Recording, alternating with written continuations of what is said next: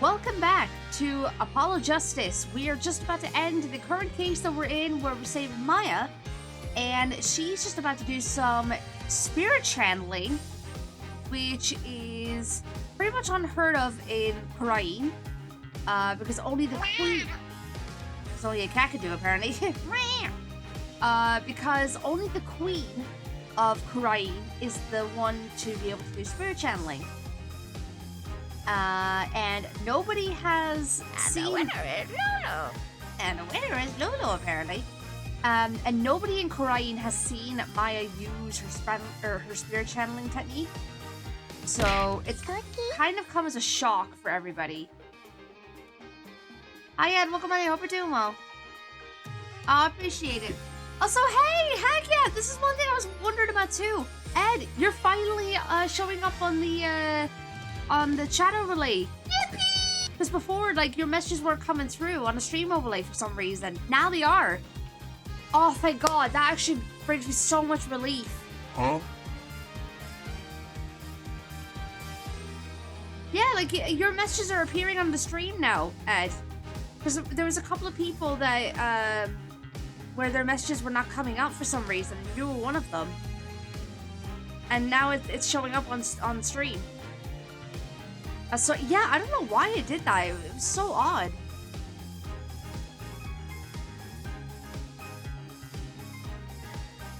There was a few that did not, so it was... Yeah, absolutely. Absolutely. There is a couple of things that are a little bit funky at the moment. They're not quite the way that I would have liked. But, I mean, I only installed this today. So... I did not block you, Ed. Shush. There's a couple of things I still need to tweak around with, but otherwise this is a good start, I'd say. Actually, hold on, let me do one more thing. I think I forgot to change it on this one.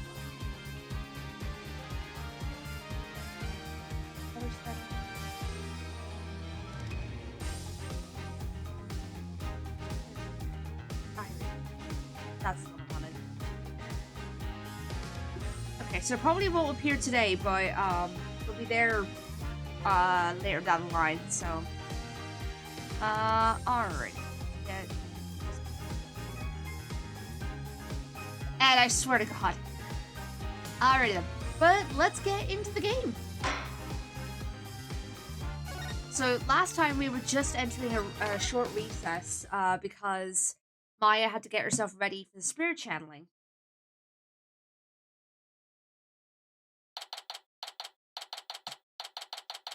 Alright. Let's see what's in store for us. Sorry, Maya, but this was the only way. You sure you're up for this? Thanks for believing in me, Nick. Even though, I don't know if my channeling ability is on point yet. Oh, right.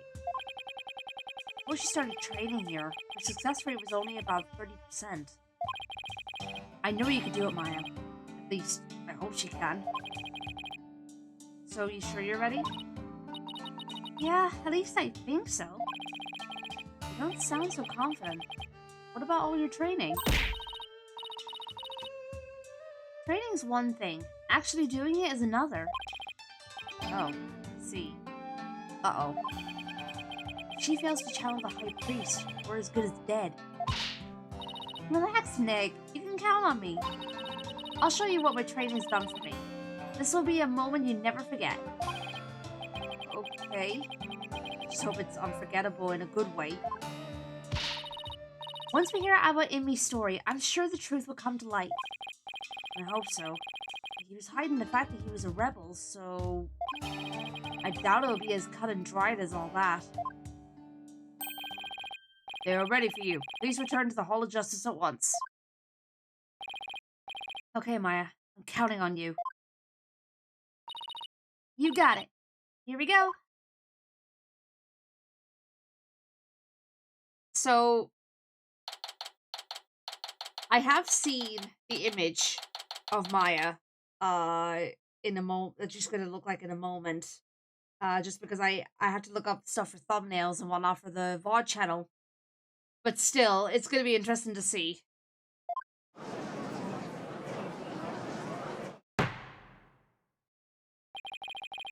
We have received official approval for the accused to channel a spirit here today. Now, if you will, Miss Faye, please proceed. Yes, Your Majesty. Yes, only the creature channel spirits. Execute them! Put them to death right now!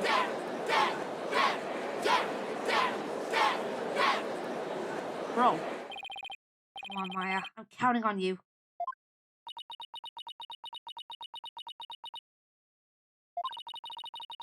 I've been studying here in Kurain for 2 years now, so that one day I'll be the master of Kurain, a village of spirit mediums back home.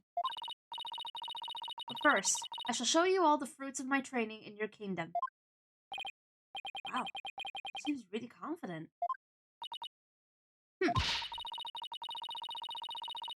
A neophyte practitioner such as you could not possibly channel a spirit. Okay, Your Benevolence, how about this? If I succeed, will you stop calling me a neophyte? Very well. If you succeed. Oh, I will. Just you watch.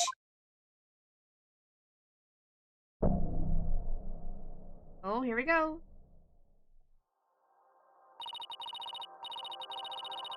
Oh, spirit of... Oh, return now to the world of the living.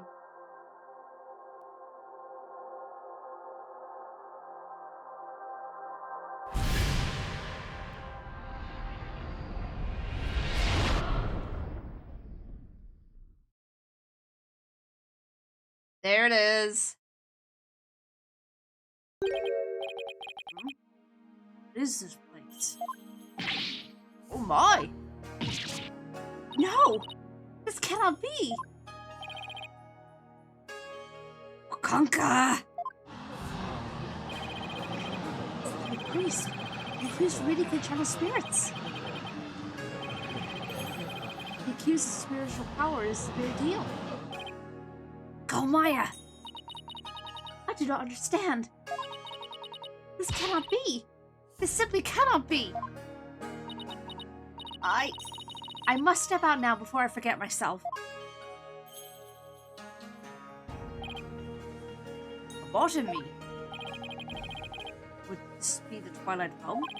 And what if this luxurious mane of hair? Freaking slaying there. Is it perhaps a gift from the Holy Mother for decades of faithful service? What in me? Exactly, Katie. Aye, it isn't his majesty. Have you too shuffled off that mortal coil? Please do not count me among the dead. It is only you who has passed on.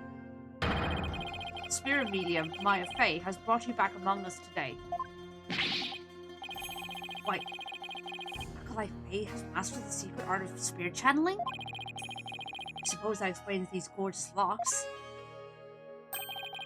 Yes, Queen. When I pass from this world, I too hope to be channeled with a full head of hair. Though it be for the briefest of moments. I give thanks for the splendid coiffure. Praise be to the Holy Mother. However, this kimono is a bit too snug for my taste. If you would excuse me. Oh.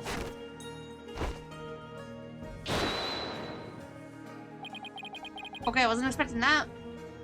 There. That is better.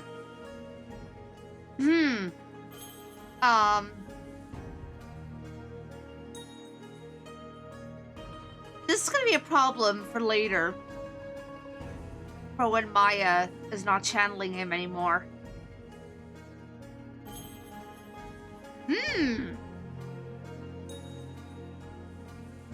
They better be quick at the end. Could we get to his testimony now? I wish he'd kept his top on. Why? Are you that foreign lawyer that people speak of as of late? Yes, I do. Welcome on in. Hope you're doing well. Oh, I know, but still. It's just a funny thought. And is this not the Hall of Justice? Why have I been summoned here? Forgive us for calling you back from your eternal rest. But you have been accused of murder. Might we ask you to testify on your own behalf? I've been accused of murder? That is troubling indeed. Dude. Can you not? What's with that crazy pose? Is this really cause for such an astonishment? Even the lowliest of monks can achieve such body control with the proper training. Oh, wonder if Albie will be able to do that someday. Will the defense please explain the situation to the High Priest? I'd be happy to. Your disciple, Perezalot, has been murdered. It happened on the day before the purification rite. And the crime occurred in the rebel hideout hidden within the inner sanctum. Akalai Zeloth. He has been killed? Who would do such a thing? Someone who knew of the hideout and had access to the inner sanctum. In other words, you, Abbot and me. After all, weren't you secretly a rebel? Oh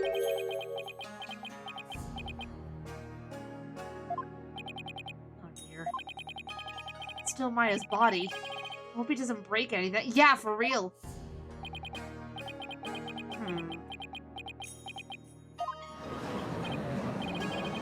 That piece is amazing. I think he had mastered such an advanced player pose. It's still worthy of our federation. God, you guys. Oh my. Have my rebel allegiances, I guess? Allegiance? I can't pronounce it. Been exposed. Hey, Skywolf, welcome on in. Hope you're doing well. Not even my wife knew of that. It seems to rest in peace is not my fate. Why did you, a devout priest of Koreanism, join the rebellion? Objection! The High Priest has come back to us for but a brief time, Defense. Shall we not cut to the chase and ask the most pressing of questions? Oh, right. About me, the prosecution believes the one who slew both you and Akalai Zeloth to be Maya Fey, who had been playing the role of Lady Kira in the Rite. Being that I was dead until just a moment ago, my memory is a bit hazy. Could you please do your best to remember? Objection! The High Priest says his memory is hazy. It is all coming back to me. Oh, was he like meditating? Just like, oh, no, that's I don't know. Regardless, it is as Prosecutor Sabani concluded. I was slain by none other than Maya Fey. The High Priest's statement has proven my assertions with regards to his murder correct. No! Wait, what about Akalai Zeloth? You were the one who killed him, weren't you? I know not about my disciple's murder. Furthermore, I have an alibi of my own. Alibi? Seriously? Seems the testimony the defense has been hoping for is working against him. Now, about me. Your testimony, if you please.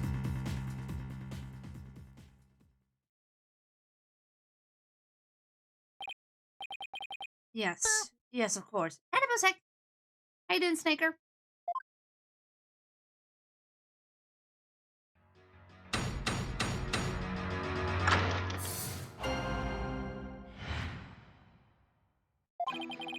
I have an ironclad alibi for the time during which the murder took place.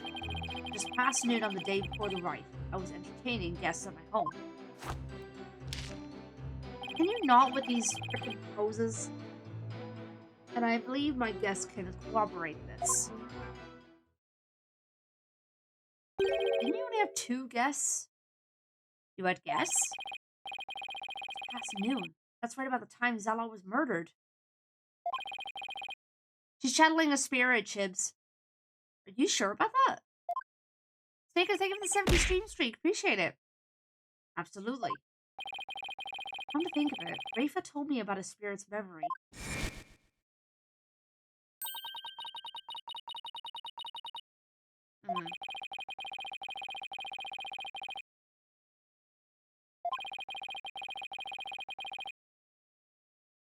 The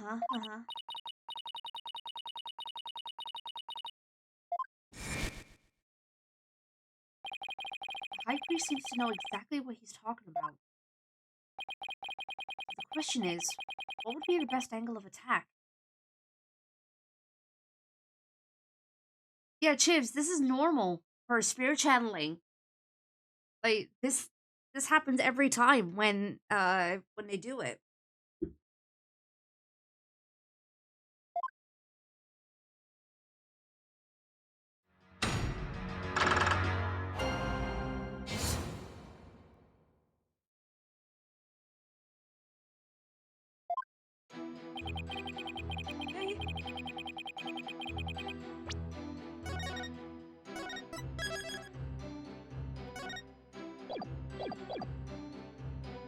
Right, let's start questioning, or pressing rather. Hold it! Use the word alibi as if it were second nature. Are you perhaps mocking me? Or is it perhaps the kingdom of Rite itself you wish to ridicule?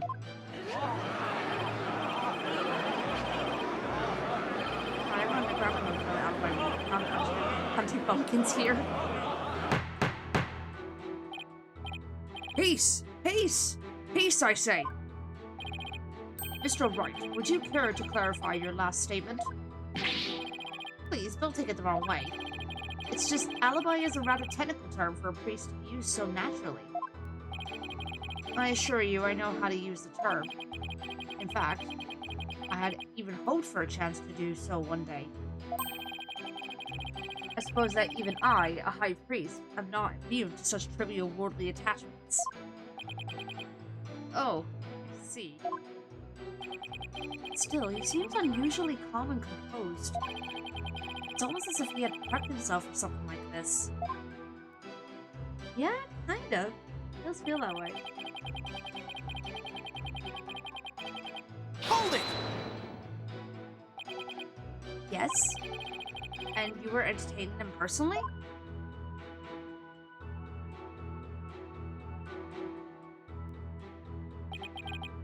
That I was. We gathered around the table for a most enjoyable conversation. Said his guest would corroborate his alibi. That can't be good for our case.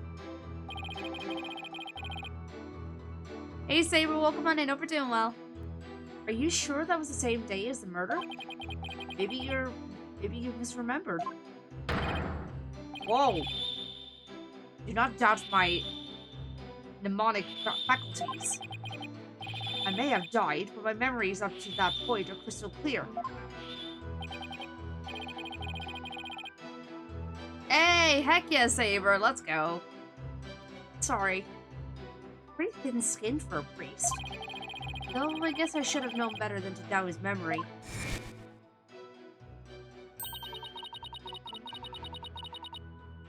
We just had this. Why are we getting a flashback of this when we literally just had it a minute ago?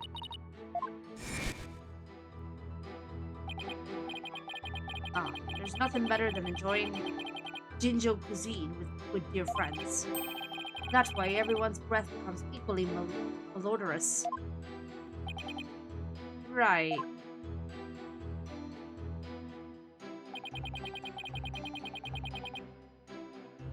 Hold it! And who exactly were your guests that day? Don't tell me they were rebels, so they can't be called here to testify. It was none other than his majesty, along with his family.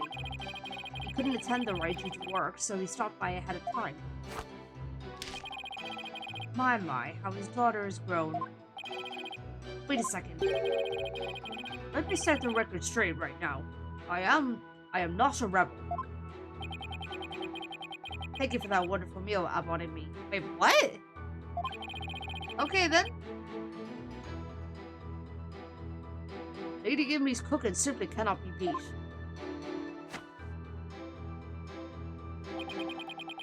There you have it. When exactly was His Majesty at your home? It was there from 2 p.m. to 3 p.m. Indeed, precisely the time period within which Acolyte Zella was slain.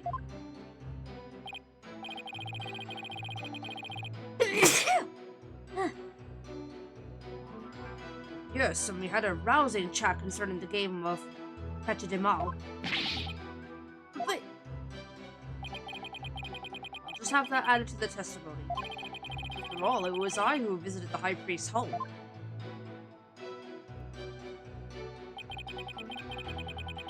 I guess that day were His Majesty and his family. They visited from 2 p.m. to 3 p.m.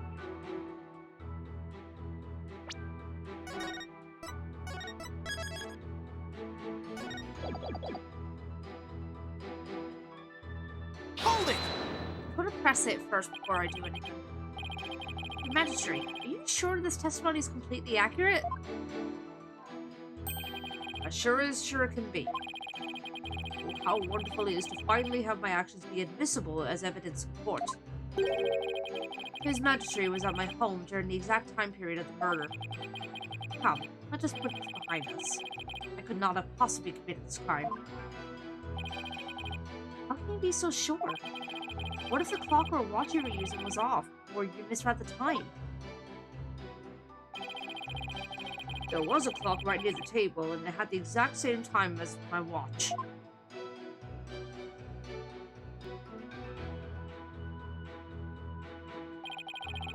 Now do you understand, lawyer? Okay, so I guess we have to do that anyway.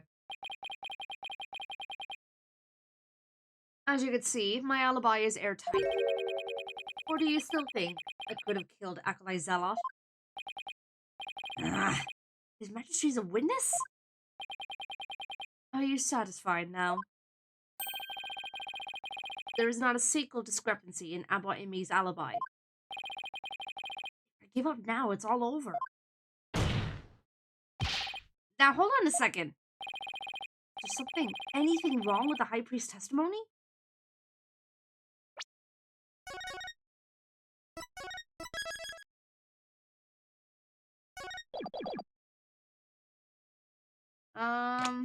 Let's check the court record.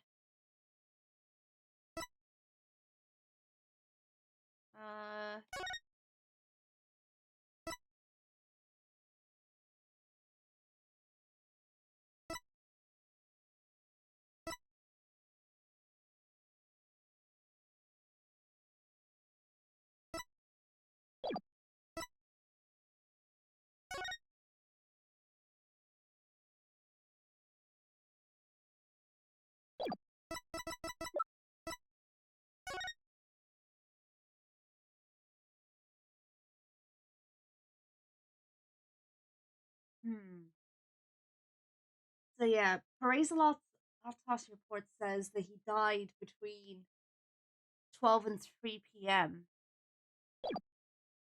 Okay.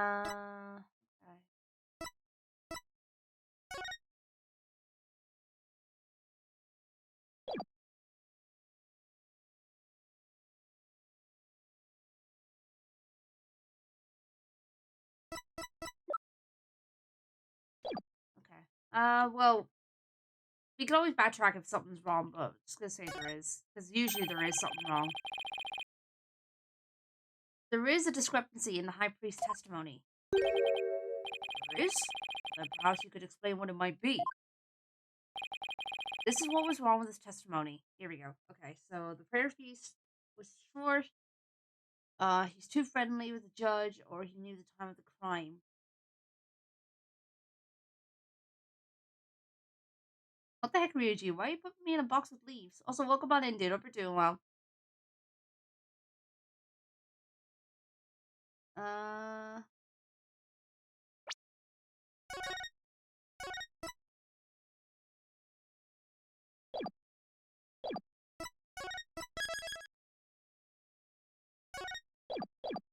I felt like it? Oh, okay. I'm gonna say I feel like it's the prayer feast was short.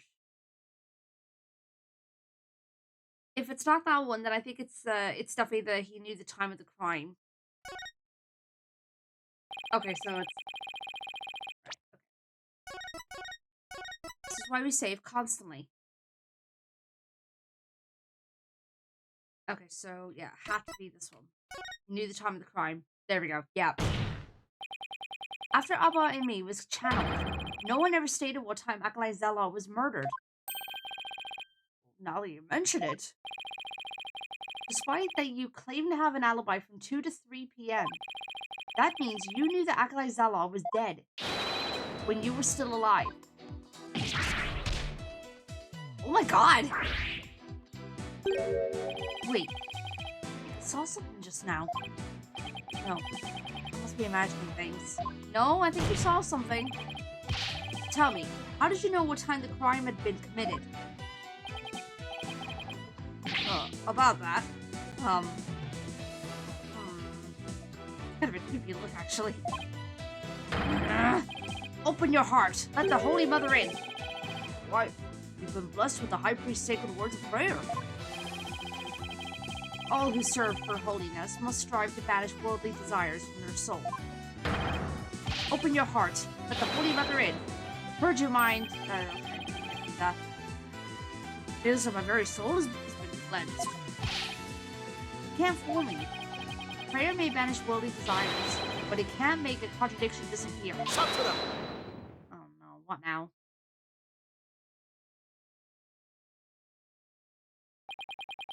How can you be so sure? What's that supposed to mean? This lawyer seems to think little of the power of Rite's prayer. Huh? A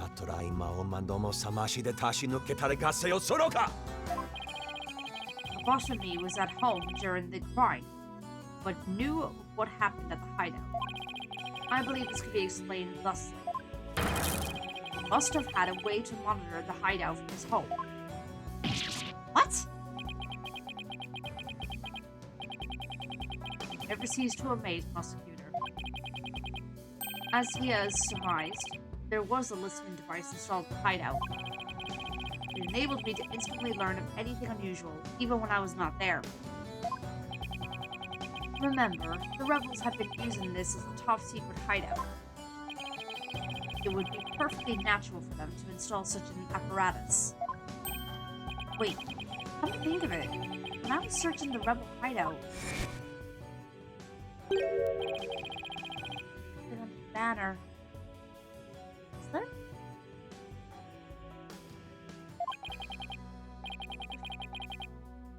Wait, where?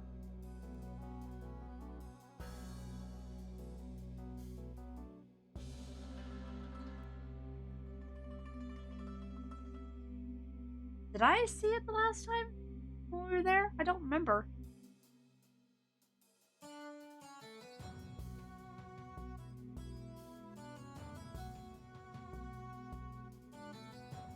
See, I'm not even sure, like, depends on what type of microphone it is as well.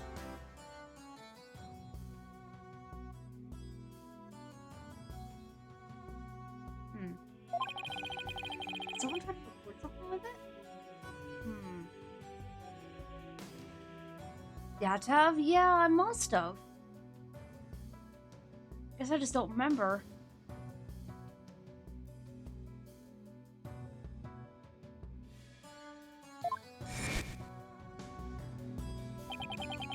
That was a listening device. That was a listening device? It starts recording whenever it detects movement. And I heard just such a recording after his magistrate and his family left. If you look in the desk in my study, you will find the tape in question. Good. Bailiff! Yes, your magistrate. To retrieve the tape in question from the High Priest's home. Or go retrieve, rather. My bad. At once, your magistrate. The power of Rite's prayer. Even a future brain such as yours should understand it now. But the contradiction really did vanish. Hang on, I wanna look back on the picture.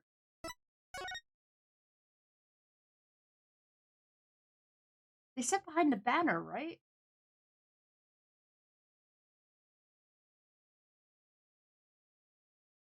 There's two banners.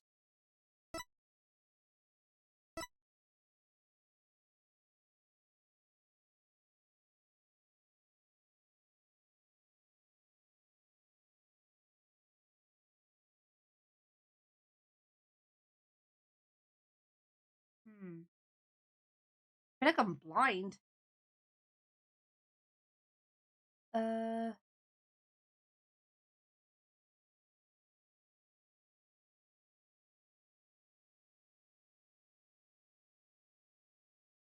suppose maybe it's just not in view in the one on the left.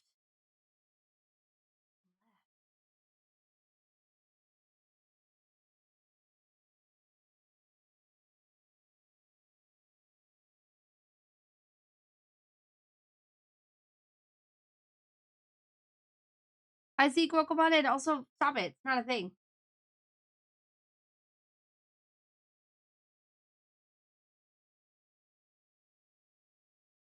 I'm trying to look for it now because the last thing that I want to happen is they end up asking me, "Oh, where's this microphone that you're claiming it is?" And I'm just like, it's I want to be sure. I don't see anything that represents a microphone.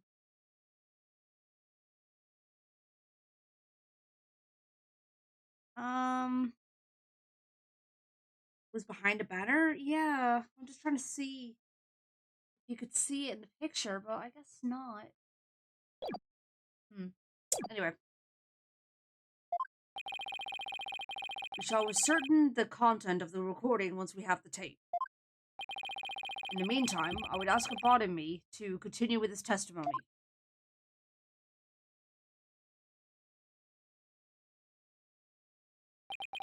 Very well. Okay.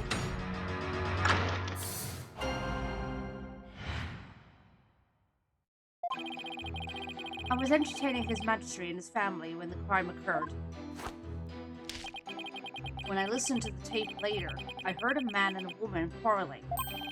It sounded like an altercation between Acolyte Zella and Acolyte Faye. After that, there was a loud noise followed by haunting silence. Okay. I have to find some way to attack his alibi. If only Maya were here. She has a way of putting me at ease. Seeing her like this is only creeping me out. I mean, fair. Though the High Priest was a rebel, he was still a greatest holy man. Therefore, take care in your questioning, lest you invoke the ire... Is it the ire? Yeah, the ire of our people.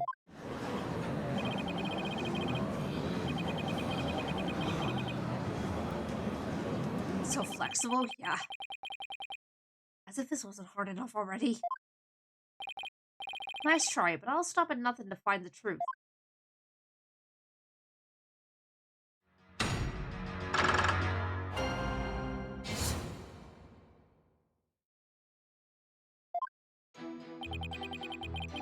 Okay. No, I'm not jealous.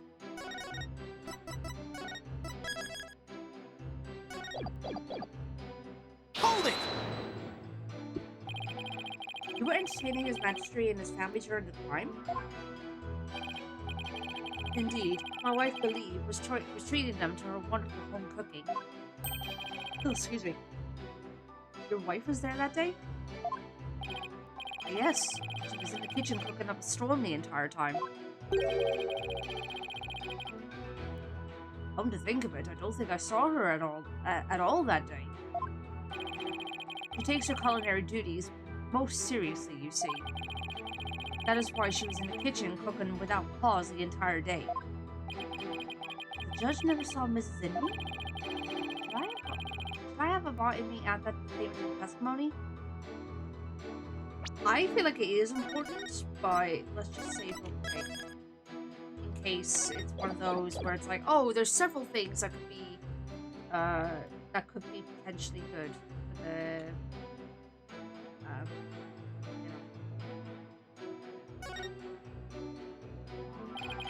At least that's that statement to your testimony.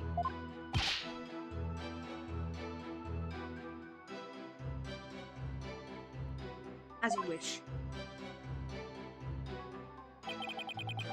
Wife Billy was in the kitchen cooking the entire time.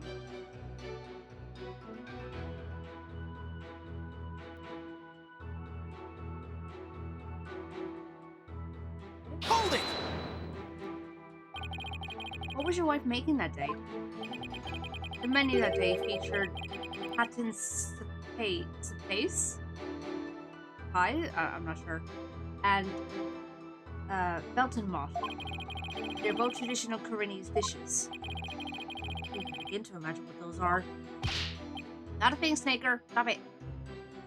Ah, yes. The exquisite zest of Hatton's Space and the creamed texture of Belton Mott. Lady Imi's cooking that day was utterly unforgettable. Thank you. It brings me great joy to know you enjoyed your meal. Now, once His Majesty and his family had left,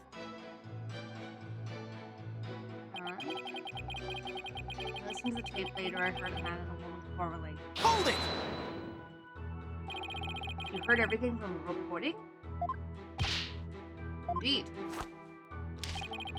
Each night I would secretly check what the listening device has recorded. I would have been in serious trouble with my lovely wife had she discovered my secret. Can you really tell what happened by the audio alone? Long years of ascetic training have sharpened my hearing. It is but a simple matter for me to discern the situation by the sounds I hear. Practicing Koreanism improves your hearing? Hearing is but one of the senses it can improve. If one can focus and attain inner peace, all five senses can be sharpened. Why, the warbad over in the bazaar just cried. Did you not hear it?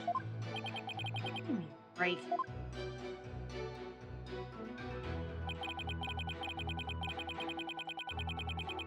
Hold it! Hold on. Are you sure about those voices? Was it really Acolyte Zala and Miss Faye? I'd say that was the most reasonable conclusion under the circumstances. Or perhaps Acolyte Faye has an alibi that you can prove? I'm afraid not. And I suggest you make like a mollusk and clam up. Now, I will continue my testimony if I may. Alright.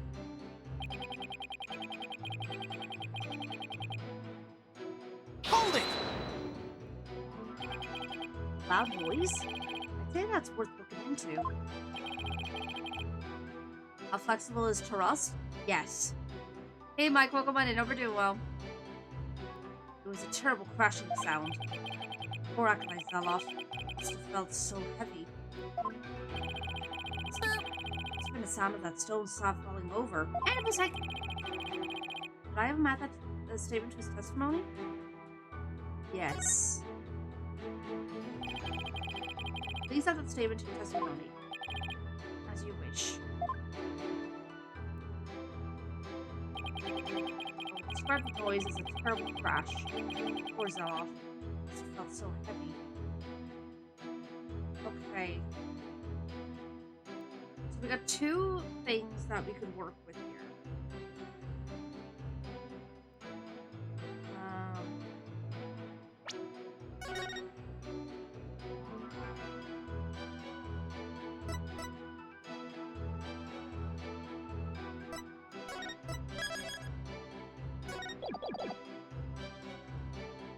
Let's see. Do we have anything here that we can use?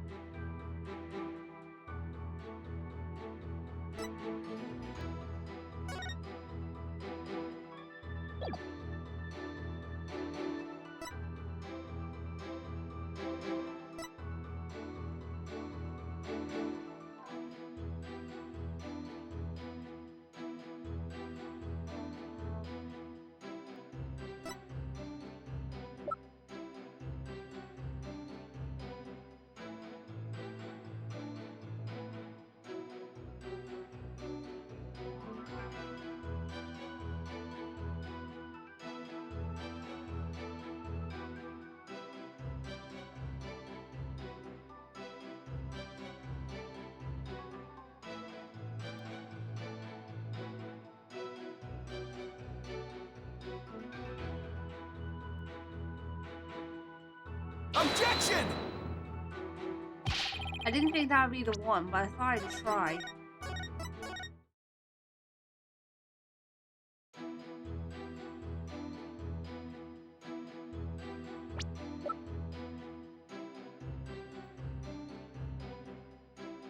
Oh wait, hold on a minute. No, wait. Objection! Oh, was it too soon for that one?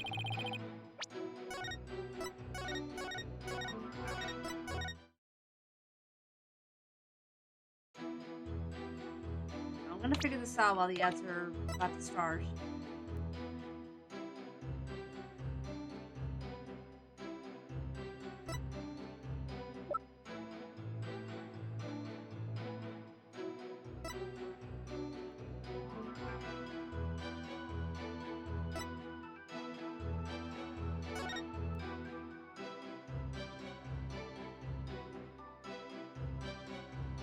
Actually, wait, hold on a minute.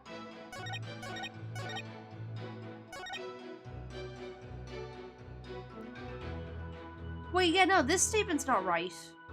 I don't think. Or...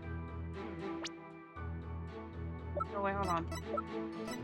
That's for a different day. Damn. I mean, I can try it anyway. Objection! Yeah, I didn't think so. Okay.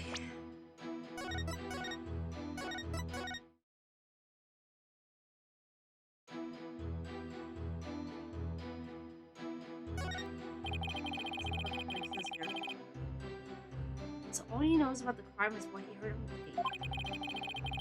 Take it over to... Yeah, that's what I'm gonna do. He was with his magistrate and his family at the time. I have proven the soundness of my alibi. I believe it is about time for me to return to the Rite realm. What's the rush? Why not enjoy some more time among the living? Better find a way to attack his alibi soon. Just press harder and hope something useful comes out. Press harder? Okay, so I guess we gotta press stuff again? Hold it! Let's try that then. That's the same. Yeah. Yeah. Huh. Huh.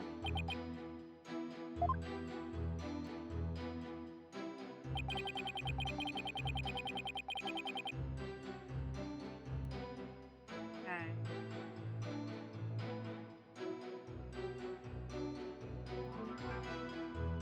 Maybe I'll wait until the ads are over, but yeah, I'm guessing, judging by what Phoenix just said, or was thinking at least, I think we need to press things again to get extra details.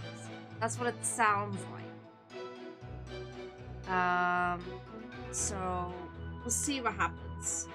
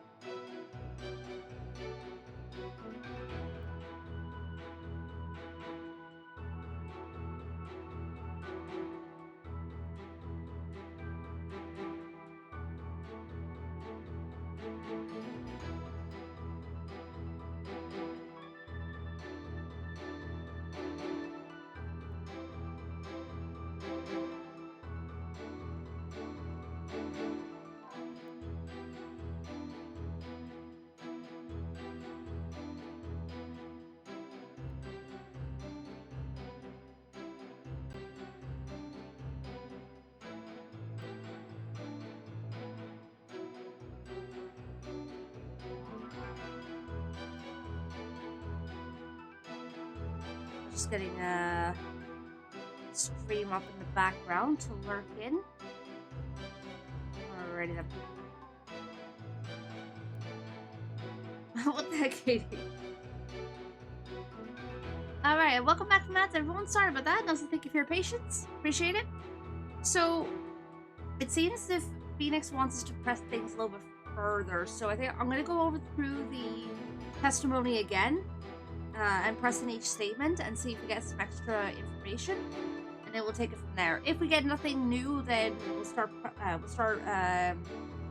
pointing out contradictions. But, you know, we'll see what happens.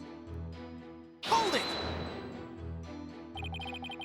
Was your wife making that day? You already mentioned this. Both fish and curry these dishes.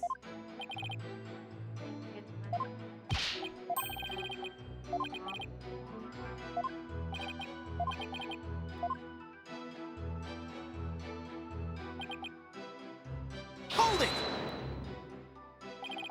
Heard everything from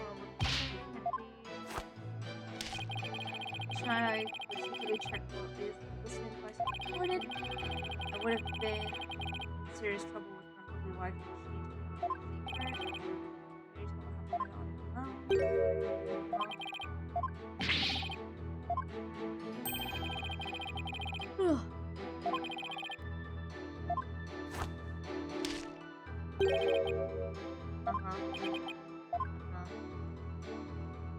new there.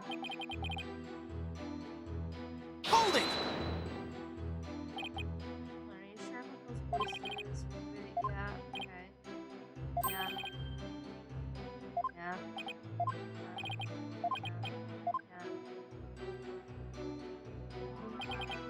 Hold it! Loud noise. Let's see that's what we're going to do. Yeah. The pressure sound or plays a loud heavy. Spin the sound of the stone stuff over.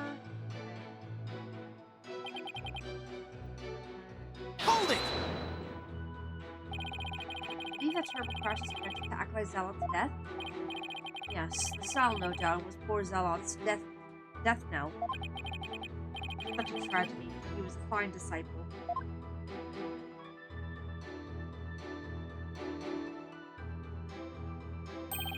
I would ask all here today to give a prayer for his departed soul.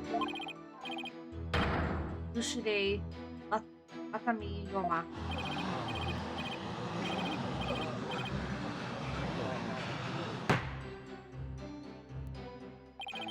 I have high hopes for that young man's future. Dushide Atami Yoma. I feel like such a jerk for just trying to do my job right now. Okay, there we go. Right? Do you still feel the need to question the High Priest? His alibi is as tight as tight can be. This isn't going so well. Better ask him about something else. I'm curious about it, mate. Did you stop by the rebel hideout after his majesty left? Yes, I thought it would be wise to assess the situation. But as I said before, there was nothing to see. The hideout appeared as it always had. The victim's body? It was nowhere to be found. Acolyte Faye must have already disposed of it and anything else incriminating. When you saw the rebel hideout, it looked like it does in this photo? Yeah, I would say that's how it appeared that day. The stones haven't been put back. Okay. Thank you for the lurk, Sky. Appreciate it. Mr. Wright. Is it not time to concede defeat?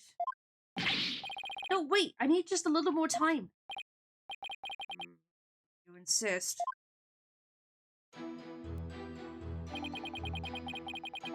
Okay.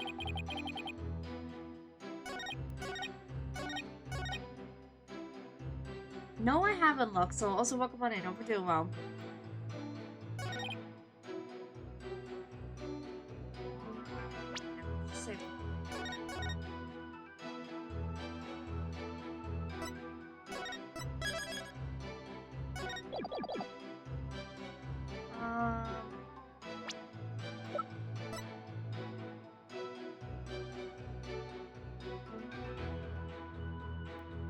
Objection!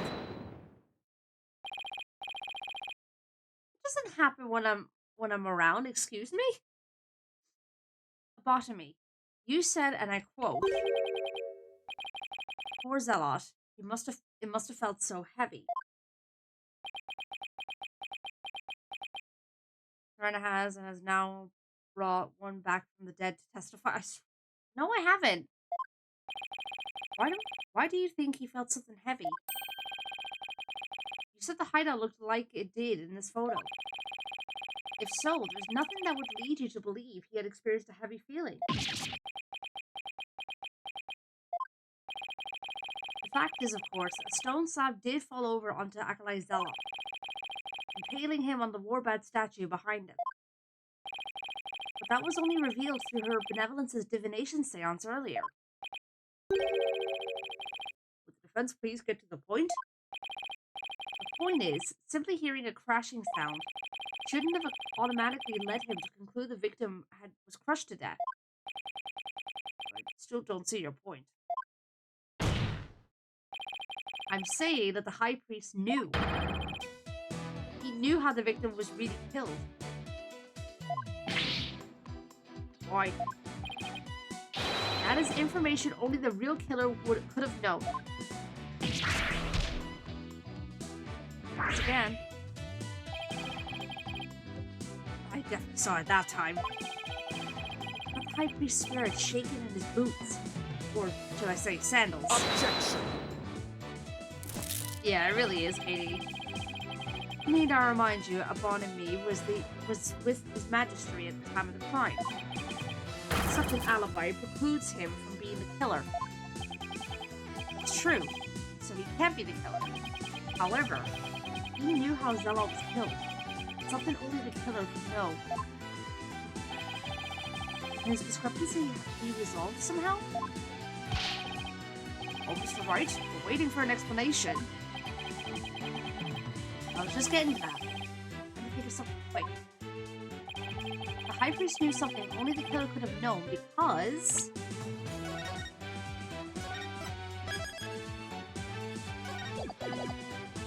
heard it during the trial, he heard it after the fact, he heard it from the real culprit. I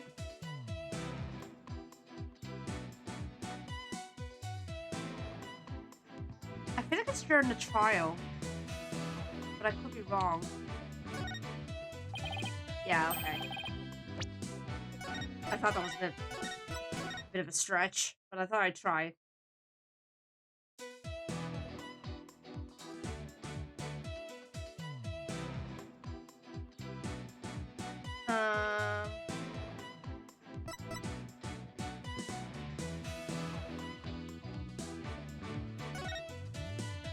There we go. Heard it from the real culprit. He must have heard how the victim died from the real killer. Real killer? Of course, that makes perfect sense. I don't want to believe it, but this is the only possible explanation. Tell us, who is this real killer? Why do I get the feeling it's his wife? It's behind this somehow. It's gotta be someone close to the high priest. Someone without an alibi. The person most likely to be Zealot's killer is...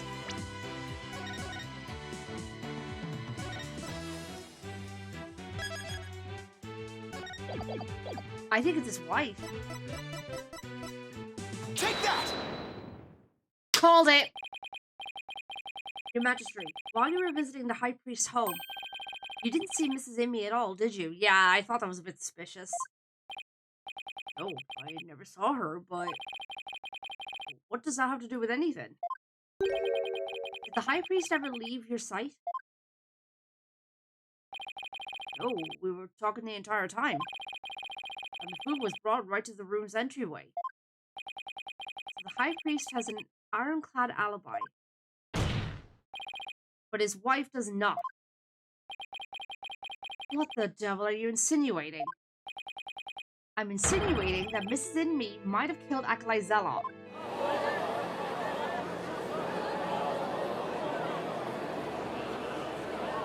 Objection! You have a lot of nerve making such a baseless allegation. You had no motive to kill, or she had no motive to kill Acolyte Zelot. He was like family to her. No. You can't entirely discount the idea. Especially if you consider that Mrs. Inmate could have been the one posing as Lady Kira. Objection!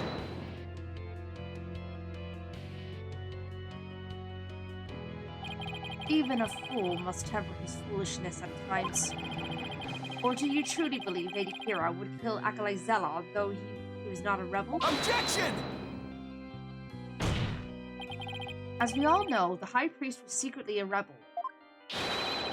It would follow that his favorite disciple could very well be a rebel too. You suggesting that Mrs. Inmate killed her husband as well? As sad as it is to think she'd kill her own husband to rid the kingdom of rebels, I don't think we can rule it out.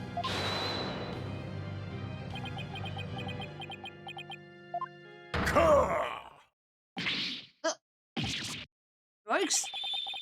You claim my wife is that rebel-hunting Lady Kira? And that she slew both Zelot and myself? My lovely wife? This is utterly impossible.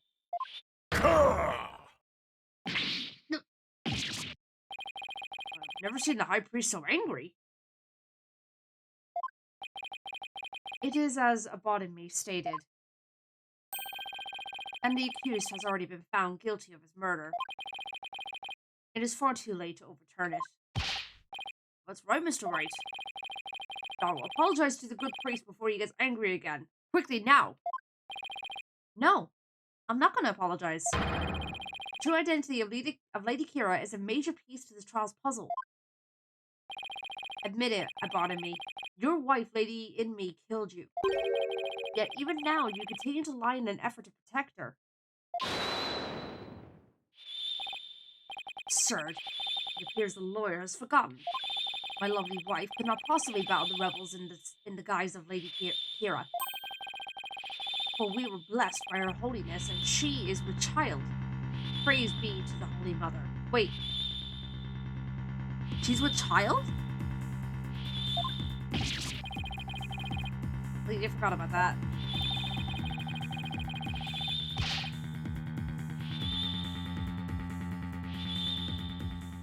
For some reason, I don't remember that detail that she was a child.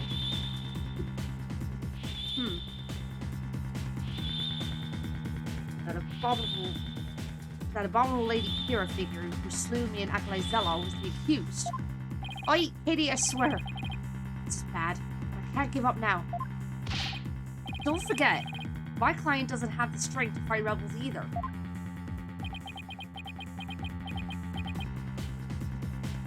She ate too many Greg's pasties and got pregnant. Oh my god. How can a weak young woman like her possibly...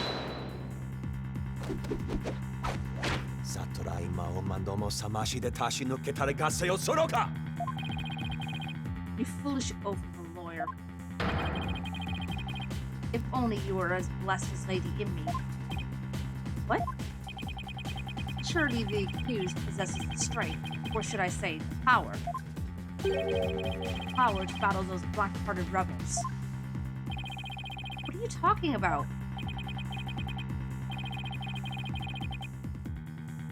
Maya mentioned at the start of the episode, it's my belief could play Lady Kira in the right.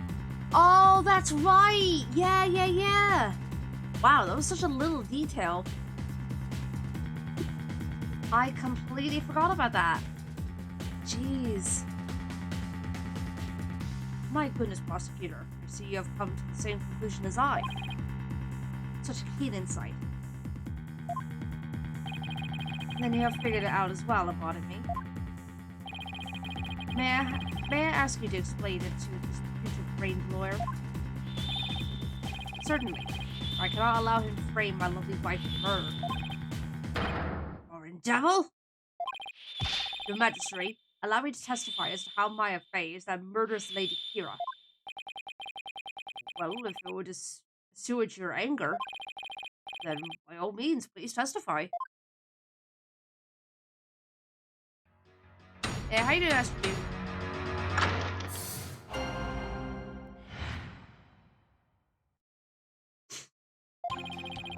Acolyte Faye channeled Lady Kira's spirit. She is a spirit medium who knows Lady Kira's true name, so she could have done it. So it was the real Lady Kira who returned to root out the rebels among us. She attacked and killed me with a strength far beyond any mortal woman.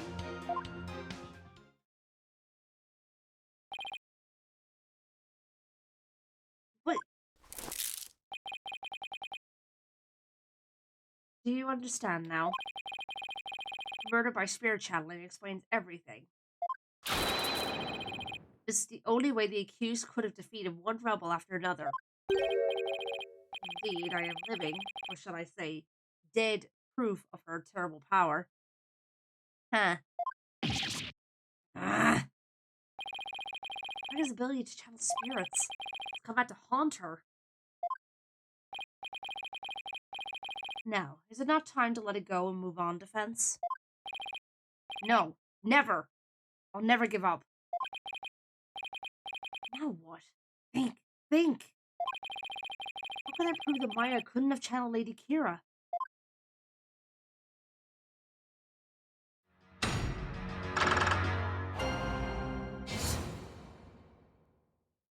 Oh boy.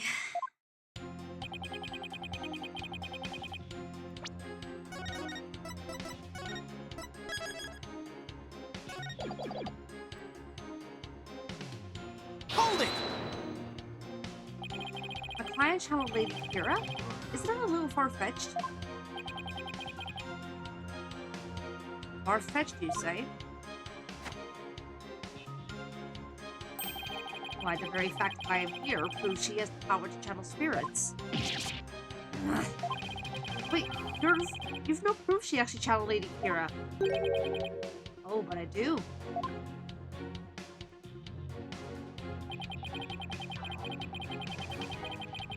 So, do you expect these people to be smart?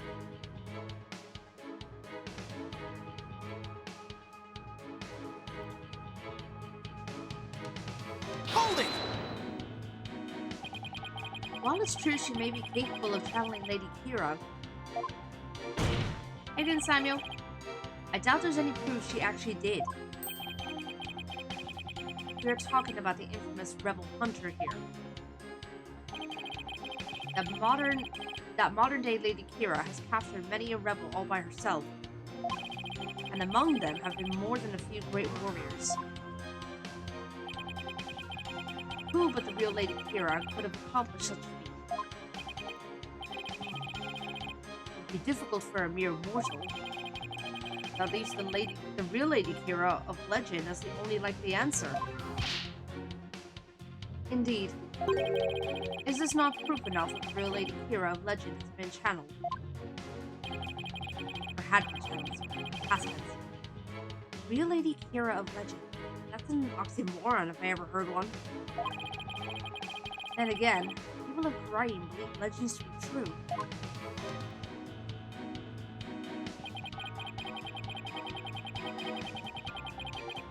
Hold it! Can I perhaps put a bet on the queen or her daughter being the killer? I don't think Rafe is the killer. I don't think so. Don't know about the queen. Maybe, but I'm not sure. Lady Kira is an actual person? Do you really believe there ever was a woman that powerful? One capable of battling rebels so much bigger and stronger than herself? There's no way to prove that. To doubt the existence of Lady Kira is to doubt Riteism itself. It's not for us to question. We must simply believe. Well,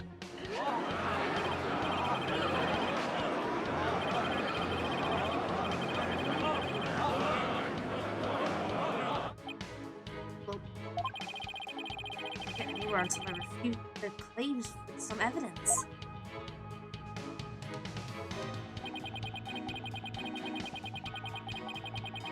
Hold it! Strength far beyond any mortal woman? Just how strong would that be? You need but look at the wound she inflicted upon my body.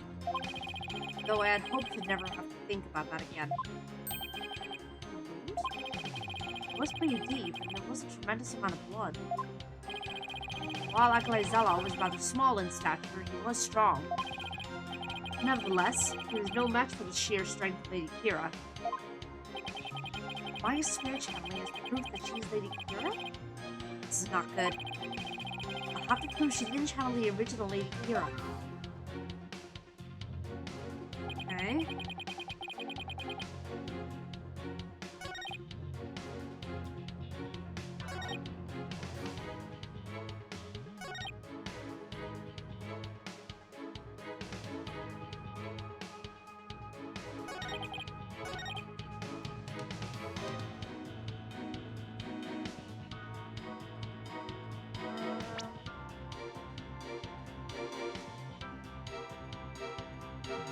Hi Savage, welcome on in. Hope you're doing well.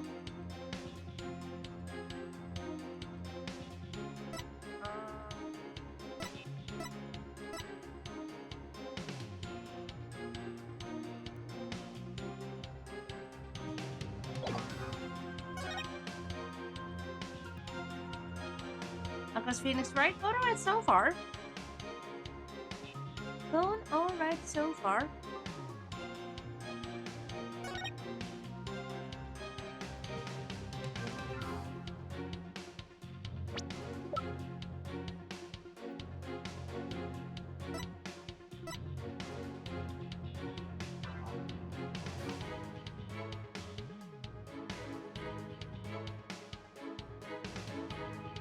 Aw, heck, sorry to hear that, Savage. Yeesh. Hope you get better soon, dude. Make sure you get plenty of rest.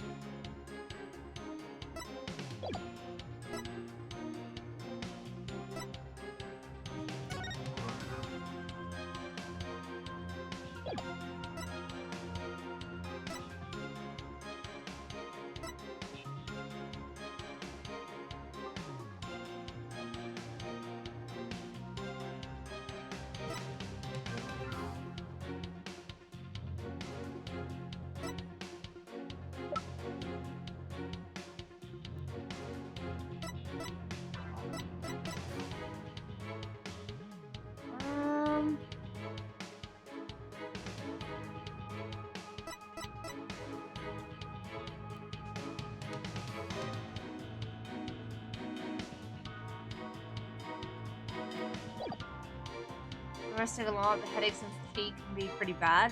Oh, I can only imagine. God.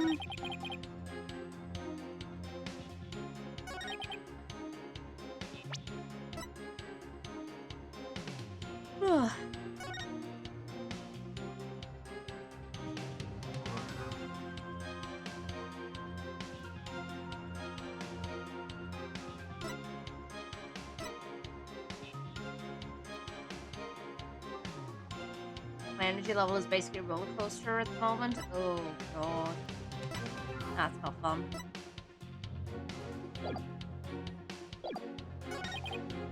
Acolyte Faye channeled Lady Kira's spirit. She is a spirit medium who knows Lady Kira's name, so she could have done it.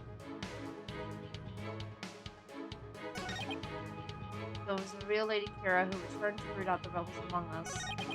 The attack filled me with strength far beyond any mortal woman.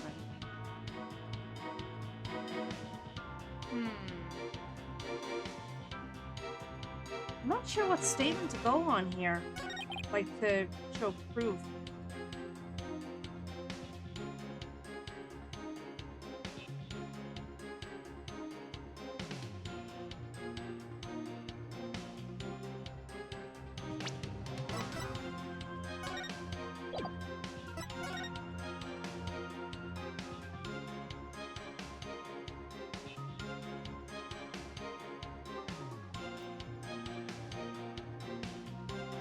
When Hi, Hoshi. Welcome on in. Over doing well.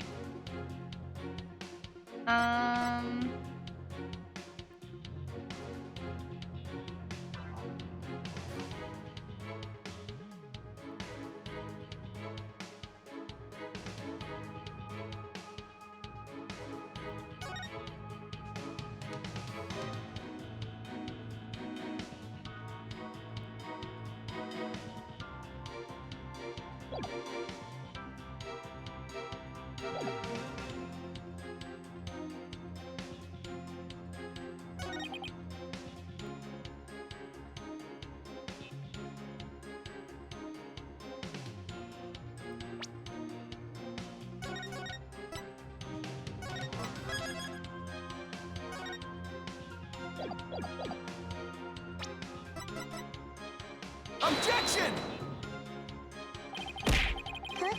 Objection! Cookie! Also, that was quite the timing. Oh my goodness. Welcome on in, Vincent. Hope you're doing well.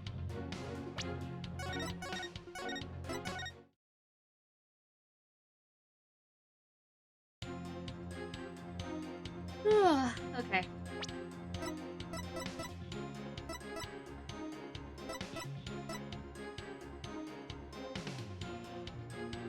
Objection!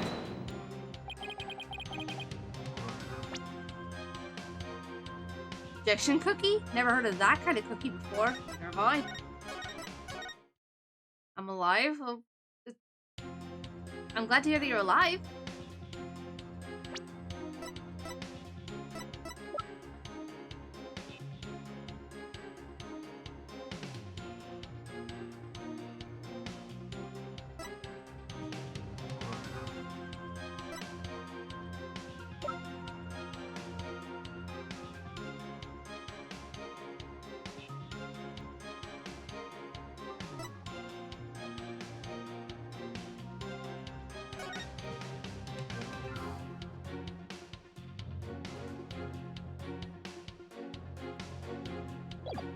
Don't you hate it when your brain just goes... Yeah, I hate that. Fuck.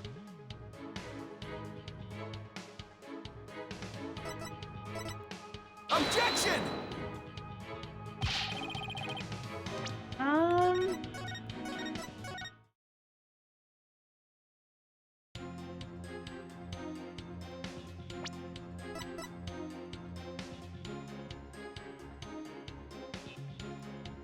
Objection! I'm not sure what to present here. Or what statement to be on.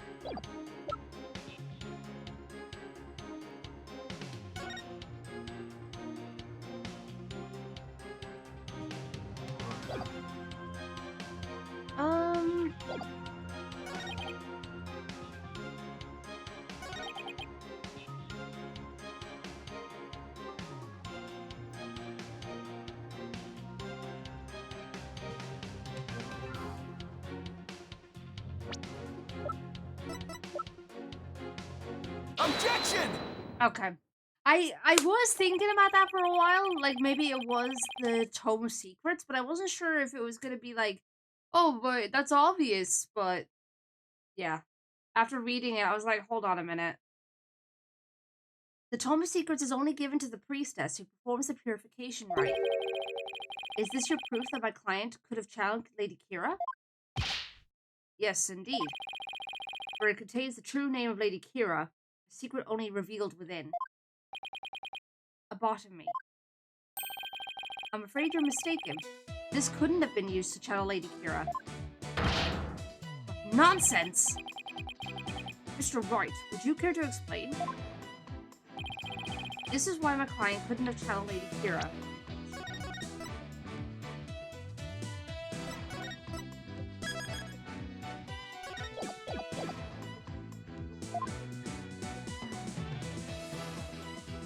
Why couldn't Maya have channeled Lady Kira? Oh, the face! Take that! Right? Yeah, there you go. Lady Kira's face is hidden behind a mask in the Tome of Secrets. You need both a name and a face to channel the spirit. That's right. Can't be. Without a face, it would have been impossible for my client to channel Lady Kira. Alright, Chips, take care. Why? Therefore, the claim that she became Lady Kira by means of spirit channeling is patently false. And with Lady Kira out of the equation, my client had no motive to commit murder. But then, who is the rebel-haunted Lady Kira we've been reading about in the paper? Yes, who is this other suspect, if indeed there is one at all? Let us hear the defense's brilliant deduction. Think! The true identity of Lady Kira is the key to solving both murders. I thought Mrs. Imley was suspicious, but pregnancy takes her out of the running. And Mr. Rebel is a rebel, so that doesn't make sense. That leaves us with... It's right. Have that look again. The one where you know you have to say something, but you can't figure it out. Figure out what it is. It's my chance to really turn up the heat. I just have to stir the pot until something flows to the top.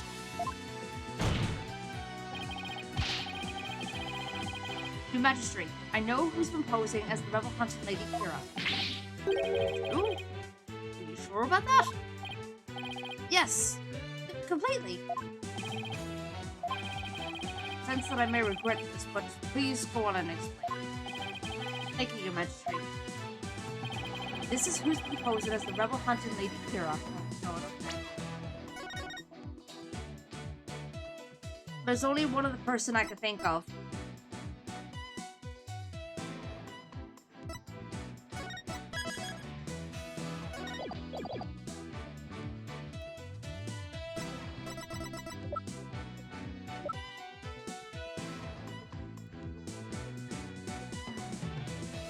Wait, hold on.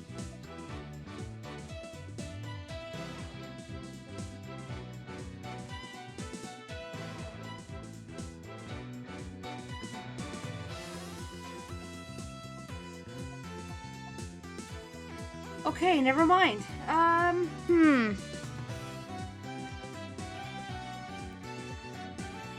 thought I knew, but now I'm not sure.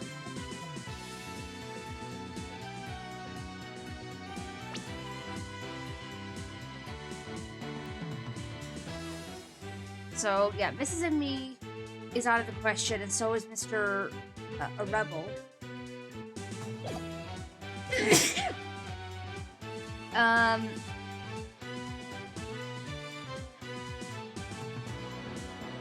Thank you.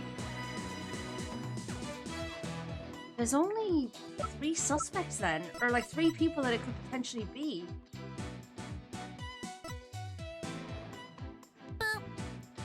End of a sec.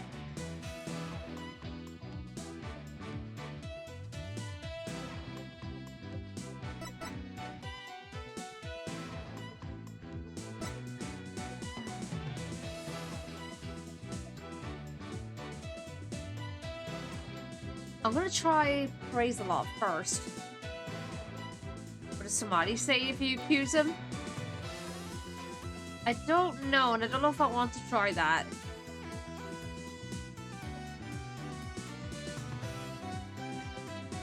I mean, we saved it, I suppose, so let's just see what happens. Take that! What do you believe as the true identity of Lady Kira? Wait, don't answer. Even your putrid brain could not possibly explain such a deranged response. Oh, bear the stick. But I am far past anger now. I can only laugh at such foolishness. I will just go back to the save. Maybe tears of laughter, but rest assured there is no mirth here for you. No laughter matter.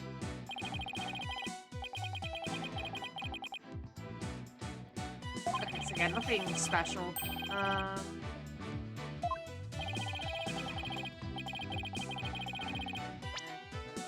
I was hoping to, like, I was thinking, oh, maybe there's like a... Go ahead, yeah. I was just about to do that. Okay, so... I'm gonna try him first. Take that! Oh, that was him? Okay, so here... I'll tell you who I had in mind. I was thinking... It was either... the one that we just... So, okay. Switch tabs. So I was thinking it was either Trusted Me. I didn't think it was Rafa, but I thought, maybe she could have been involved. But I thought, no, there's no way. So it had to be either Trusted Me or it had to be Praise a Lot. So it made sense. The true identity of the Rebel Hunt and Lady Kira seek is Praise a Lot. What's this? The High Priest's murder disciple was Lady Kira, you say?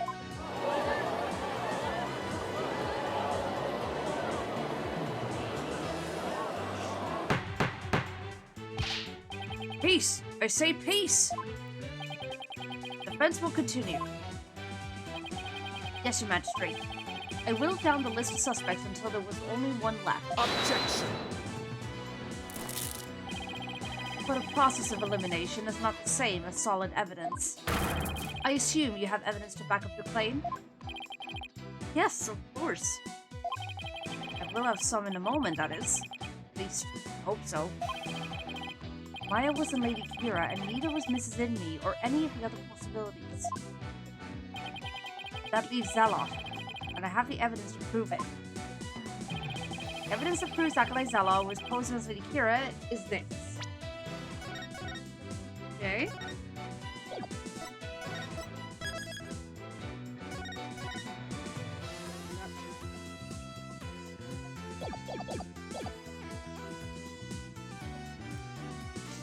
Okay, so the evidence that proves Acolyte Zealot was posted as Lady Kira is this. Oh, this! The warning! Take that! This is what proves that Acolyte Zealot was Lady Kira. Lady Kira's warning letter. How absurd. What could that possibly prove?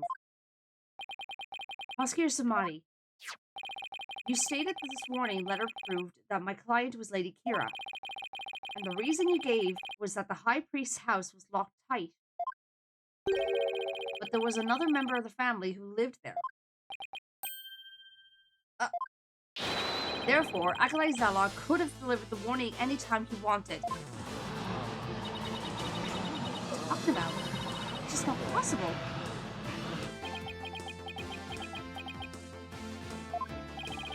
You say Lady Kira was not the culprit, but rather the victim?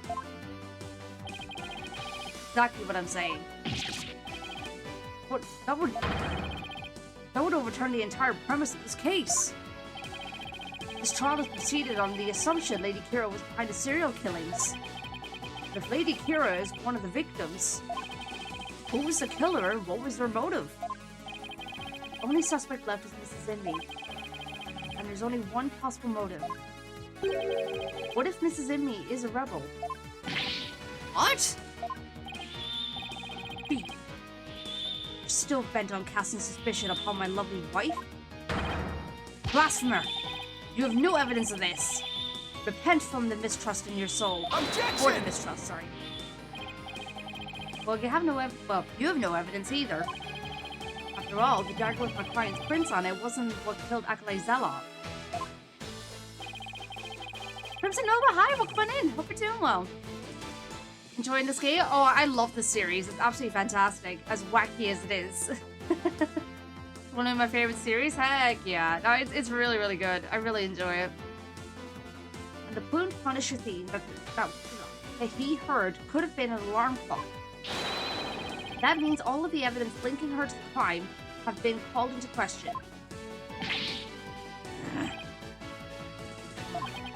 Was Lady Inmi a rebel, and did she pose as Lady Kira to kill Acolyte Zealot? Or was Acolyte Zealot a rebel, and was he accused of Lady Kira who killed him? I would say either scenario is just as likely. What would you do now? The alarm clock, you say? Do you mean the one in the rebel hideout? Yeah, but what of it? Hi, Bernie. Welcome on in. Hope you're doing well. Going alright so far. I'd say we're making some decent progress. So that's it. What's happening to him? Uh-oh. Oh, he's lost it. He's lost it. Oh, pardon me. Oh, what is so comical?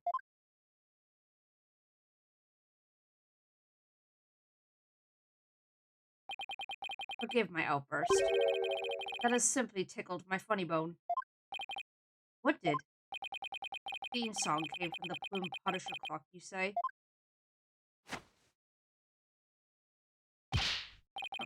The alarm could not possibly have gone off. Oh, for God's sake. What made you say that? The clock was working just fine the last time I checked. Try using your head for a change. Would not the existence of a secret hideout be given away if an alarm kept going off? Wait, you don't mean... Indeed, we leave the alarm switched off at all times. No! Well, crap. In that case, I'm sad to say the defense's claim does not hold water. Would you care to respond, Mr. Rite? This can't be happening. Not now.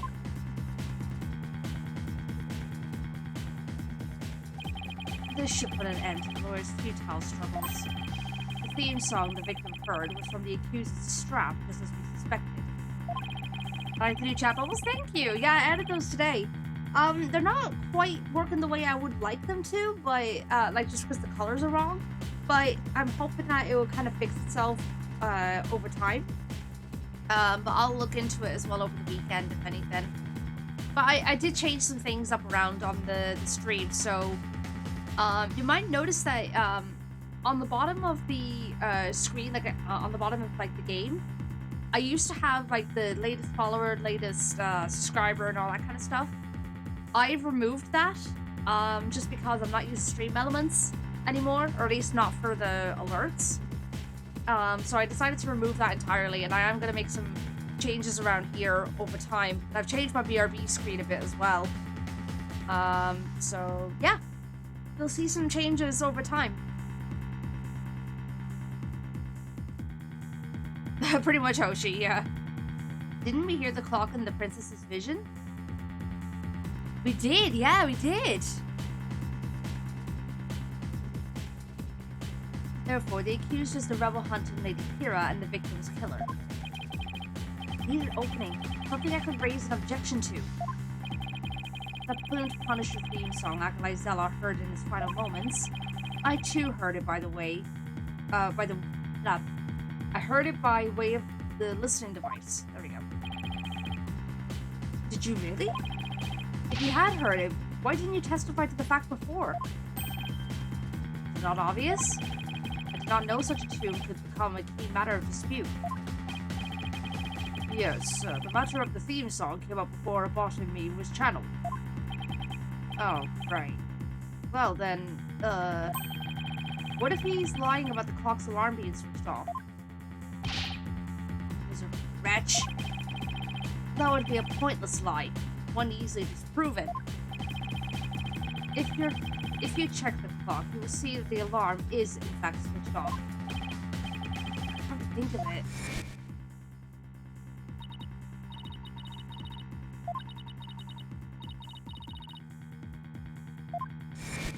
Oh, right. We set the switch back into the off position before we left.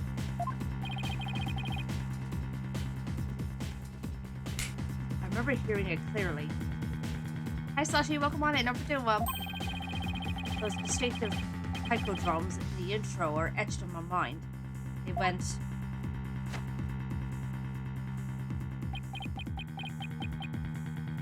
like a dun dun dun dun dun dun dun. Distinctive taiko drums in the intro? This trial has gone on far too long. Shall we move ahead to the verdict phase now? By all means, and let us also return a botany spirit to the Twilight Realm. Before I go, let me say a word to my darling wife. Objection! Oh, that was a very animated objection.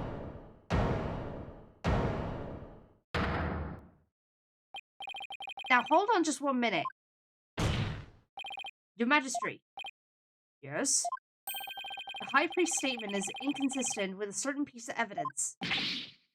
It is? Still you writhe in defiance of your fate. The very sight reminds me of a tortured soul, writhing in flames. You won't be saying that once I show you the evidence. All I have to do is pick the right one. This piece of evidence is inconsistent with that statement about the taiko drum intro. Okay, hang on.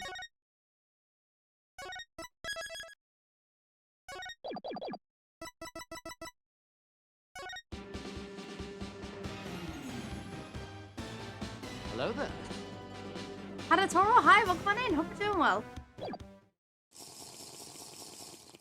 Take that! This is what's inconsistent with his statement. My client's plumed Punisher strap. Thank you for the hydrate, by the way. I need to refill my water bottle actually, so Let's get a good stretch. you know what? Fair enough. I might as well do a quick self-care package. Alright, 1 second, folks. I'm just gonna refill my water bottle.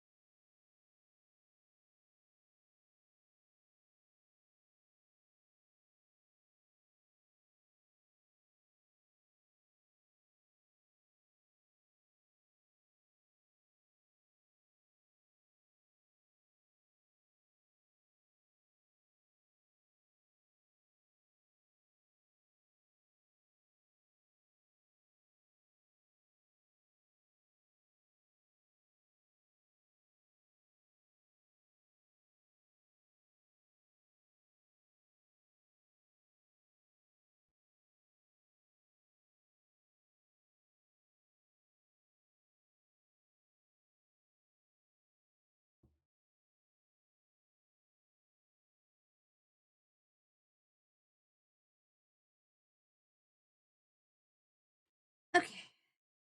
I'm back. I've gotten some water. Incorrect hydration levels and posturing can cause excessive wear of the streamer, and in extreme cases, can lead to spontaneous sensation of existence. Oh, God. It is recommended to check and adjust the hydration and posture of your streamer every 60 to 90 minutes of operation. Thank you, Halataro.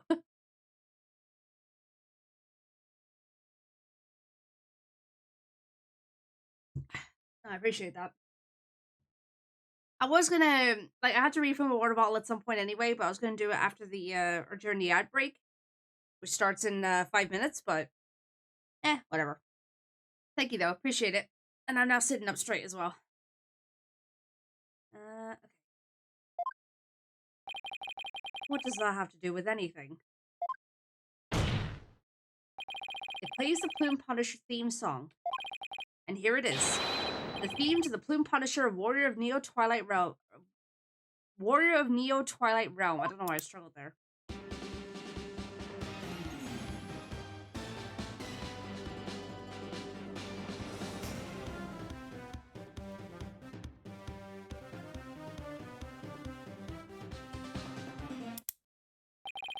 Do you see what I mean?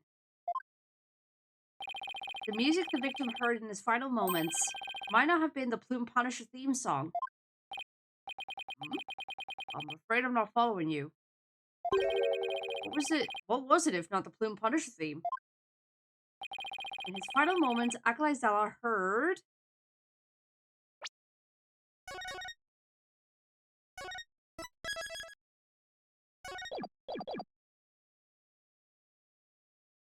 Steel Samurai theme. Has to be that. Yeah. There are no taiko drums in the intro of the Plume Punisher theme. So what Acolyte Zala actually heard in his final moments was the theme of the Steel Samurai, Warrior of Neo Old Tokyo.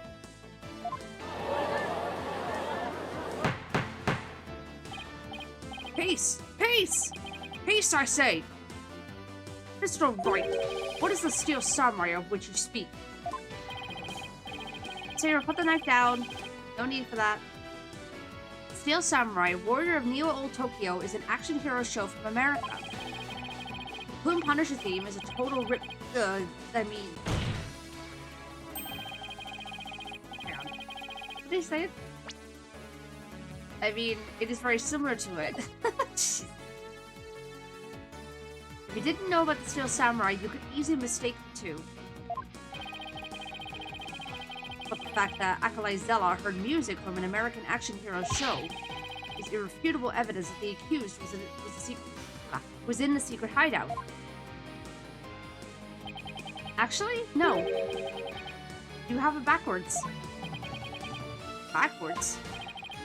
That's right. Miss Faye met an avid Plume Punisher fan here in Korea. And as a token of their friendship, she traded a certain Steel Samurai item she had for the Plume Punisher strap. And that was his wife! And this avid Plume Punisher fan was the one who killed Acolyte Zala? Yes. And that avid fan is none other than the High Priest's wife. Believe in me. Objection! Do you have evidence to back up this claim, Mr. Wright? Or as forgiving as the Holy Mother is. I doubt she would tolerate yet another dose of your baseless slander. I suggest you prepare yourself to face her holiness's wrath. Oh my god! So if we mess this up, that's it. Yeah, no, we need to save.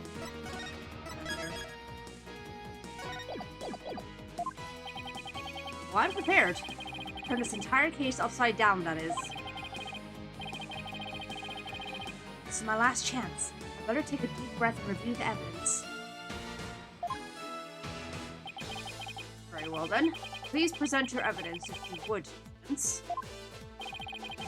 Evidence that proves Mrs. Emmy was the one who killed Acolyte Zala is this.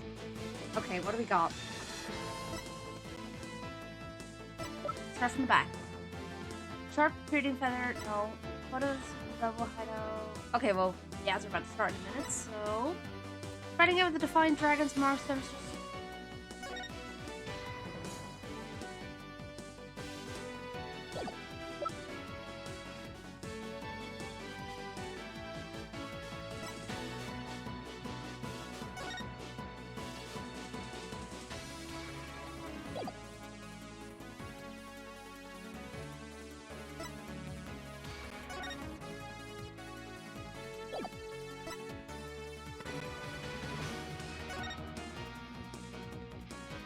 Ah, here we go. We got it. Has to be this. Take that! Boom! Right here in this family photo. Proves that Mrs. Inme and Mrs. Faye, or Miss Faye, traded items featuring their favorite characters. Objection. A family photo. Yes. And what exactly should we be looking at here? You'll see right after the ads.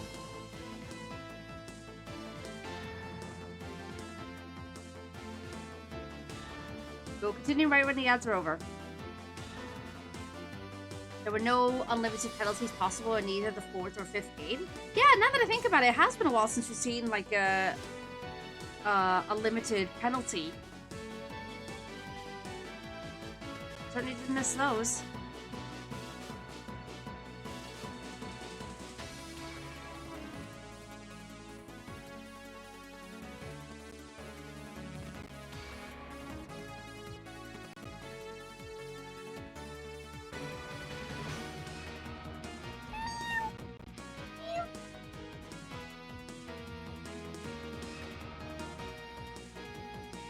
What ads? Oh, have you got Twitch Turbo?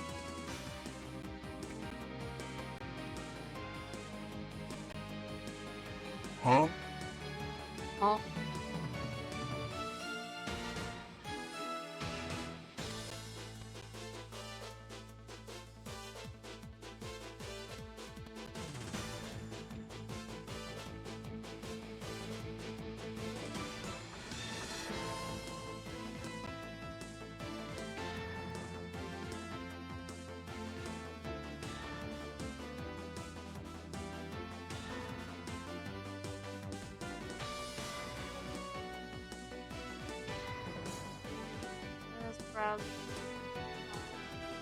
Across the line at the moment. Am I a cat? Am I a cat?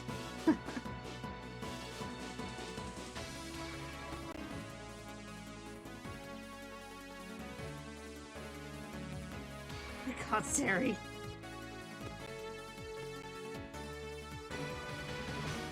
Also, that's not a command.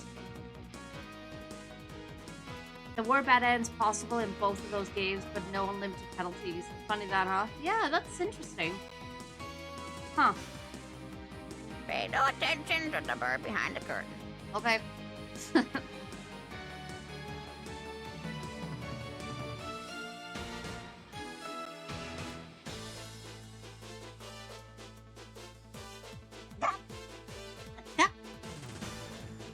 Having fun there with the sound commands there.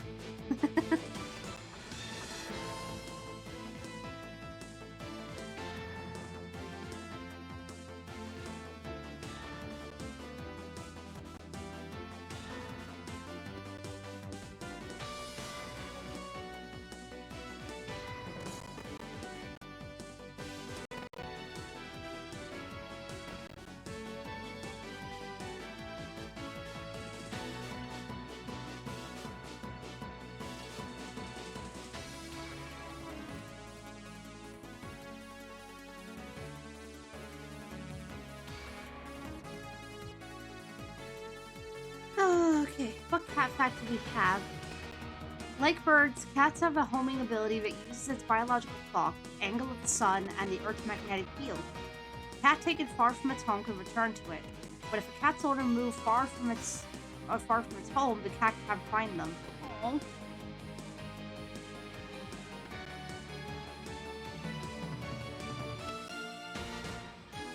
Oh, whoops, Hoshi.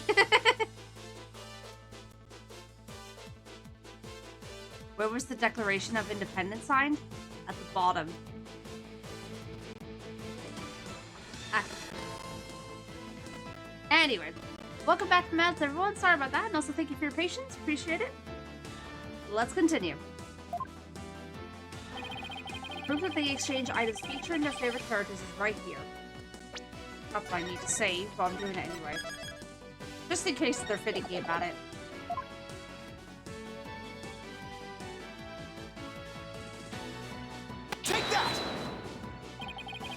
Look at Mrs. Inme's left wrist. See the Steel Samurai's trademark top knot right there.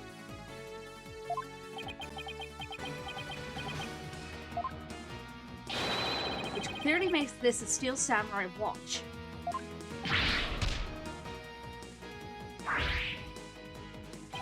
Why, I never knew your wife had such hobbies at botany. This family photo was taken right before Acolyte Zealot was murdered. By that point, my client had the Punisher strap and Mrs. and me had the samurai watch.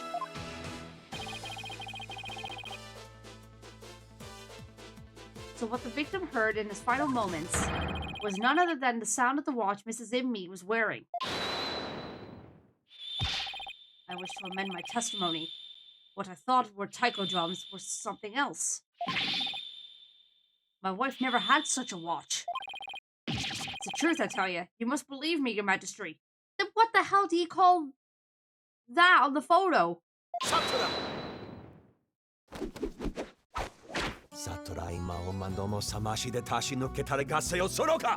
Like, I don't think you guys know Photoshop. Be not deceived by the defense's lawyerly chicanery. I can pronounce it? Chicanery? Now what? He's been pretty quiet up to this point. What does he have up his sleeve? There is a big gaping hole in this flimsy claim. A big gaping hole? I don't think so. Oh no, I'm afraid it is there, alright. Just like the big gaping holes in your putrid brain. Ouch! My brain is neither putrid nor full of holes. I'm not a zombie after all. Says the dead lawyer walking. He who is narrow of vision focuses on what is before him, never seeing the big picture. Or as they say in your country, you cannot see the forest for the trees. For it is, as you said, and Lady Inmi, the rebel, slew Acolyte Zealot, the rebel hunter, and Lady Kira. I don't know why I was really struggling to read that for a second. Then the rebel hunter would have been dead before the high priest was slain. Oh, that means the high priest could not have been slain by the rebel hunter, Lady Kira. How could I have missed that? So tell me, who are you going to say killed the high priest now? No! If more Pokemon in this game did know how to use Photoshop, we'd be a lot more screwed. Do you finally understand? The sheer size of the holes that riddle your putrid brain? Ugh, I'm in hot water now. Oi, Luxel, no! I don't have any other suspects in the high priest's murder. You mindless zombie. You should have begun your journey into the Twilight Realm long ago. Let it go and move on. No, I'll never give up. I just need to think things through and figure out who really killed the High Priest. Oh boy. If Acolyte Zealot had been Lady Kira, he could have killed the High Priest. The question is, who did? Maybe I can get to the bottom of this by reviewing the events of this case in order. What evidence could tell me something about the crime scene before the murder?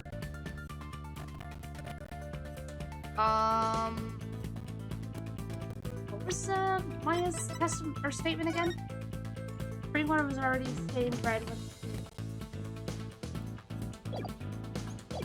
Probably that then. Right? Yeah. That was pretty crucial. Oh, right. Maya said the spring had been stained red before the rite even began. The spring was already red before the High Priest's murder because of Zealot's blood, right? Yeah.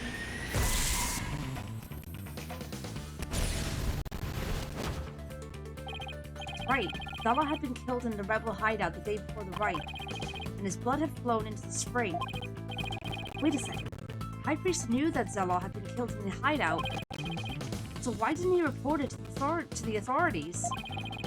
If Maya had been killed, he could have easily have had her arrested on the spot. Or if Maya had been the killer, he could have easily have had her arrested on the spot. There we go. Why didn't the High Priest inform the authorities right then? Keep the hidden hideout, or the hideout hidden, I think. It's the only thing that makes sense.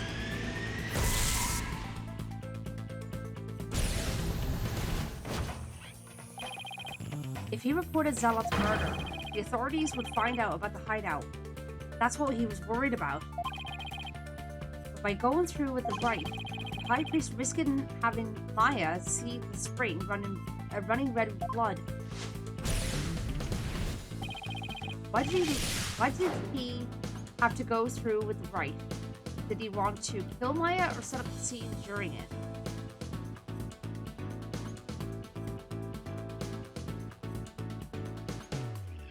I feel like he probably wants... I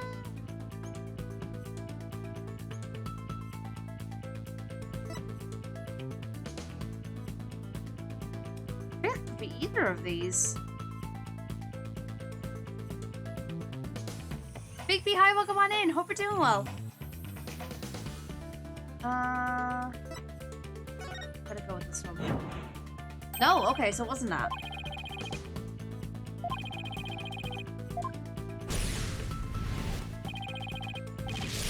Okay, so set up the scene during it. That I had an inkling it was that one, but I wasn't sure.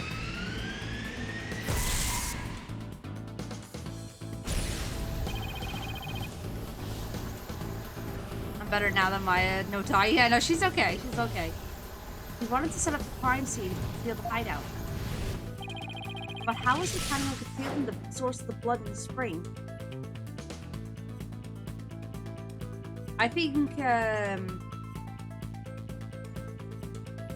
he emptied the spring, he used Maya's blood. I'd say he used his own blood, honestly. Yep, called it. You nearly angered the hand. He concealed the source of the blood with his own. That was how he kept the rebel hideout a secret. It's all starting to fall into place. I know who killed the High Priest. It was... Honestly, with all that information put together, I feel like he did it himself. Yep. It's the only thing that makes sense.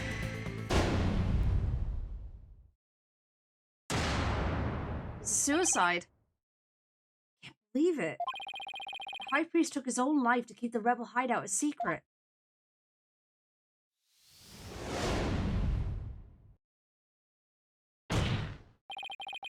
The High Priest wasn't murdered by anyone. He took his own life to keep the rebel hideout a secret. What? What's this?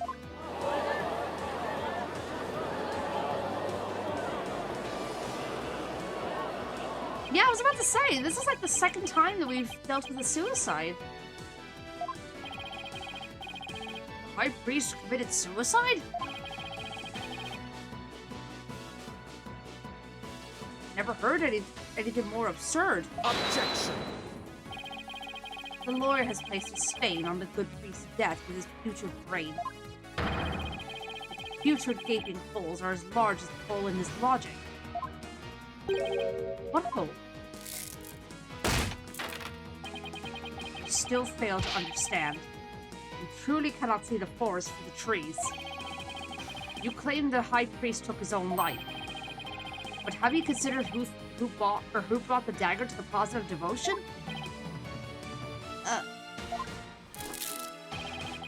After the High Priest was killed, the dagger was thrust into Acolyte Zealot's dead body. Only the accused, Maya Fey, could have done that. This is what Prosecutor Somebody says. The claim is rather porous in its logic, and your evidence is too weak. You cannot prove that the High Priest took his own life to conceal the rebel hideout. Oh, right. The dagger was impaled in Zealot's body. His body had been placed at the plaza the previous day. Mr. Rite, would you care to respond?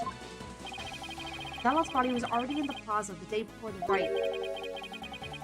But what if the dagger was also already in him at the time? Or at that time? The dagger was never in the inner sanctum.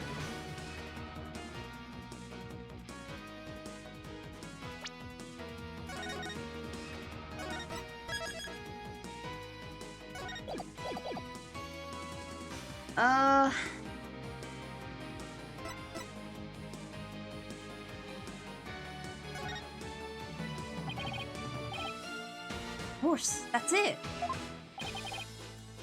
What is it? There was no need to move the dagger. It had already been stabbed into Acolyte Zealot's body the day before the rite. Oh, fun saber. What? That means... What does that mean? It means the dagger wasn't the weapon that took the High Priest's life. Objection! But no weapon was ever found at the Inner Sanctum. If you will not listen to reason, then I insist you prove your assertion. Show us what you believe the real murder weapon to be. The real weapon? Got nothing, but I know there had to have been a weapon a weapon there. Maybe if I think back on the trial thus far, I'll spot the clue I need. Well, defense care to tell us what the real murder weapon is? This is what really killed the High Priest. Okay.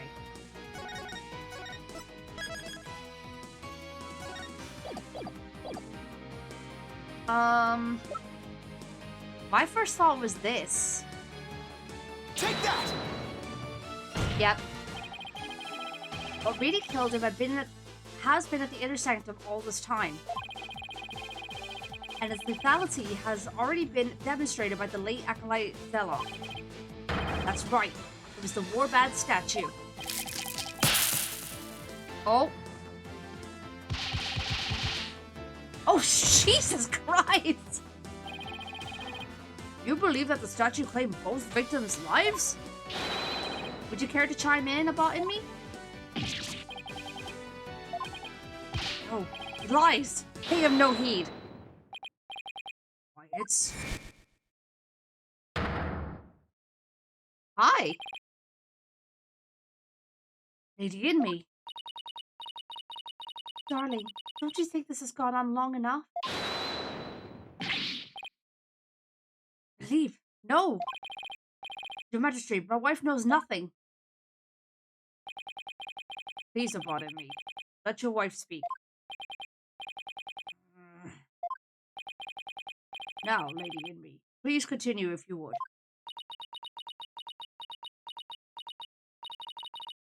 It's that time again. Again? And what time would that be? 2:30 in the afternoon. Time my husband conducts his daily prayers. And the time Pare was slain.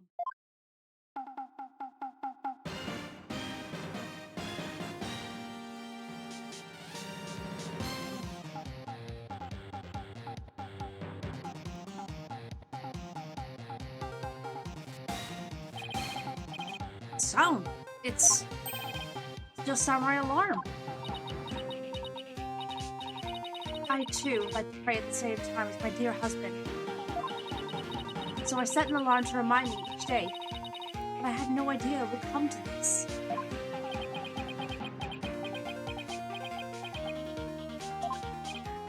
No, stop!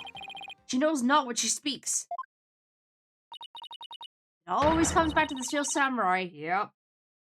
Your Majesty, I am the one who slew Acolyte Zealot.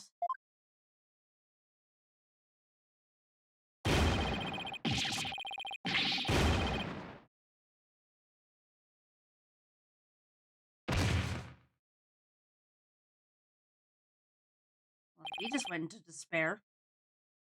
Lobotomy! Bailiff, summon a physician at once.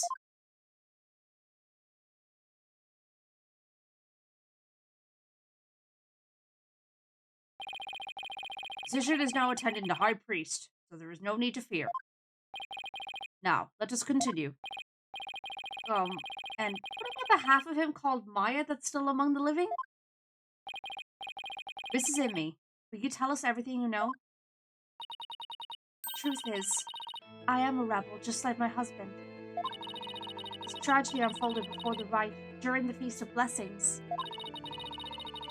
I have gone to the rebel hideout to prepare it for Death's escape. That's when Acolyte Zealot suddenly appeared? Yes. Ray was shocked when he saw me there.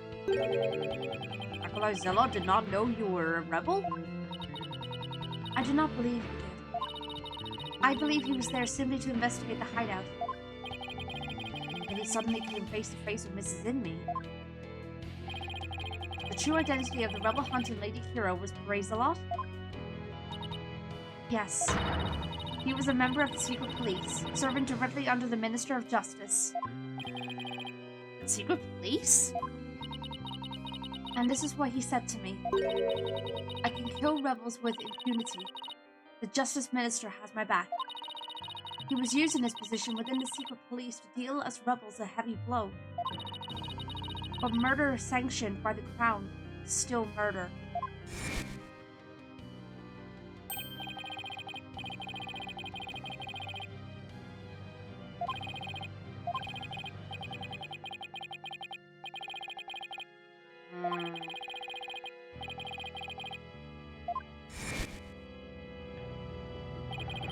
Trick up Minister Inga's sleeve was Lady Kira.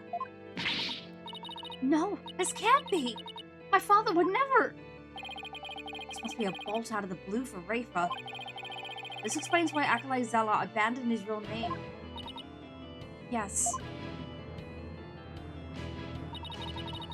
He even went as far as covering up the tattoo that all Coriolanus clergy members received. Kira was a member of the secret police? Explains why no order was given to investigate her attacks. Guess I'm not alone in hearing this for the first time. But this cannot be!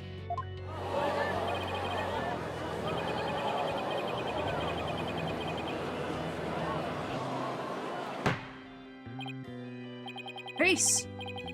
Now, Lady Inme, please continue. Ray suddenly lunged at me. That's when I pushed the stone slab toward him with all my might.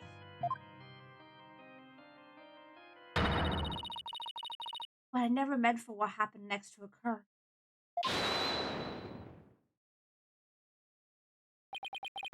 Allow me to take it from here. Autumnby, are you sure you're alright now? I am sorry you had to see that. But you need to know about... You need not worry about me. I am already dead. Please. We need to know what was so important that you would take your own life. After I learned that my wife had accidentally slain Zealot, I chilled his body with snow to make it seem as if he died more recently than he did. Then, I later moved it to the Plaza of Devotion and inserted the dagger into his wound. The plaza was empty at that time, for it was before prayer time had started. Finally, I placed his body in the prayer pose, knowing that no one would notice anything was wrong until the rite had concluded. It is perfectly plausible that no one would disturb him if he seemed to be praying. We do treasure our prayer time, after all. Yeah, this is really sad. So you have Makey tried to pin this crime on Maya Fey? Yes, this was all my doing. I never told my wife my plan. Surely she would have tried to stop me.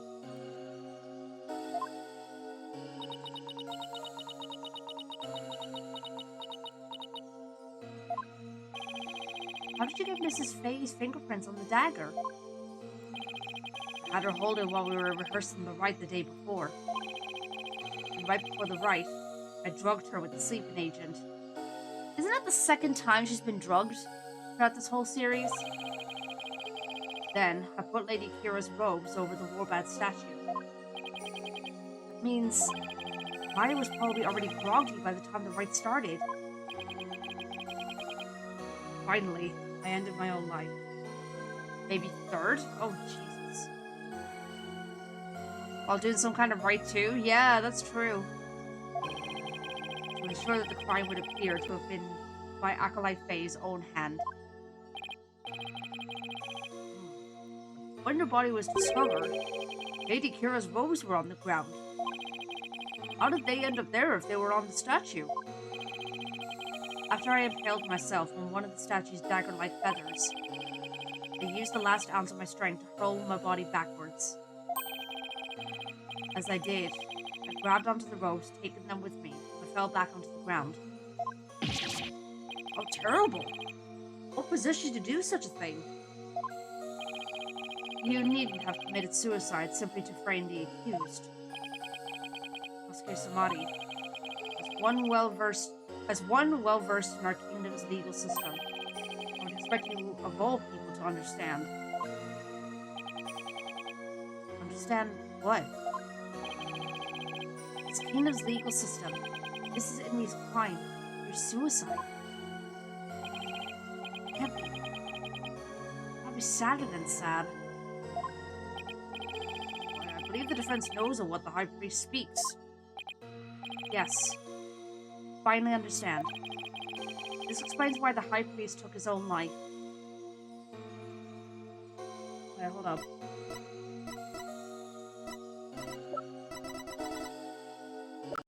Is it the law book? In the name of Her Eminence, those who would support criminals will be deemed as justice. I think that is the answer.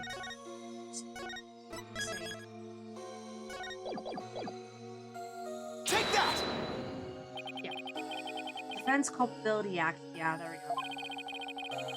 Circumstantial evidence supports Mrs. Inmi's killing of Akalai Zella in self-defense. However, it would be next to impossible to prove it without a lawyer. That's why the High Priest wanted to pin the crime on Maya Fey. I fail to see what that has to do with his suicide. In Korean, the divination seance is the most important piece of trial evidence. The High Priest wanted to frame Miss Fey as a serial killer. It was a clever plan in which he made sure he'd seen Lady Kira in his final moments. The lawyer speaks true. That is why I placed Lady Kira's robes upon the Warbad statue. I made it seem that Akalai Fey was the rebel-hunted Lady Kira. But are you saying you used my divination seance to produce false evidence? Oh yeah, that would really hurt her. She's like, her confidence has already been dwindling over time ever since Phoenix has been here. Now this is like, it's proving that what Phoenix has said is right, that the divination seance can only do so much. But now that she knows people would actually take advantage of it, it is woof.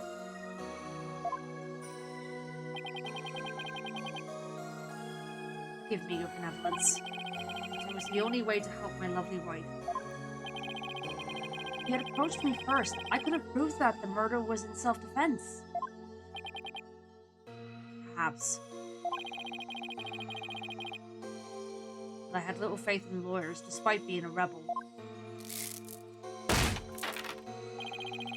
Utterly foolish to cast away one's life for such a reason. There must have been other ways to cover up the crime. Yet, had I done so, my wife would rush to my defense. When the case went to trial, she would suffer the same fate as I under the Defense Culpability Act. I could not have lived for myself had she been convicted because of that fiendish man. This cannot be. All I have done under the laws of our kingdom has all been... Just really taking this hard. I can't say I'm surprised.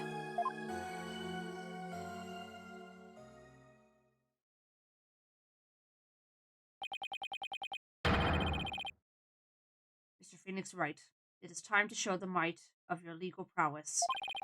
You mustn't allow another innocent soul to be charged under that despicable law. Of course, I'll do whatever I can. What I have done to you and Akalai Fey is unforgivable. I can only offer my most humble of apologies. Your Majesty. Yes? I ask that you please look after my wife. Have my word. Your benevolence, it is time that I return to the Twilight Realm. Makatama parting, if you please.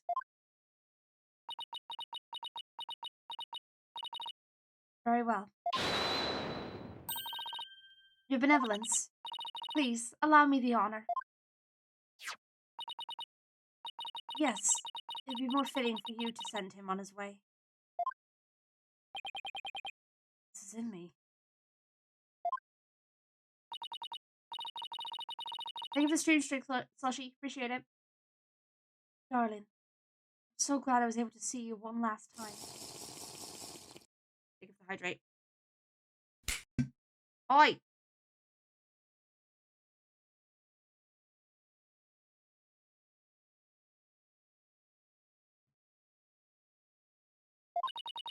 Thank you for everything.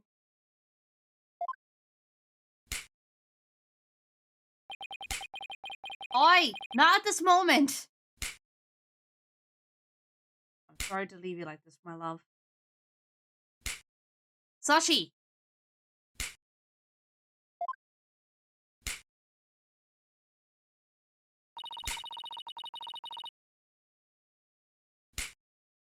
I don't think this is a great time to be using the throw redeems.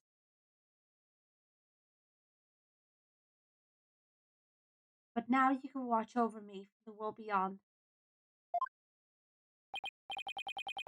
Yes. Always and forever. And with every breath I take, my darling, I'll be thinking of you.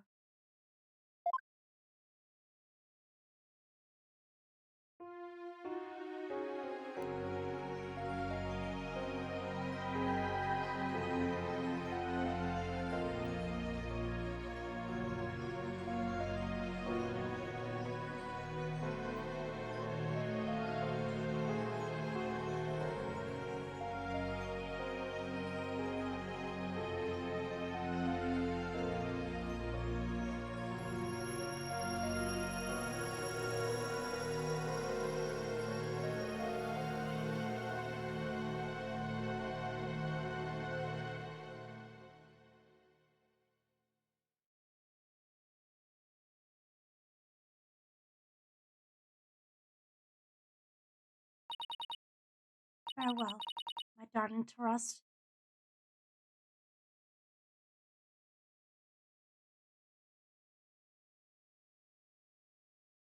Wow.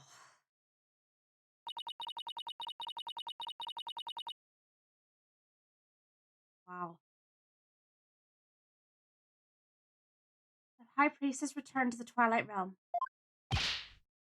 Maya.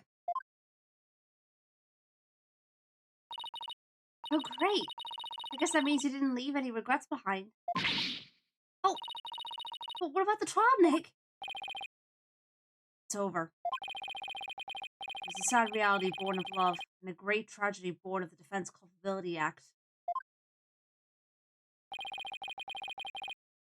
Well, so you no need to continue this trial. Does the prosecution have anything to say? Mr. Phoenix Wright. I owe a debt to you, one that I'll pay back in court someday. Now, to deliver today's verdict and overturn that of yesterday's trial, with respect to all current and previous charges against them, I hereby declare the accused, Maya Fey, and her defense, Phoenix Wright,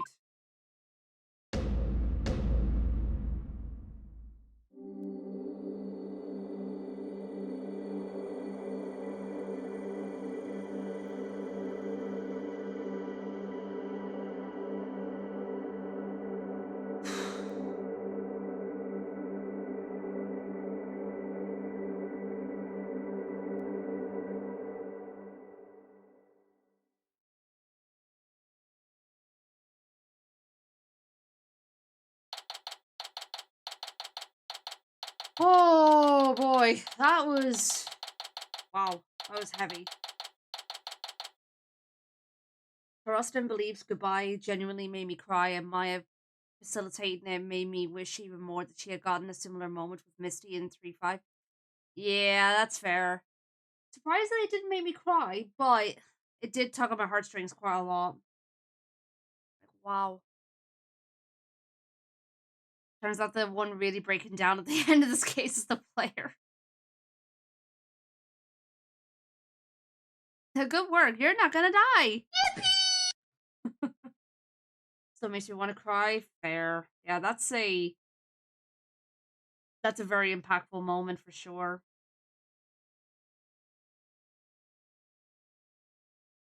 Like you could tell that Trust in me, he really cared about his wife. And obviously vice versa. God, like now I'm just realizing she's alone. Like, I mean, I knew that she was alone, but now that she's alone with child, she's gonna have to raise her child on her own.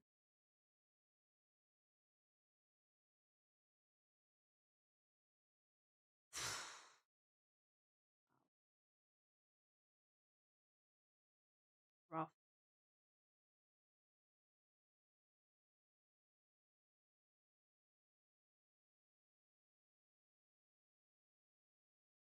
I can just feel the tears welling up now just thinking about it.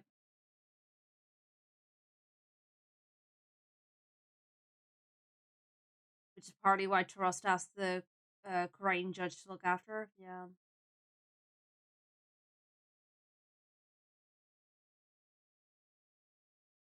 Consider the judge accepted without question or hesitation. Yeah. That was really kind of him.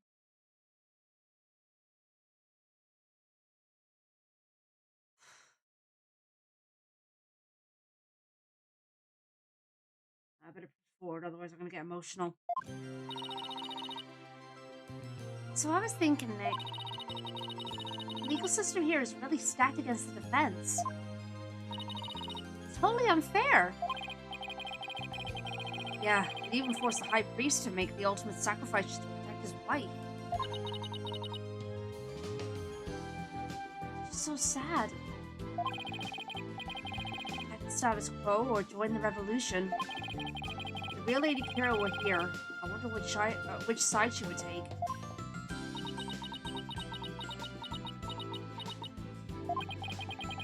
Netherlands. Huh? What? I was, just wondering. Are you alright? Quiet, you. How could I possibly be alright? She's not doing well. I mean, I don't blame her. Who do you think you are, suddenly appearing before me? Trampling my insides underfoot and plunging the Hall of Justice into utter chaos. You even desecrated my mother and father's teachings, you soulless infidel! Oof, that was a bit more extreme than usual. What am I to do? I've always believed that communing with a victim's mythema would lead me to the absolute truth. Each time you overturned my insights, it was revealed that they served to support false charges rather than the truth. I am left now with that heavy truth in my heart. Sorry, Rafa. Perhaps I am not worthy of hearing the voices of the Mythema.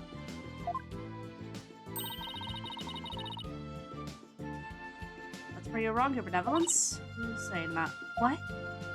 Oh, man, it's Maya. Maya? How dare you! Your role is to bring forth the voices of the Mythema into our world. If you don't do it, who will? You know nothing, Maya Faye. It was spirit channeling, not a divination seance that brought the truth to light. How dare an outsider like you employ the Queen's secret art? But what can I do? My spiritual power does not even approach yours. Is it not a cruel joke? The royal priestess bested by a lowly outsider? Don't be so hard on yourself. Why not? Is it worth at least a laugh or two? You shouldn't talk like that. Huh? Listen, your benevolence. You were just fulfilling your duty, weren't you? And you're the only one capable of performing the divination sounds, right? The station of Royal Priestess is not something to abandon lightly. The station of Royal Priestess? People of your kingdom believe in you. But if you really mean all that you just said, then what are they supposed to believe in? You know not of what you speak! Actually, I kinda do. After all, I'm only here training so I can become the master of my village back home. I know, right, Katie? It's... wow, she's come a long way. A village master, you say? Did not know. Seems I owe you an apology. Or even today, I called you a neophyte practitioner. It's alright, your benevolence. Thank you for finally acknowledging me. Future queen and a future village master? Guess it shouldn't be a surprise, considering they may have had a common ancestor. Maya's right, your benevolence. Barb's head? Your insights were a crucial piece of evidence in this last trial. It doesn't matter if they weren't always 100% accurate. You should be proud of what you did. You've played an important role in assuring that justice was served.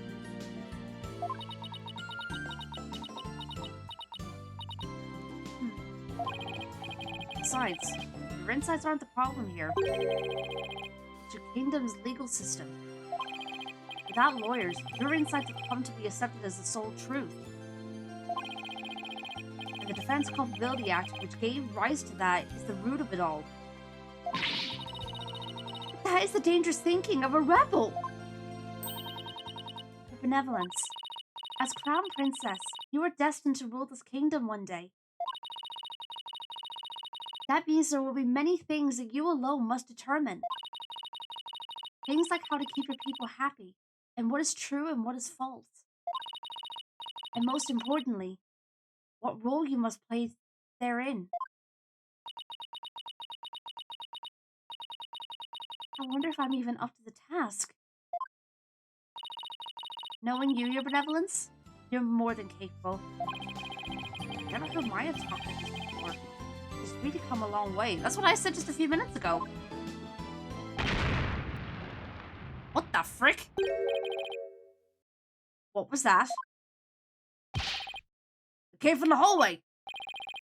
Smoke, we better go check it out. Hurry! This is in me. Mr. Rite, Acolyte Faye, I am so sorry for what transpired. You were almost sentenced to death because of me.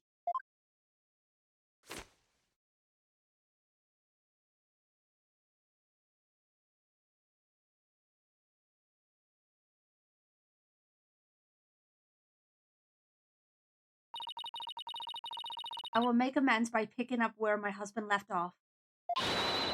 I will see the revolution through, so nothing like this can ever happen again. But that is the depth of my love for my dearly departed husband.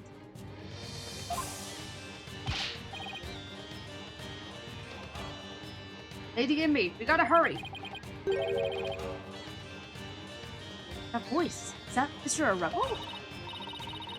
I must tell the people. They must learn the peace we enjoy is a false one. One built on the backs of innocents charged with false crimes under the odious DC Act. We have it in our power to forge a society in which the law judges all of us fairly. Hey there, BW. I wish we had more time to talk, but... Dirk, everything's ready. It's go time. Dirk? Hey! Wait, is the rebel leader Dirk? After him! Don't let him get away! power to forge a society in which the law judges all of us fairly. It's the start of a legal revolution.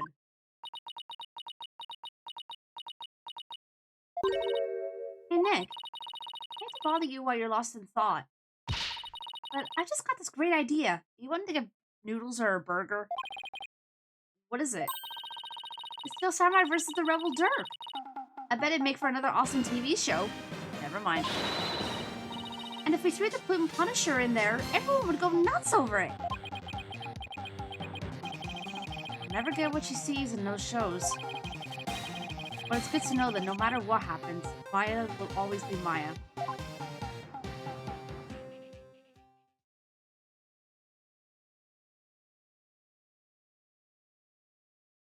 Well, there we go. That's the end of that case. Alright. Current progress. Okay. You've cleared case 6-3. Okay, it's only when we're just under 3 hours. It's definitely too early for me to wrap up, so I guess we might as well start into the next case. See what's in store for us. So let's get into it.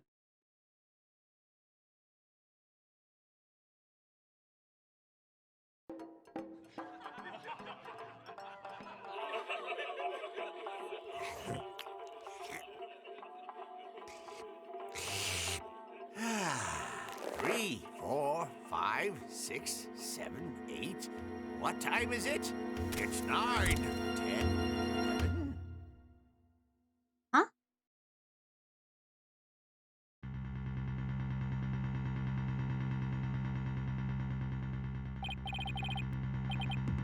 Chisho's dead? No. Do you think he did it? No. If he did, then what do we do?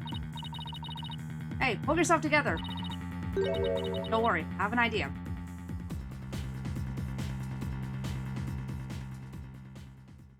Well, that was an opening.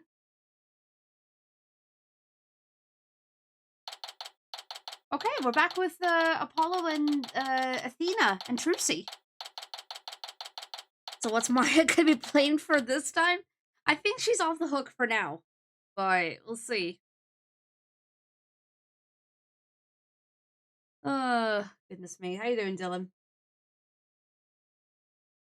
Yeah, that was quite the opening. Like, what the heck? So this is the next day after what's happened. What the heck? Who brings the defendant to his own trial late? Plus, the request was so last minute, I didn't even have a chance to talk with my client. He's late. He's late for a very important date. Nice reference. Let's go back from evening shopping. Nice. So was it after that last case that Samadhi went to versus Apollo? I'm not entirely sure. My name is Athena Sykes, armed with analytical psychology and a full arsenal of legal know-how. I'm a fully competent defender of the Rite Anything Agency. Though I wish my client would show up already.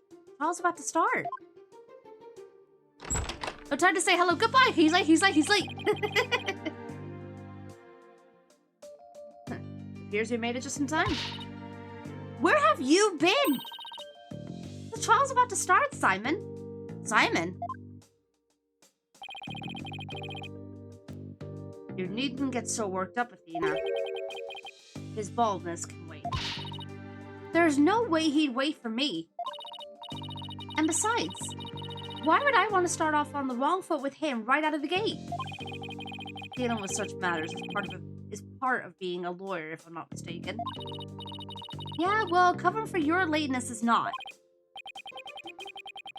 Still, but a rank amateur, I see. This is Simon Blackwood. He might not look it, but he's actually a prosecutor and a psychology specialist. He and I go way back, as far as our shared specialization in psychology. We're both disciples of the same person, so to speak, but he's kind of my senior, I guess. A twisted sense of humor or no, I wish he'd stop treating me like a child all the time. Where are Rite Dono and Justice Dono?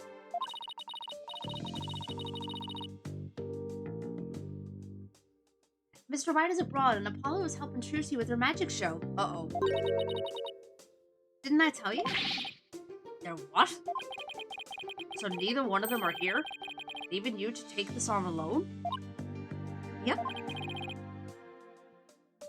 Gods. All right, Dono back. It's not too late.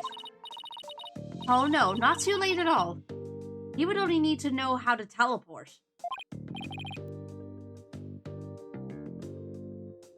Very well. Then I will settle for Justice Dono. Go grab him by the horns and drag him here. Apollo is literally in the middle of a show, Simon. You may not want to admit it, but I've got what it takes to take on this case. Just leave this to me and go watch from the gallery. As your defense derails in spectacular fashion. No, as I win the heck out of this trial. I'll be okay, promise. So wipe that look off your face already, will you? Anyway, I take it the guy behind you is... Yes, he's your... Sleep again. Oi, Bucky, wake up. Bucky? Why do I get the feeling...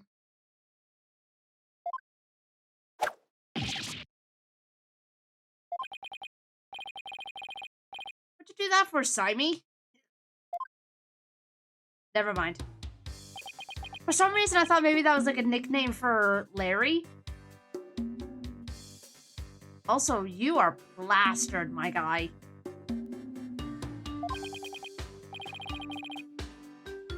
This is Yeller Chickadee. She's your lawyer, such as it were.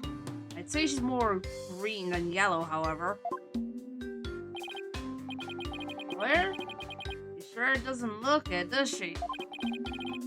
Is she like a little puss or something? Something like that. I've known her longer than I've known you. You could say we're bound to one another. Oh, okay. Well then. Guess I better call her Ms. Chickadee then. Dude. Simon, this guy's not only rude, but he's 3 sheets to the wind at his own trial.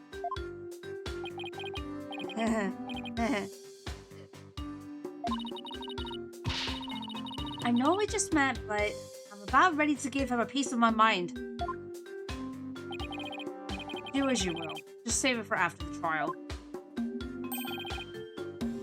Is Chickadee? Don't call me that. How'd you do? Simon here's an old friend of mine. I'm the 4th generation head chef of Wet Soba. Wet Noodle number 4, Bucky Wet. Nice to meet you. It's nice to meet you too, Mr. Wet.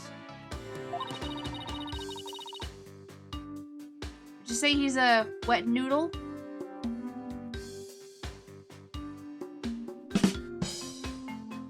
So he can pull himself together when he wants to. Hoppalings, hi. How you doing? If only the trial wasn't starting in a few minutes. Having been accused of a murder that only occurred yesterday, I'm afraid it's taken a toll on the poor boy.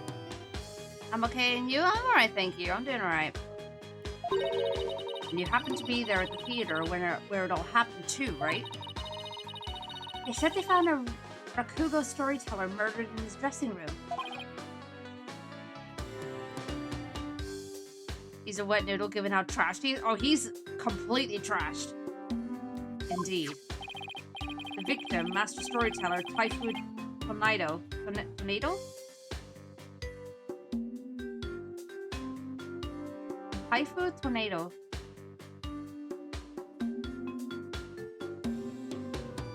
Was a longtime patron of Wet Soba. Master Tornado I've been looking after Bucky ever since Wet Noodle number 3 passed away.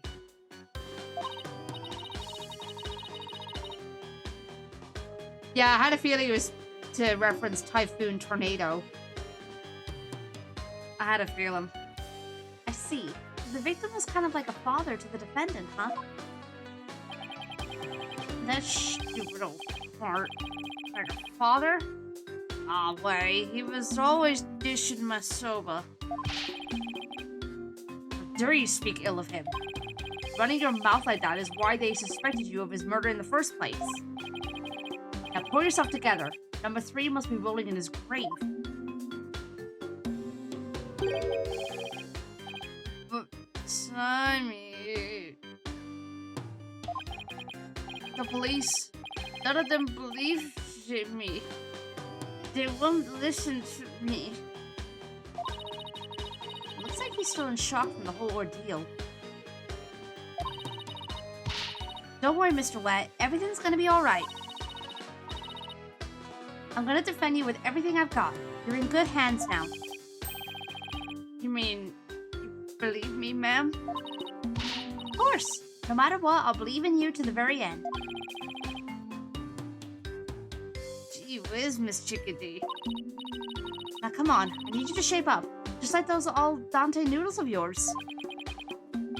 Yes, ma'am. I'm so-ish the freshest... Uh-oh.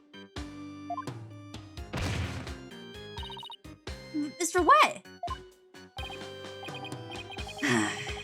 Bucky, you great big pillow. So, how the heck do you know this guy? I used to frequent Wet Soba. Still do, in fact. Still do, in fact. So I've known him since he was a lad. So we've gone from a turnabout to a turnabout.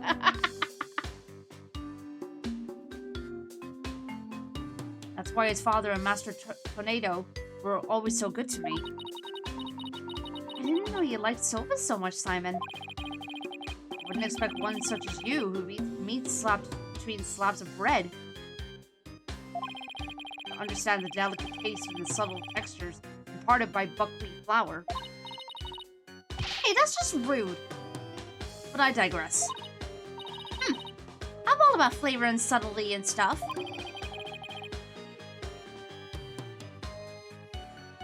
Yeah, dude, don't be dissing on a burger, Jesus. If I let Wet Soba end like this, I'll never be able to face number 3 or Master Tornado in the next life. Ah, see. And that's why you came to me. You wanted somebody you could trust. It was never my intention to ask you. I'll show him. I'll show him I can handle it just fine. Well, I believe it's just about time. What? But we haven't even probably discussed the case yet. What's the matter? You look nervous, Athena. Don't tell me you're chickadeeing out. Or, oh, that's him. Don't tell me you're chickadeeing out. Simon, I never thought you'd be the one for puns. I'm just trembling with the excitement of battle. That's all. Off gets. Let's do this. Come on, Mr. Wet. Get up off the floor. You got a case to win. Yes, Miss Jiggity. I'm gonna do my best. Wet soba, wet soba, wet soba, wet soba, wet soba.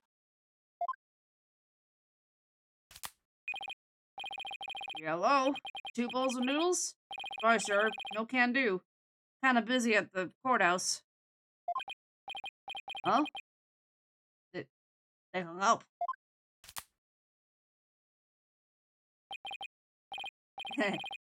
Okay, let's do this. He's not gonna do himself. He's not going to do himself or his case any favors like this, Simon.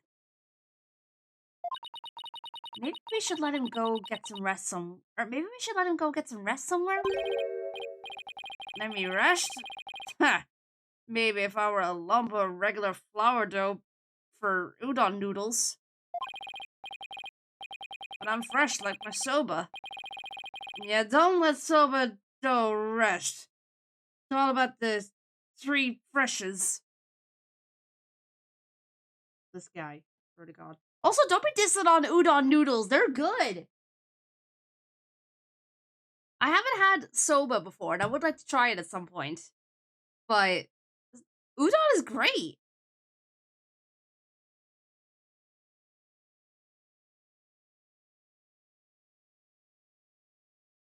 Hi, Breeze. Welcome on in. Hope we're doing well. Also, the ads are about to start, so I'm going to pause here for a minute.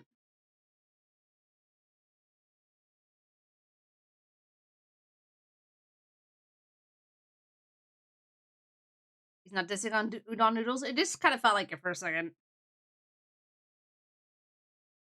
It's like, how dare.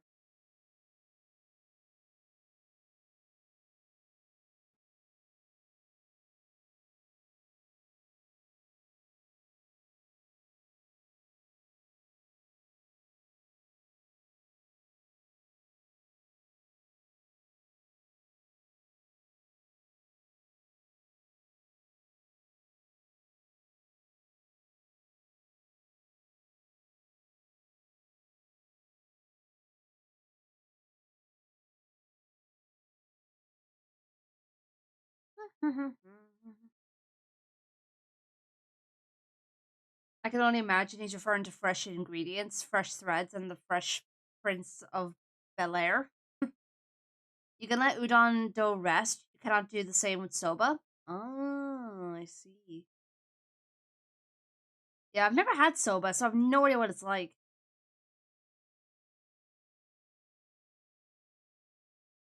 Oh, looks like you're not a fan of soba?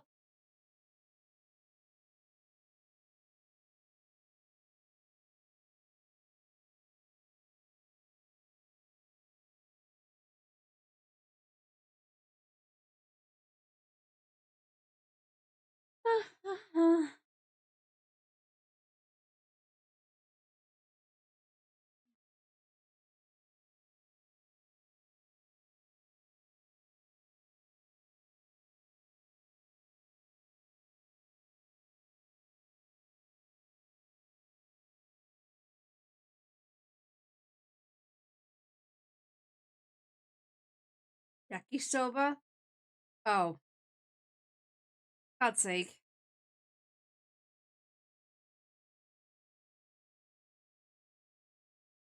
Man, I miss Japanese food.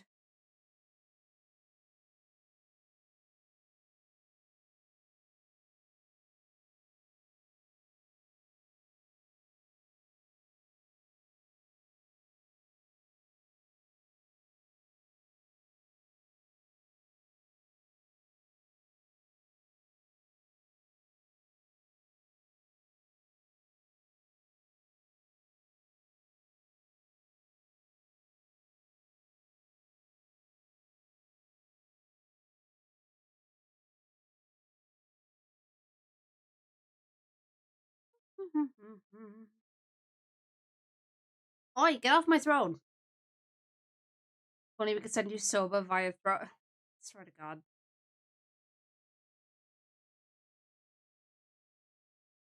Me and the boyfriend tend to do Japanese or Asian fusion restaurants on special occasions. That's fair.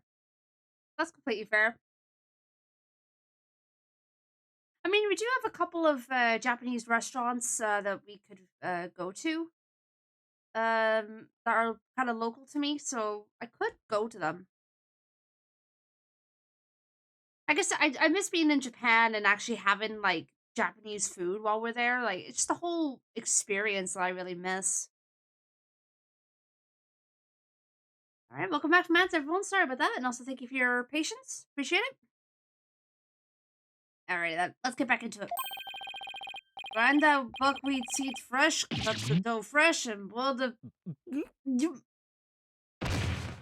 And there he goes. Blacked out. Oh boy, I just knew something like this would happen. Simon, what are these 3 freshes of soba he was talking about? First, buckwheat seeds, or groats, are ground to make buckwheat flour. Then dough made with this flour is cut with a large rectangular knife into noodles. And finally, buckwheat noodles are boiled. Each step is done immediately, one after the other, so that the soba is fresh when eaten. Oh, so that's what he meant. I don't want him to make me any soba right now, though, that's for sure. Athena, this is no time for idle chatter. You need to get into the courtroom now.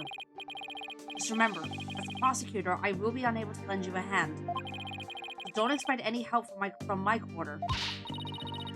There you go. Treat me like I'm incompetent again. For your information, I wasn't planning on asking you for help anyway. Just you wait, Simon. I'll show you. Mr. Rite and Apollo may not be here. That's all right. I could do this on my own.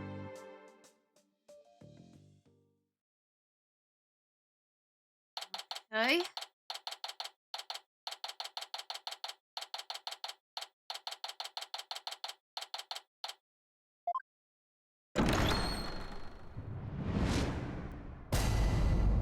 Court is now in session. Court is now in session for the trial of Bucky Wet. The defense is ready, Your Honor. The prosecution is fully prepared, Your Honor. Is this? No prayer this time, Prosecutor Samadi? That is correct, Your Honor. To expedite these proceedings, I completed them beforehand in the lobby. Wait, I thought Simon was going to be the prosecutor just now. Huh. Not very thoughtful of you. By the way, what brings you back to this country?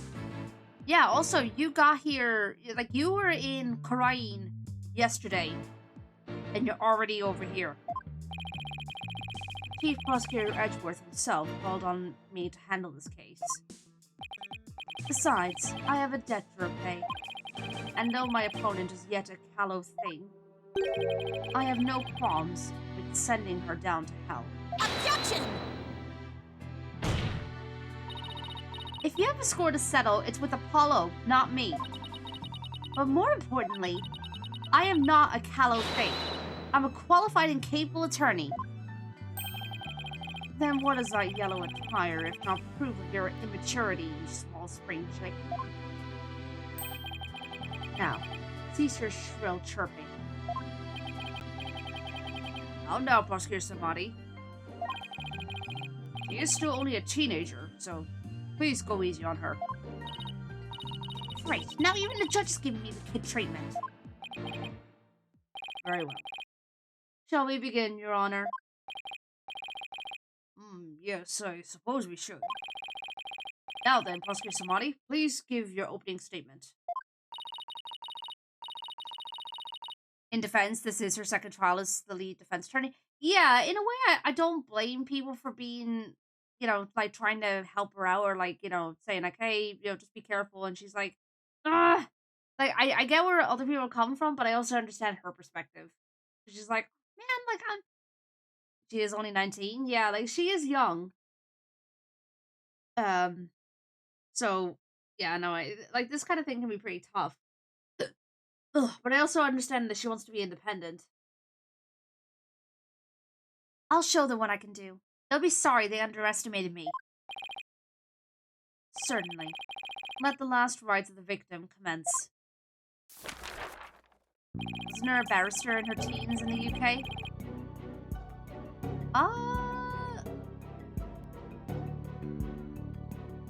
Can't remember. The incident is believed to have occurred at around 4 p.m. yesterday, May 12th, at a Storyteller theater called Kurukurute. The victim was a great master of the Tornado School of Rakugo, or comedic storytelling. His name was Taifu Tornado, sorry. The scene of the murder was the theater's dressing room.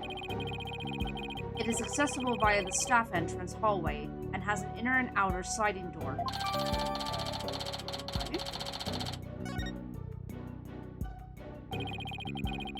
estimated time of death is between 2 p.m. and 5 p.m. The cause of death is suffocation, though how the victim suffocated is yet to be determined. The autopsy found nothing unusual in his lungs or stomach, and there is no murder weapon.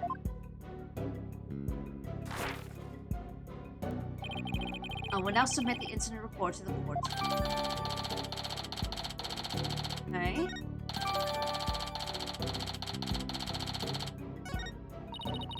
Prosecutor Samadi, how can you name Mr. Wet as the culprit when you don't know how the victim was killed, or even with what?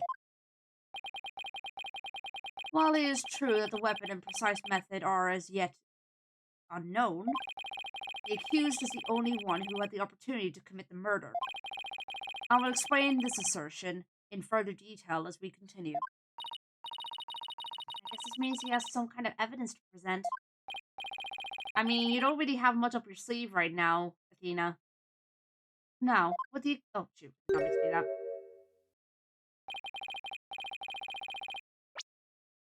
Now, would the accused care to plead his case? Come to think of it, where is the defendant, Miss Sykes? Sorry, Your Honor, but I'm afraid Mr. Wet isn't feeling very well and is resting in the infirmary. Surely it is the lack of a clear conscience that impedes him from facing this court. Starting off on the wrong foot already. Mr. Wet is the head chef of a soba shop frequented by the victim. On the day of the incident, Mr. Wet went to the theater at the victim's request. Typhoon Tornado was a connoisseur of soba. As you can see in these photographs, he was apparently making soba himself in his dressing room that very day. The soba found at the scene is likely the soba he made there, or he himself made there. Making soba is one thing, but making it in theater dressing rooms a bit much, non? No? Non? Master Tornado truly had a passion for soba, didn't he? For a man like that to be murdered by a soba shop is simply unthinkable. And yet, the accused had ample motive. For in the victim's safe, we discovered the key to the accused's shop. Mr. Wet was to inherit Wet Soba when he lost his father recently. However, it's believed the victim stole the shop's key during the transfer process. The prosecution believes the accused killed the victim in order to get the key back. Right. 2013, Gabriel Turnquest made history as the youngest person in over 600 years to be called to the Bar of England and Wales, achieving this extraordinary milestone at just 18 years old. Wow.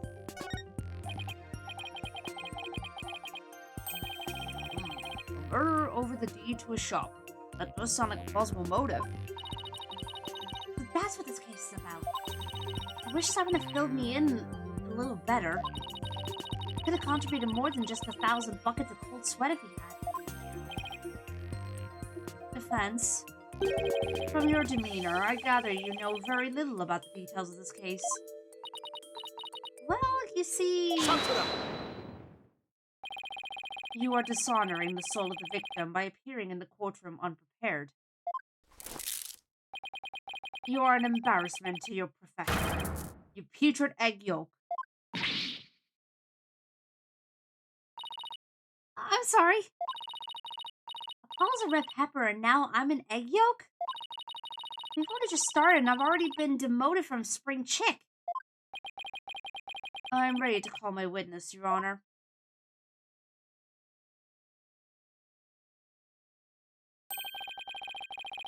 Let us listen to the words of one who was present when the crime was discovered. Someone who was there when the victim's body was found? Very well. Witness, please take the stand.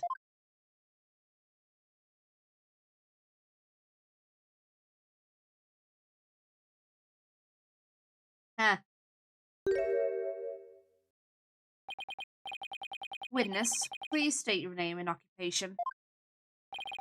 Simon Blackwell, prosecutor.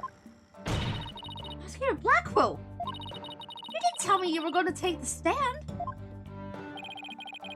There simply wasn't time.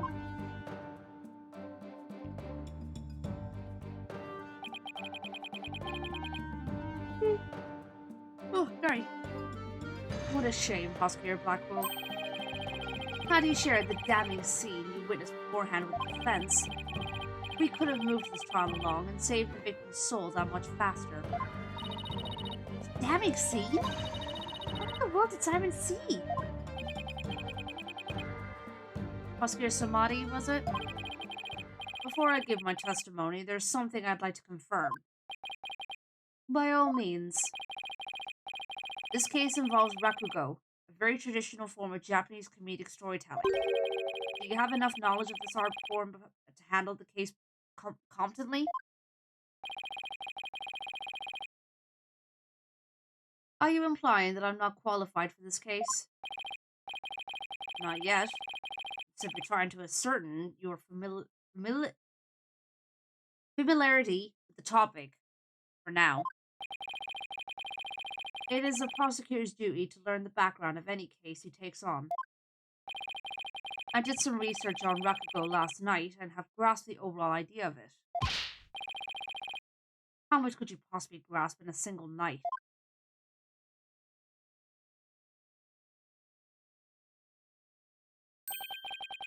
Rakugo is a form of entertaining storytelling that originated in the land of Japan. In it, storytelling sits alone on the stage, with only a fan and a towel as... And the rakugo artist tells long, whimsical stories, giving each character a distinct voice. This traditional art was originally invented by monks to make sermons more interesting.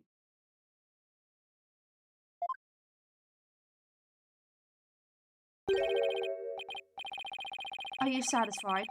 If not, I could explain the 12 types of endings to such stories. Or shall I perform the famous story of Dugamu instead? Ugh. Appears you have put in a bit of study. Your acknowledgement is most welcome, Prosecutor Blackwell. I can see why you're known for being quite thorough in your research, Prosecutor. Now, I would love to see you perform that story you mentioned, if you don't mind. If that is your Honor's request.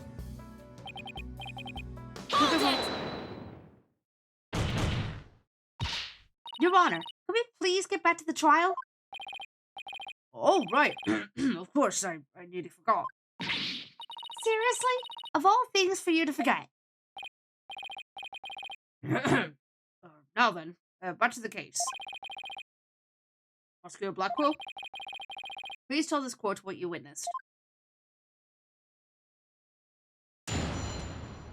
Yeah, Athena was about to lose it there for a second. I went to the theater yesterday and arrived at approximately 4 p.m. I went straight to Master Tornado's dressing room to say hello. Bucky went into the dressing room thereafter, only to come storming out a while later. Master Tornado's junior disciple, Uendo, apparently then entered the room soon after. That's when Uendo discovered Master Tornado's body. No, wait just a minute here, Prosecutor Blackwell. With testimony like that, you're practically accusing Mr. Wet of the crime. All I can do is state what I saw. I can't help how it appears. But a qualified and capable attorney such as you should be able to dispatch with it, right? Well, yeah, duh. Alright. I guess I better start by getting all the info out of him that I can.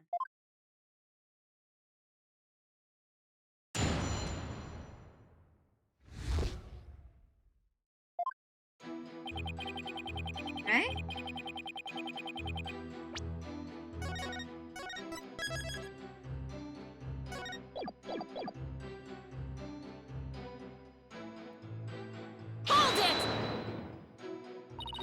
Prosecutor Blackwell, what did you go to the theater for in the first place? I went because I had received an invitation from Master Tornado. Here, see for yourself. It was a special show commemorating his junior disciple Uendo's promotion. It was also an occasion to announce the boy's succession to the stage name of Uendo II, or Uendo II. So what exactly does it mean to succeed to a stage name? You really don't know, do you? In the performing arts, name succession is when an artist inherits a predecessor's name. I see. So there was another Uendo Rakugo artist before, and this disciple succeeded him, huh? And what exactly did your invitation say? It contained a simple letter of salutations and an outline of the show's program. Oh, it appears Typhoon Tornado is going to perform Tokisoba or Time Soba. He's famous for his masterful pantomime of eating soba, using only his fan as a prop. I was wondering what that was about.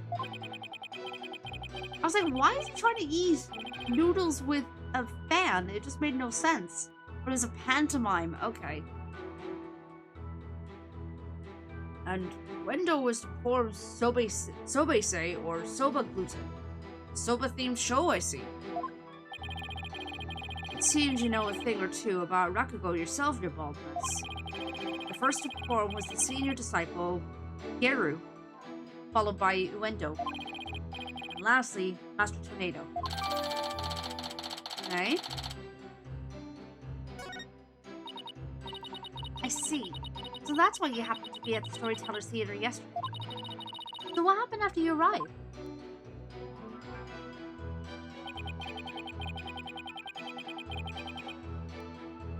Hold it! And how did Master Tornado appear when you said hello to him? I went with the intention of greeting him, but ultimately, we didn't actually meet. You didn't see him? Why not? Gero escorted me to his dressing room, where we heard the sound of Rakugo being performed from within.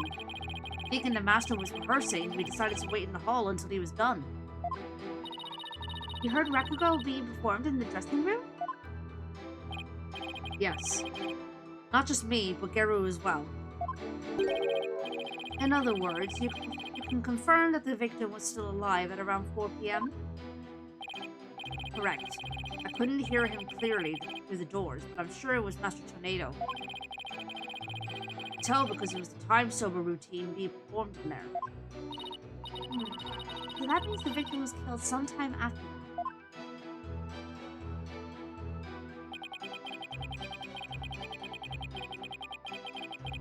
that. Hold it!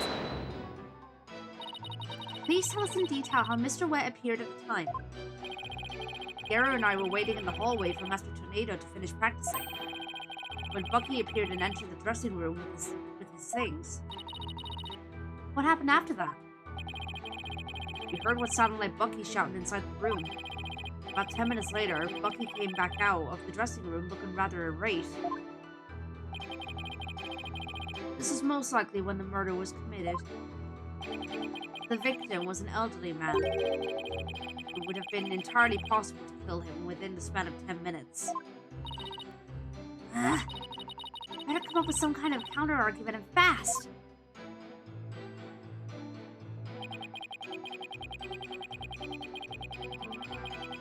Hold it! What do you mean by apparently? Didn't you see him go in? No, I couldn't. I was able to see the dressing room door from where I was standing at the time. Gero was right in front of it, so I'm sure she saw it all. I see. And why do you suppose Uendo went to the dressing room anyway? He had just finished his routine, so he was making a courtesy call. A disciple is to pay their master respect right before and after each performance. And all disciples are expected to do this? Yes, it's common courtesy among Rakugo artists. See. Could you tell us what happened after Uendo went into the dressing room? Certainly.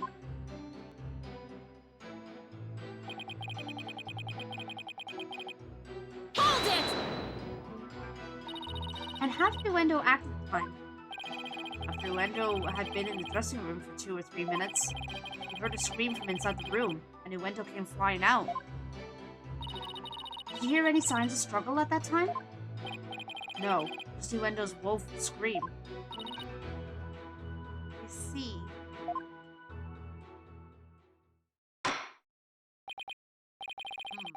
Well done, Prosecutor Blackwell. Your testimony has given us quite a glimpse into the sequence of events. Thank you, Prosecutor Blackwell. And now, please allow me to summarize your testimony.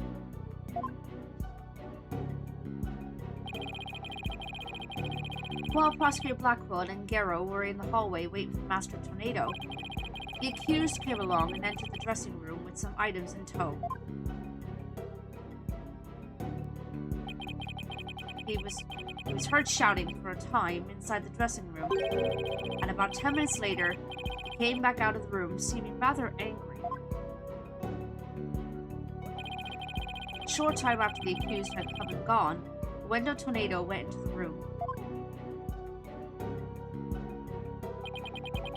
A few minutes later, after having discovered the victim's body, Uendo gave a scream.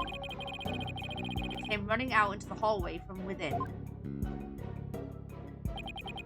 Prosecutor Blackwell and Geru then ran into the room and saw the body for themselves. From the circumstances, it is quite clear that the accused murdered the victim.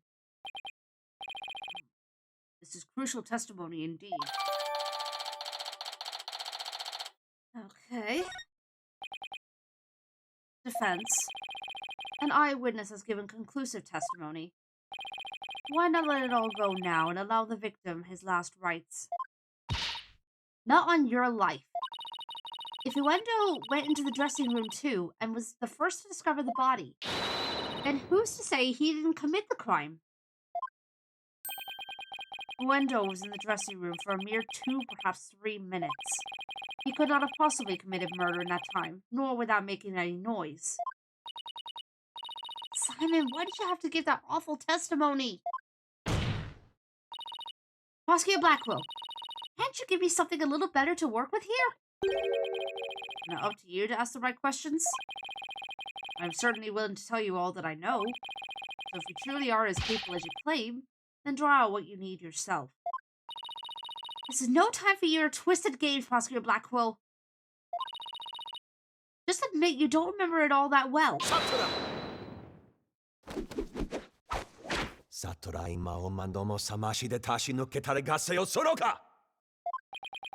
Prosecutor Blackwell, watching you collude with the defense like this, I see that you're no prosecutor. Begone, witness. You shall haunt the sacred hall no more. How dare you treat me like some evil spirit to be exorcised? I'll remember this, you blackguard.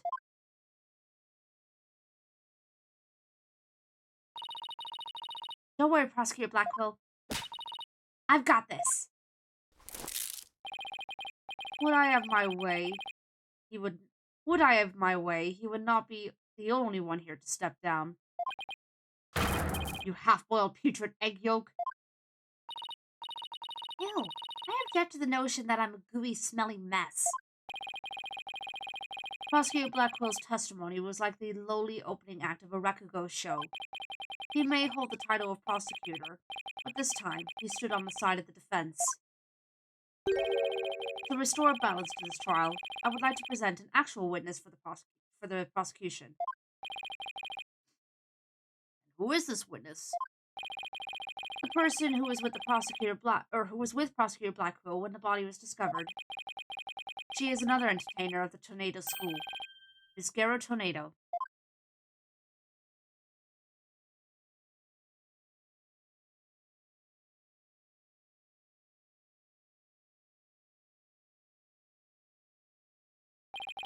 Whoa, not what I was expecting. Please state your name and occupation, witness. Hello, everyone. I'm here to represent the Tornado School with a twisty twist. And bloom! There you have it, a stunning balloon hat. It's me, the balloon artist you all know and love, Gero Tornado! Just call me Gero, sweetie. 1, 2, boom! don't do that again, please. What a way to capture your audience's attention. I dare say I can't take my eyes off those balloons.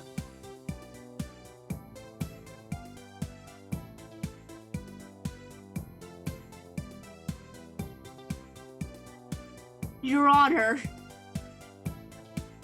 Please. Behave.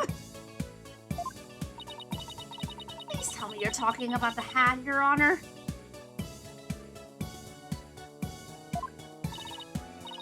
Oh, Mr. Judgy, I'm so glad you liked my performance. Would you consider joining my fan club? Pretty please? Oh, absolutely. Please save your fanboying for after the trial, Your Honor. Anyway, Gary, I can't help but notice you seem awfully cheerful for having just lost your master. Of course I'm sad. But Chisho would scold me if I didn't put on a big smile. Never show sadness. Smile, smile, smile. With a twisty twist twist. And boom! There you have it. One gorgeous cake. I see. I guess an entertainer's gotta do what an entertainer's gotta do. A balloon art's worse than a Rorschach. How do you pronounce that?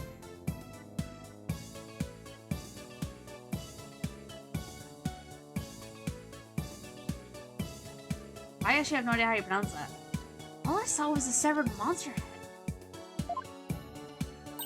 No shark, thank you. Garo, you're obviously a balloon artist. Oh, is that what she's talking about? Oh.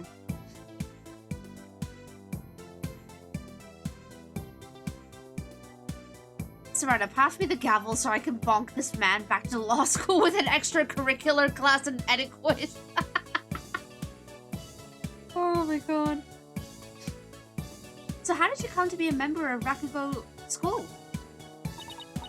Well, my father, my late father, that is, was a Rakugo artist, you see. So I joined the Tornado School to be just like my daddy someday.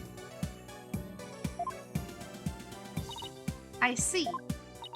Why do I get the feeling that her and Trucy would get along at least a little bit? My father and I owe so much to Shisho, our master. But that Bucky way. Oh, how could he? I want to see him pay for what he's done as quickly as possible. The stress is entirely understandable. And my condolences for your loss. And, not only that, but he... Do you have more to say about Mr. Wet? Every time he comes to deliver soba to us, he yells at me. He always tells me to get away. Is there any way, or is there any reason why he would say such a thing to you? He says the smell of my perfume will get into his soba and ruin it. Like, how can he say that? This is great scent. How very rude of him. I don't blame you for being upset. I get where she's coming from, but I also understand where he's coming from. Excuse me, Your Honor, but please don't let Gara's balloons bias your judgment. God damn it. Mr. White hasn't been proven guilty yet, remember? It will be interesting to see how long that fire of yours will last, offense. Now then, Garu, please share the truth with this court. Yes, Garu. Your testimony, please. Hang on, I'm gonna go... I need to refill my water bottle again. I'll be right back. We're drinking a lot of water today.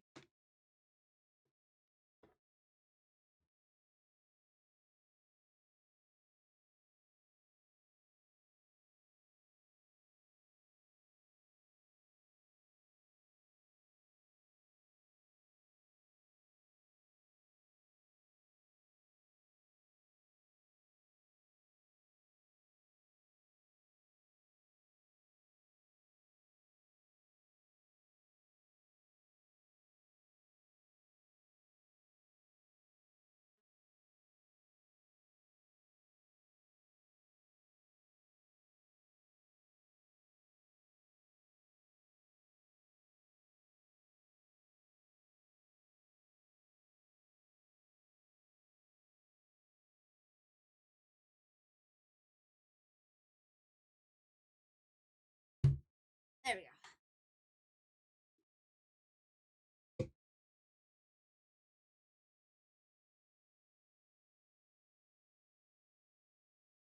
Whew. There we go. Do you have a link to the pronouns add-on? Do you have a link to the pronouns add-on of the new chat thing? The pronouns on the chat overlay was included in the in the overlay, but there is a website that you can where you can install a an extension so that you can see people's pronouns on Twitch. I think there's like different ones that you could use. Let me see which one I've got.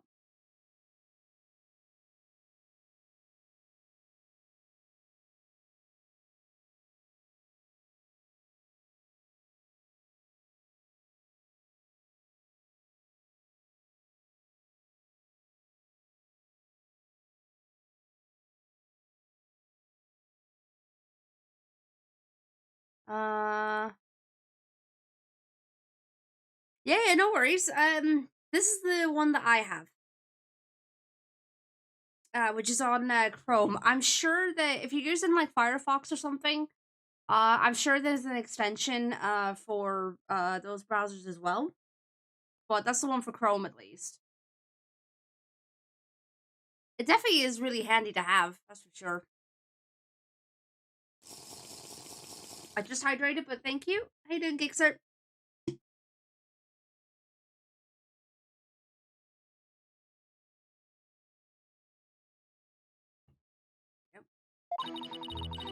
From 4 p.m. to a little after 2 or 4:20 p.m., when Shisha's body was found, Simon and I were standing in the hallway in front of the dressing room.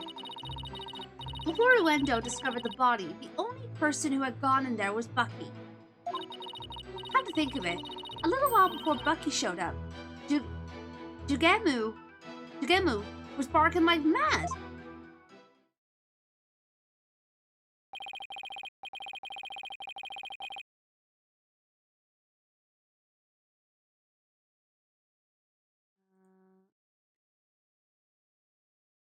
Prosecutor Blackwell, do you have any objections to this witness's testimony?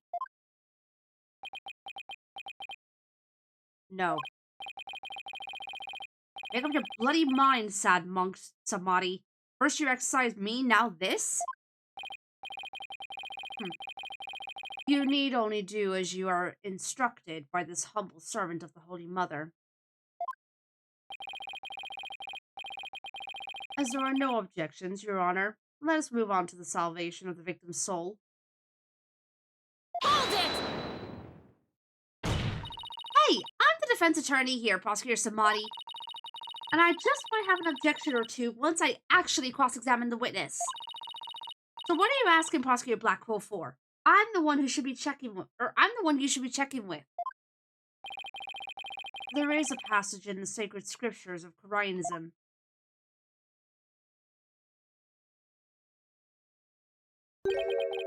Stir the wind is beyond the power of a spring chick.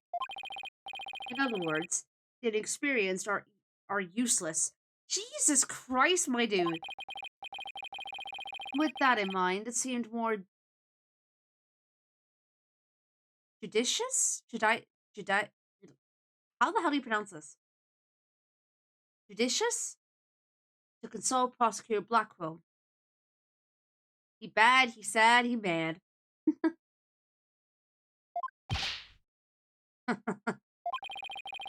He doesn't even see you as an adversary, Sykes Dono. Well, I won't let either one of you insult me. I'll show you I'm no inexperienced spring chick. Your Honor, I'm ready to cross-examine the witness. I hope you can make Prosecutor Samadhi see you as a worthy adversary, Miss Sykes. I'll allow your cross-examination, so you'd better strike while the iron is hot.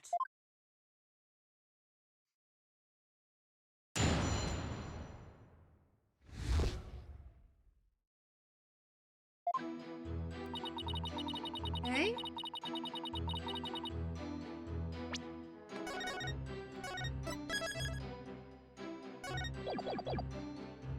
Hold it! So the murder must have happened sometime in those 20 minutes, correct? But 20 minutes isn't a lot of time, is it? I don't know. I mean, what do you want me to say?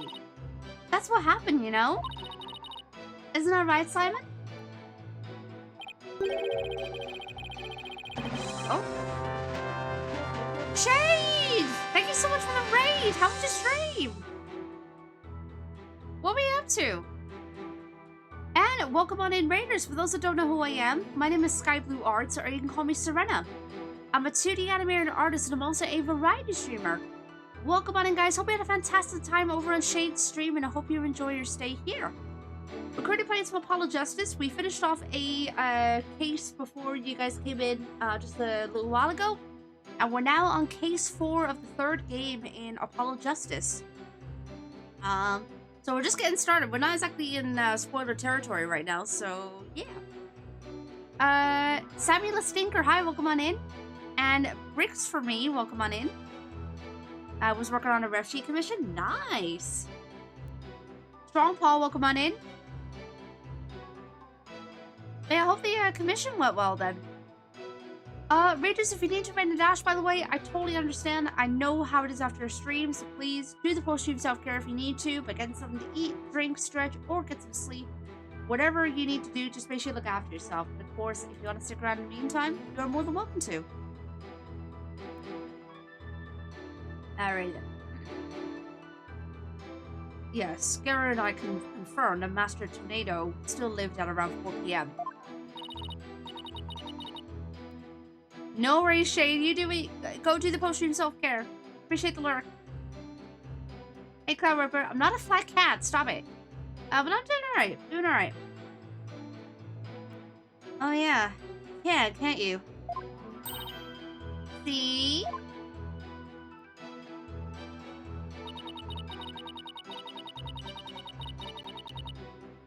Hold it! The fact that the two of you were there in front of the dressing room means you were able to see everyone who went in and out, right? Of course! Or are you insinuating that I was daydreaming or sleeping while standing up or something? No, of course not. I saw everything, I tell you. Fine. That's what you say anyway, but did you really?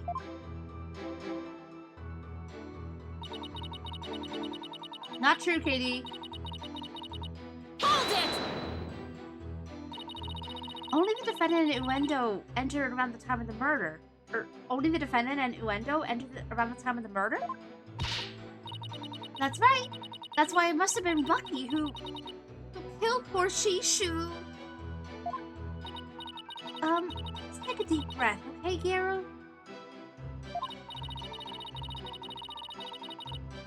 What's not true, Serena? Yes. So not a single other person set foot into the dressing room during that time? I already told you over and over, didn't I? There was nobody else. I must apologize on the lawyer's behalf. Even her memory is that of a spring chick's. Please overlook her transgression as best you can. Oh, I see. Poor thing. Hang in there, sweetie. Hey, who are you calling a bird brain, buddy?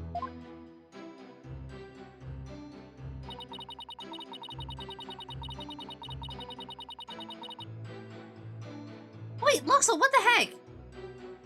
Hold it! Did you get him? That's my doggy. I keep him at the theater. Let's see. With a twist, twist, twist. And boom! There you have it, my cute Whittle Jigamoo. That is a creepy looking dog. He's kind of creepy looking. Oh, but he's a really, really good boy. And why was Jigamoo barking? Do you think it's because he saw someone suspicious? If so, then we'd have a new suspect in this case. Yeah, kind of, Cloud, yeah. They are kind of like visual novels. Now why was he barking again? Oh, I remember. Because it was time for me to feed him. So I went into his yard and gave him some food. Couldn't somebody have slipped into the dressing room while you were doing that? Nope, the door out into the yard was wide open. I would have seen if anybody went into the dressing room. Prosecutor Blackwell, come down to the stand for a sec, please. How many times must I do this? You saw what Gary was talking about, right? So why didn't you mention it before? Can't be expected to remember every minute detail. Well, remember them now, please. Did Gary go out into the yard? Oh, puppy! Yes, I remember now that she went to feed Jugaboo. Oh, sorry, I'm getting like a lot of phlegm at the moment.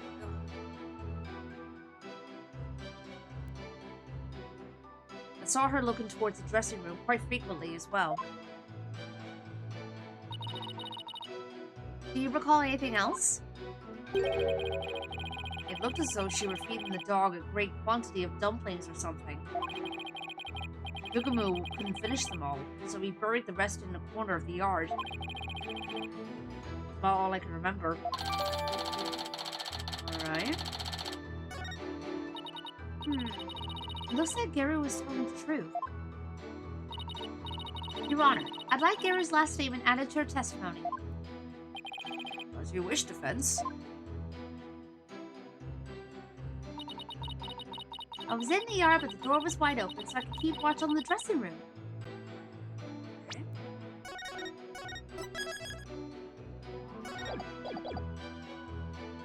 Hold it! You know what this means, right, Gary? You weren't in the hallway the entire time after all, were you? Well, okay, so I did go out into the yard, but it was just for a second. And the yard door was wide open, so I could still see the dressing room the whole time. The door was open, so you could still see the dressing room? Prosecutor Blackwell, I need you to understand again, please. What am I, your lady in waiting? Do you remember anything about the time Gary was in the yard? Simply that Jugamoo buried the food he couldn't finish in a corner of the yard. That's about all I can remember. Thank you. Didn't really need to hear about the dog again, though. When I finished feeding Jugamoo, I returned to the hallway. And then I saw Bucky go into the dressing room. No question about it.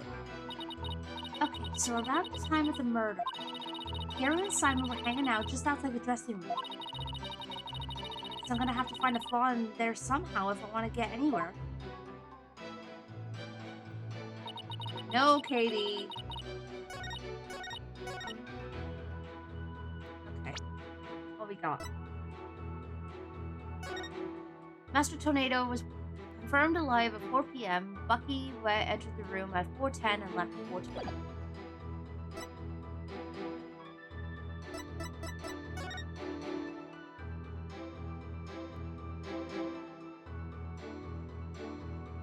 Wait, how would she have been able to see?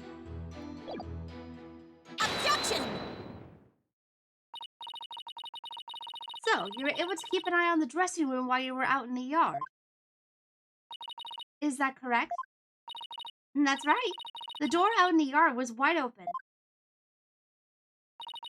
Sorry, but that makes zero sense. Take a look at this diagram at the back of the backstage area. There is a clear contradiction between the diagram, or this diagram, and the witness's testimony. Oh? I'm afraid I don't understand, Miss Sykes. Are you serious?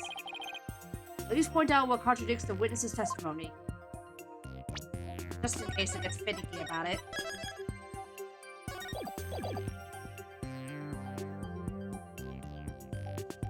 Take that!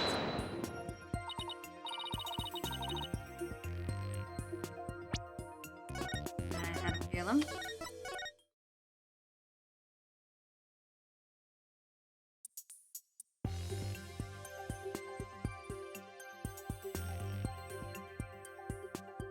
door we gotta point out? Take that! There we go. Garen was in the yard near the doghouse. Prosecutor Blackwell even saw her there. And while she was out there, the door to the yard had been left open. Oh, I see. Yes, if the door to the yard was wide open, as Garen said, it would have blocked her view, making it impossible for her to see the dressing room. What? No way! But even if there were admittedly a few moments Garen was not keeping watch, how much would that really affect this case? It would greatly affect the case. From the spot Prosecutor Blackwell stood, he couldn't see the dressing room door either. Anyone could have entered the dressing room during that time without being seen.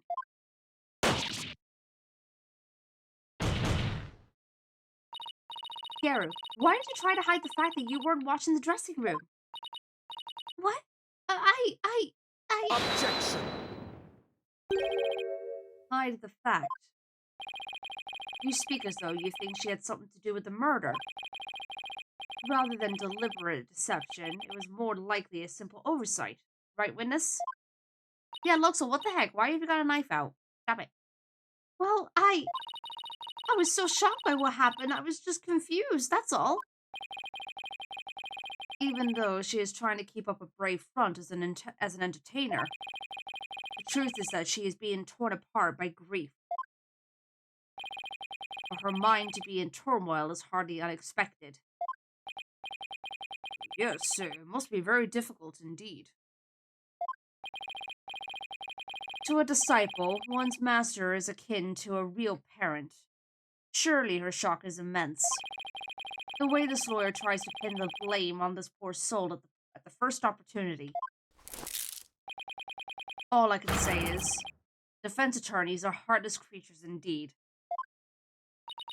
But that wasn't what I was trying to do. Is it beyond your comprehension, defense? Your unskilled argument is scarring this witness even farther.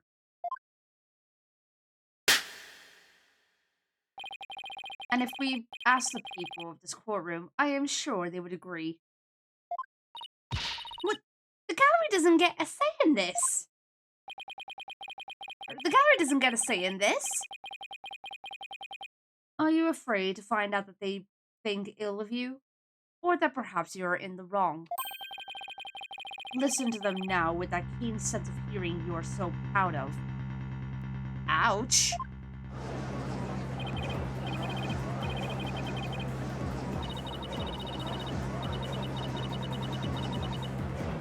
Why is the lawyer's outfit so yellow? Jesus Christ.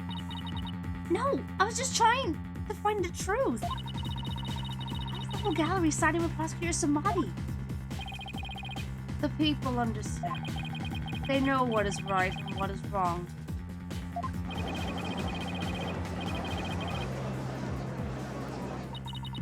I hear the voices of the gallery. I can hear the voices of their hearts. It's so intense. I feel so alone up here, fighting by myself.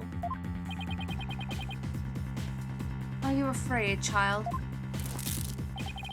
It is ludicrous to come to trial with such paltry preparation of the soul. I command you to leave the courtroom at once. I can't give up. I have to keep pressing on. As long as there was a moment when nobody was watching the dressing room door, the defendant can't be convicted solely on Prosecutor Blackwell and Gary's testimonies. Can Samadhi go away already? Give you that. Even now, you would continue to resist? You are childish in defeat as well, I see. I'm not out for the count yet, Buster. I'm just getting started. Despite your posturing, is it not true that your resolve could crumble at any moment?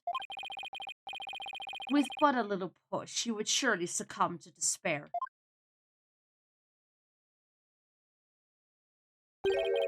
A little push such as with this piece of conclusive evidence. Conclusive evidence, huh? And that is correct. We found a critical piece of evidence at the scene of the crime. The victim's dying message, which clearly implicates the accused, Bucky Wet.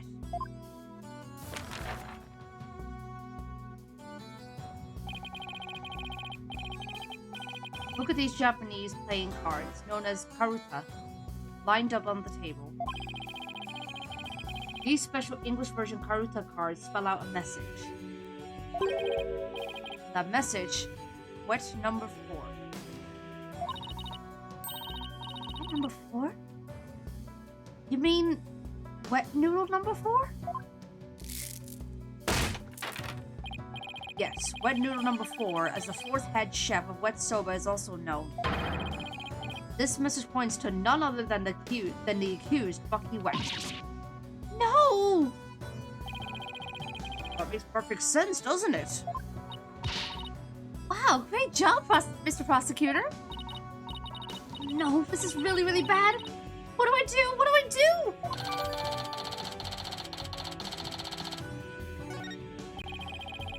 Would you still carry on your futile fight in the face of this irrefutable evidence?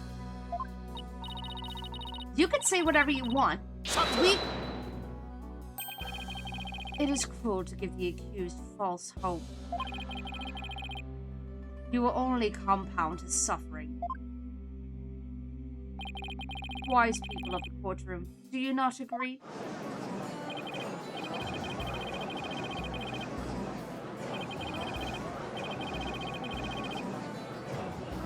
Oh boy. What? But I'm trying to prove Mr. Wet's innocence here. I know you can hear them, defense. Their voices implore you to save the accused's soul. It is time for you to let it go and move on, you inexperienced lawyer. You lack the competence with which to accomplish anything meaningful here. Is he right? Is this too much for me to handle on my own? God damn it. How is this being allowed? Now, defense, leave everything to this humble servant of the Holy Mother. Silence! Thank you! Finally, someone standing up for Athena. Oh, okay. He's trying to use your keen sense of hearing against you to manipulate the trial, Athena. What a cheap trick for a supposedly holy man. Yeah, honestly. Simon! Feels so weird seeing him on this side. And you fop doodles in the gallery. Can't a man watch a trial in peace? This inexperienced amateur is about to turn the trial around.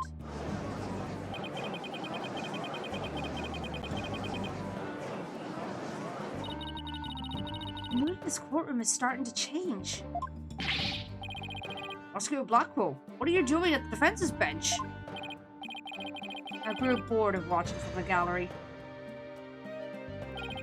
Besides, if I were to leave this trial to this spring chick, and lose my favorite soba shop in the process, I would be quite cross.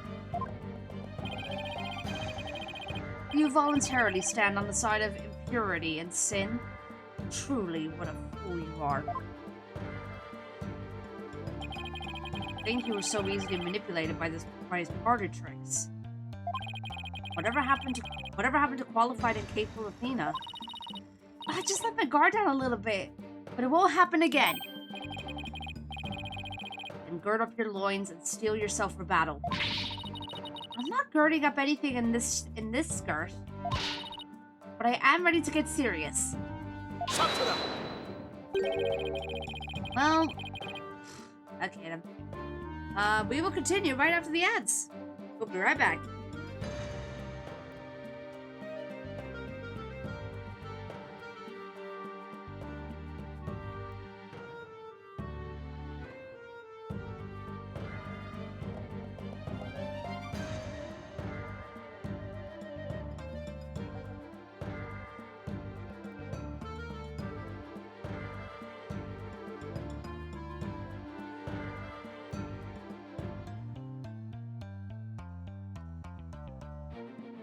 He's not amused by your floundering. I guess so.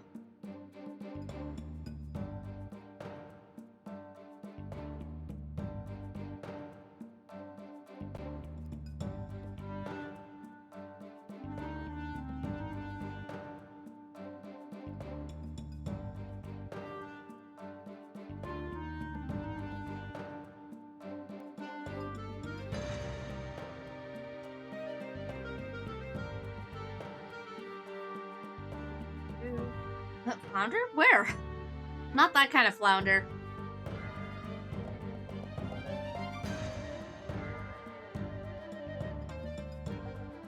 Katie, why are you blaming me? Hello?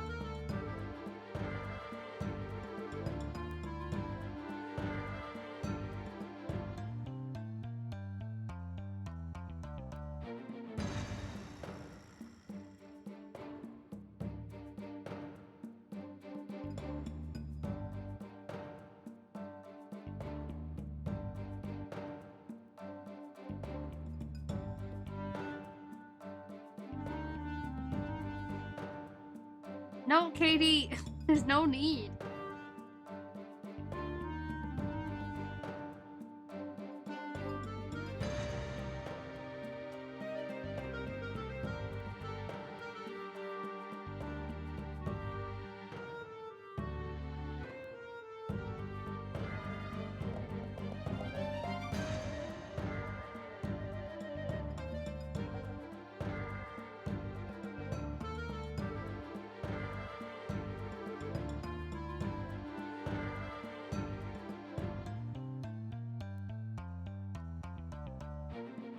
Katie, you're just making out crap. Like, you're just making it seem like I'm the bad guy here, but I'm not doing any of this.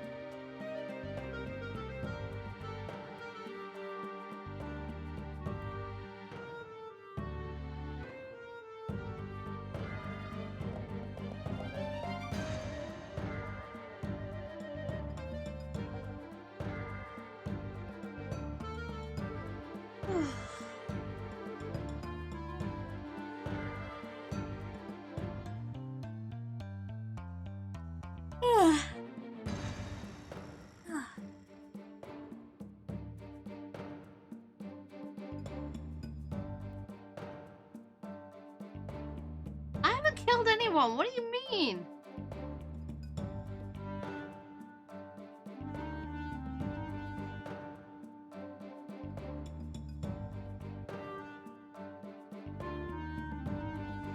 Alrighty, welcome back from ads, everyone. Sorry about that, and also thank you for your patience. Appreciate it.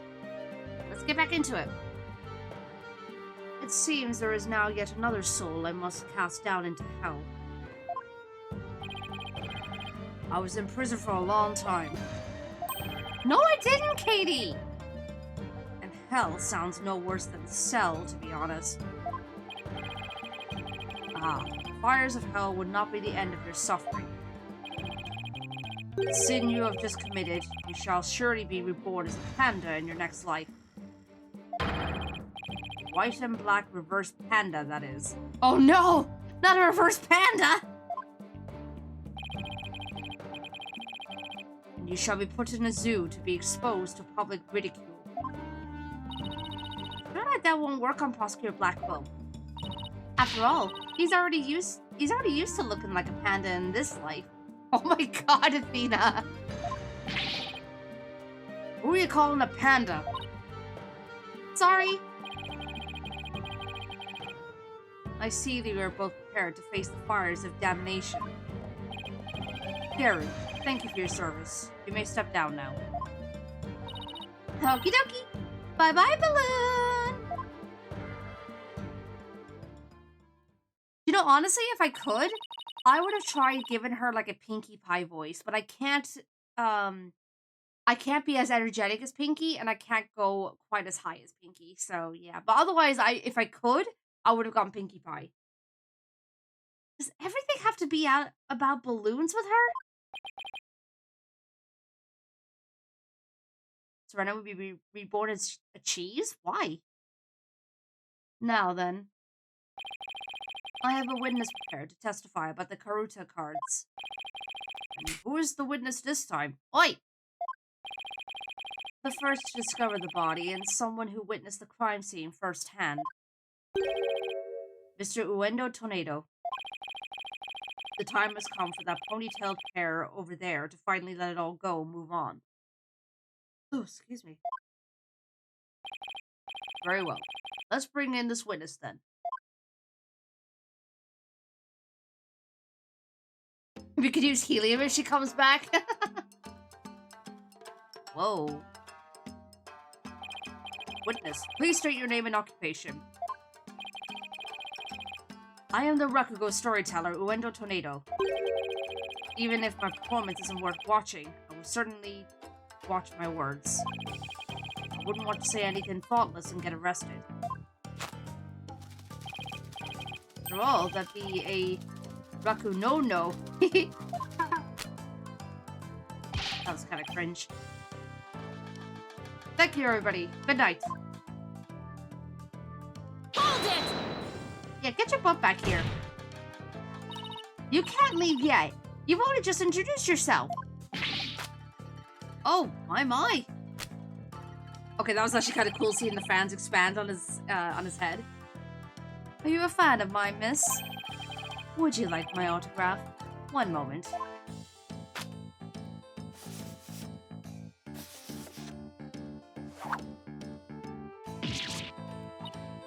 Ow! What do you think you're doing? No need to stand on ceremony. My fan deserves a fan, after all. A fan for a fan. Nice one. Oh, wife, it isn't Simon. How are you on this fine day, sir? Quite a dilly of a pickle we found ourselves in, wouldn't you say? I don't believe I've ever seen you talk quite so much, Uendo. Never performed in a place like this, you know. Got butterflies here, can't you see? Why do I always get the weird ones? Honestly, you and Phoenix are pretty much the exact same. You always get the weird ones. Well, pardon me, witness. As much as I enjoy your banter, I believe we had better return to the case at hand. Yeah, welcome to Ace Attorney, Athena. Exactly. Ah, I suppose you're right. In that case... I was promoted to Kutasume yesterday and received the stage name of Uendo. Show was our way of celebrating my new name and middle rank standing. Whoa. That's quite the pose. And then that happened. Never dreamed something like that happened, not in a million years. And just as I got my chance to start repaying my debt to Shisho, too. Yeah. Wasn't worried about Geru. The way she clung to Shisho, poor thing. I told her to keep a stiff upper lip. Stuff like rigor mortis. Stiff like rigor mortis. Keep telling those lame jokes and Shisho will come scold you from the grave. Don't mind getting yelled at, you know. If I meant seeing him again. Uendo, please. As charming as your various characters are, this isn't a Rakugo stage. Let us hear your testimony now, witness. Tell the court about the evidence left at the scene, the proof of the accused's guilt.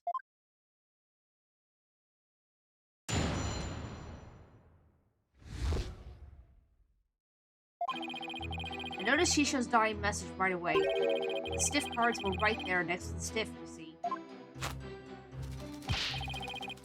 Hey now, enough with the silly puns already.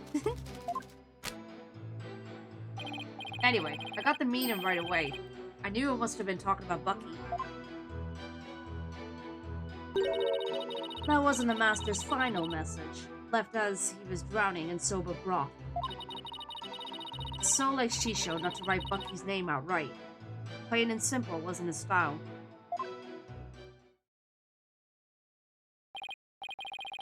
Oh, that was certainly a more entertaining testimony than usual. The variety of characters performed by the witness was absolutely splendid. But he shouldn't be performing any characters in the first place, Your Honor. Innuendo, the murder weapon hasn't been determined yet. So how can you say that the victim was drowned in soba broth? It's obvious. All you have to do is look at the crime scene. He was found with his face shoved in a bowl. It's only natural to assume he was drowned in the broth for the noodles. Except we're not here to assume things, Uendo, so please stick to just facts. My. It's so like a soba chef to kill someone this way, wouldn't you say? And with the Karuta message he left behind, it's clear Bucky what did it. Setting aside the issue of the murder weapon for now, that dying message certainly does seem to be irrefutable evidence. Indeed, it proves the absolute guilt of the accused. Even I've got to admit that I can't see how that message could mean anything else. Bucky used soba for the deed, all to get back the soba shop deed.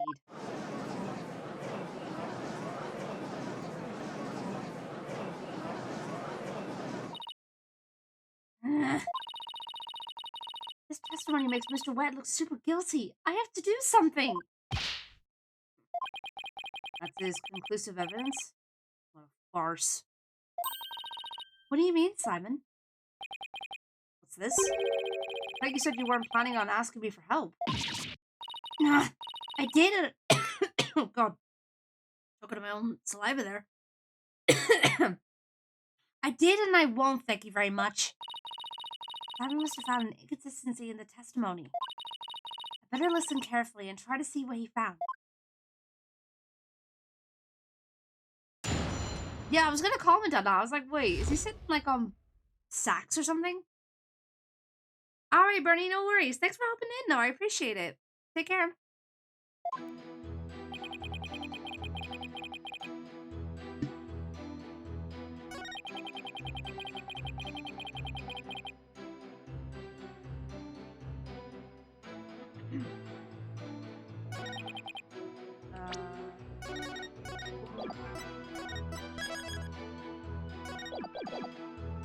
Hold it! Wendo, when you saw the cards on the table, what made you think they were Master Tornado's dying message? Well, it was a coded message right there next to the body. I'm sure anybody would have thought that they were there to name his killer. I love murder mysteries and often watch them on TV. Great. Oh, I see. I saw a similar scene during a murder mystery marathon last Tuesday. That's what made me think this must be a dying message.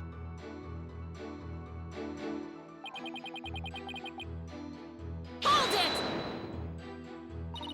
The cards were on the table your master's body was slumped over, right?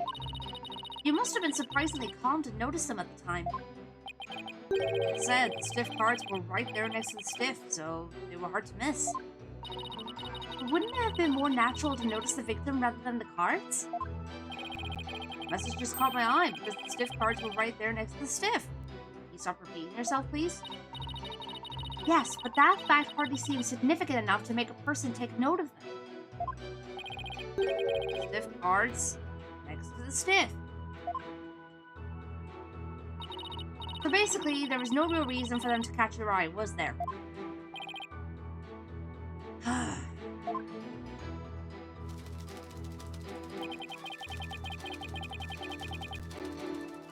it! That's right. I need you to give your testimony, not perform a scene.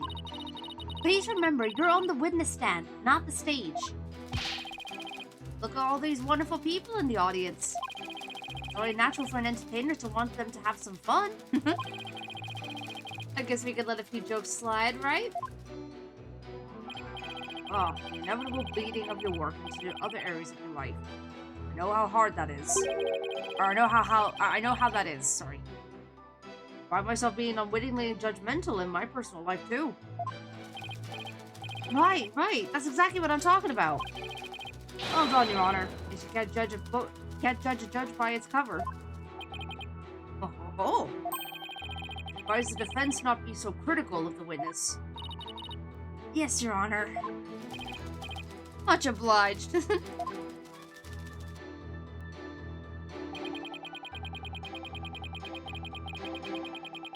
Hold it!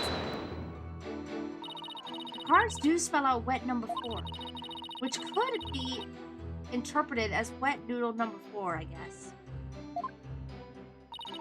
I guess it should say no instead of number, but you know what I mean. I suppose you took this to mean Bucky wet? There's only one wet noodle around here, and you've seen that giant 4 on his back. The only interpretation that makes sense. Yeah, I guess so. But wait a minute. What is it? What if there's another wet noodle in the area?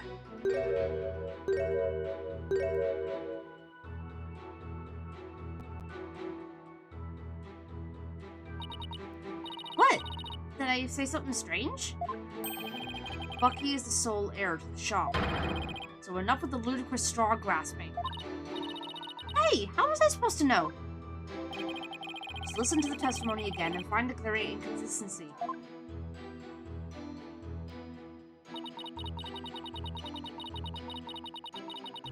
Hold it! So the victim lined up those cards in his final moments? How can you be so certain that's how it went down? I know Shisho. He would never let anyone get the last word on him, even in death. With his face in sober broth and his consciousness fading away, he left a message that pointed toward Bucky as he left this world. The only way it could have happened. Wait, the only way? Now you're just speculating. Look, a dying message is something you leave as you're dying, right? I saw a scene like that in a detective show. Chop it up. That's fiction. Wendo, we have a saying in my country. Silence is more precious than diamonds. Please do not speak any more than is necessary. Basically, shut. Talking is my livelihood, you know? I talk all the time. This and that, truths and untruths. I can't stop myself from talking. Literally yapping, my dude. Hopefully I'll stick to the truth without any of those untruths.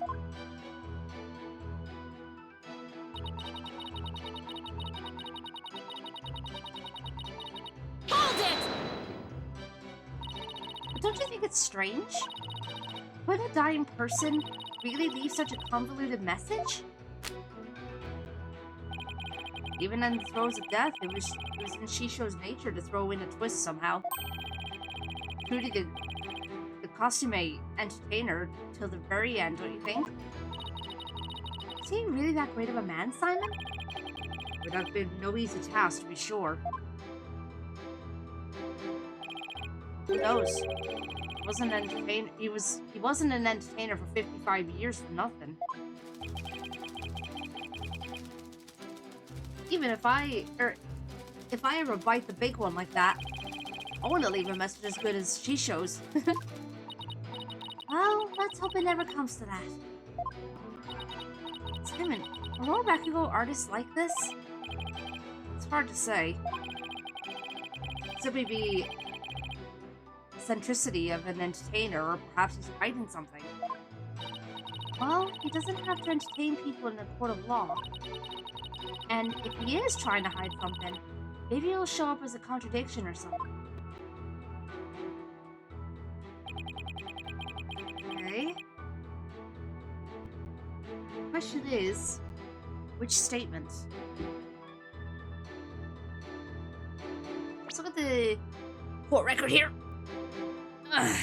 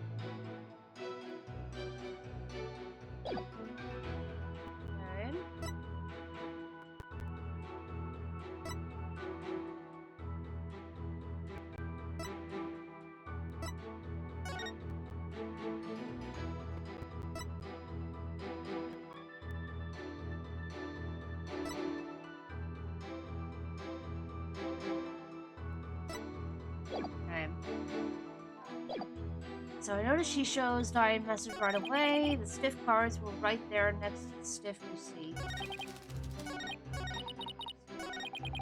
Anyway, I got the meaning right away. I knew it must have been telling about or talking about Bucky. That was the message final message left starting in soap rock. So like she showed up to write Bucky's name out right. And it simply wasn't the style.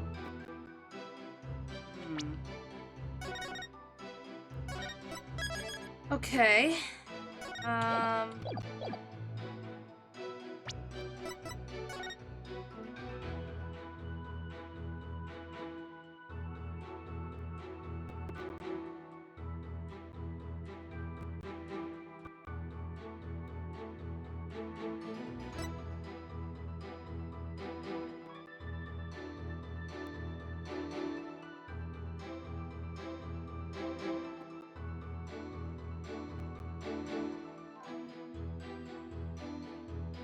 Am I trying to read the cards? Trying to read it sideways.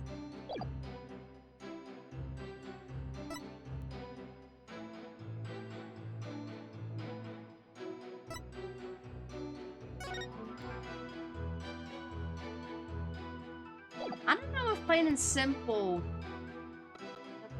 wasn't a style.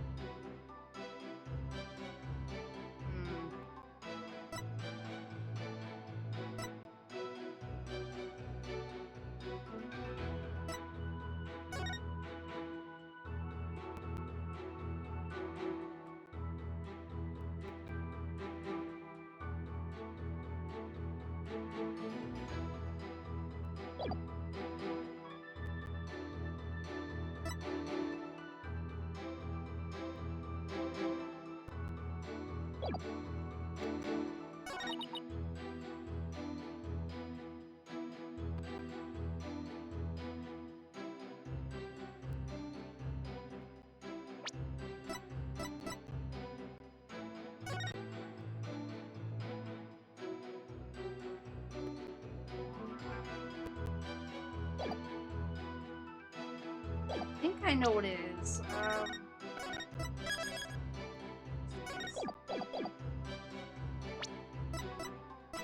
Objection! Yep. I just had to read it and think about it for a little bit. I got it. There's a contradiction in Wendo's testimony. And would you care to explain where, Miss Sykes?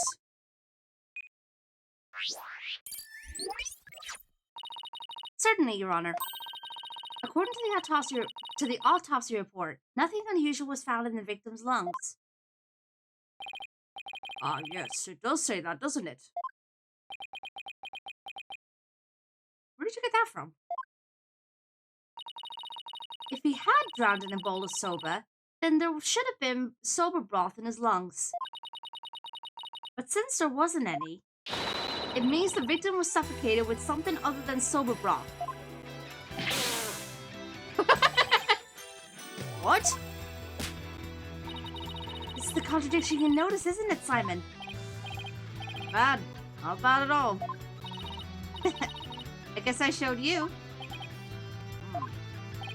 But drowning in the soba broth wasn't the cause of death. Then when was the victim's face thrust into that bowl? Typhoid Tornado's face was thrust into the bowl before his murder, during his murder, after his murder.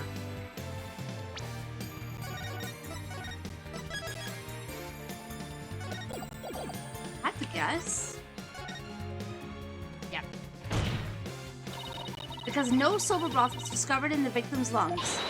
His head must have been placed into the bowl after he was killed. And that's when the soba broth must have been spilled onto the character cards. In other words, the victim could not have lined the cards up as he was drowning. I see. So it was done after he was already dead. Why would the culprit do such a thing? Frame the frickin' defendant, of course. I'm afraid I don't know yet. Objection!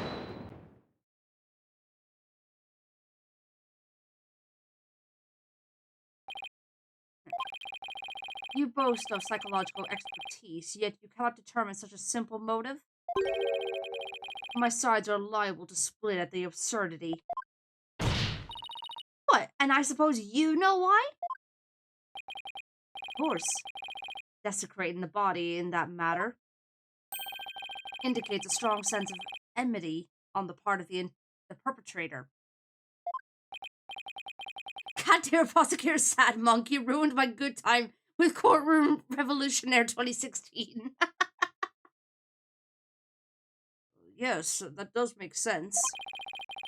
Certainly paints a clear picture of the culprit's intense feelings towards the victim. Feelings of resentment over the theft of the soba shop's deed, no doubt. Just great. Now the judge has an even more unfavorable impression of Bucky. Silence. Must you come undone at every juncture? The culprit had time enough to set up Master Tornado's body. Do you think they would have honestly failed to notice the dying message? Good point. The cards were right in front of his body, after all. Rationally speaking, there's no way the culprit could have missed that, huh? Objection. But was the accused rational at the time, given the way he stormed out of that room? Silence. Never mind that. I have something more important to ask Uendo. Me? You saw the Karuta cards firsthand, did you not? Would you care to tell us about them in a bit more detail? Those tiny crime scene photos show us precious little of what I wish to know. Well, those cards are from Shisho's special Sopa Seeds of Tokyo Past set. Each card is related in some way to Soba. Spare me the history lesson. Just tell me how the cards looked at the scene and no more. Well, there was soba broth spilled all over them. That's not much help, I'm afraid. Oscar Samadi, do you have a photo that shows the cards more clearly? I do. Please accept this meager offering, Your Honor.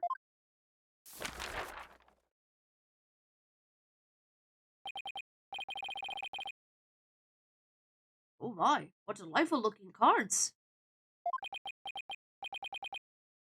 Well. Aaron, Prosecutor Sadmonk's conclusive evidence of cards should be a breeze with this. Huh? Don't tell me you haven't noticed. Don't be silly. Of course I have. Not noticed anything. But I can't exactly say that now, can I?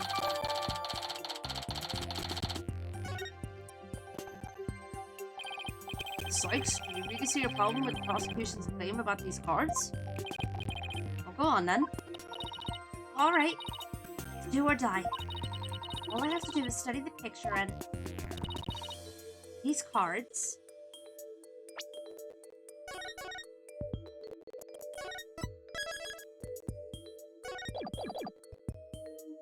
I have the feeling that they were rearranged, personally. Yep, knew it. These cards were rearranged. How can you tell?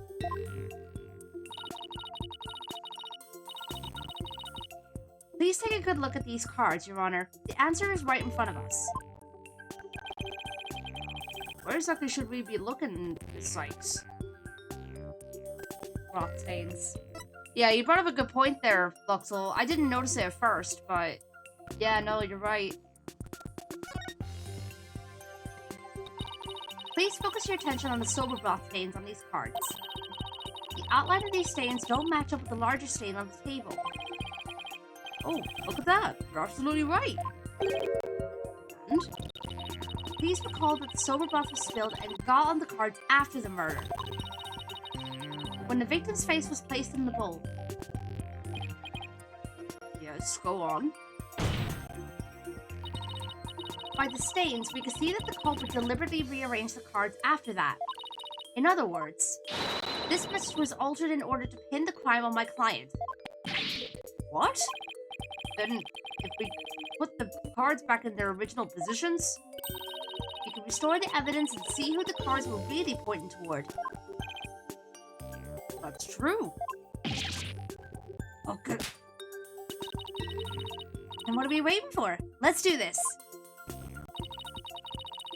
All I have to do is rearrange the cards so that the panes match up. Let's see. Where was this W card originally? What was the top? It was originally up here. So looks like it matches this one. Perfect. Okay, page card is next. Let's see. Where was this page card originally? Looks like it fits here. Yes! Now the E card. Okay.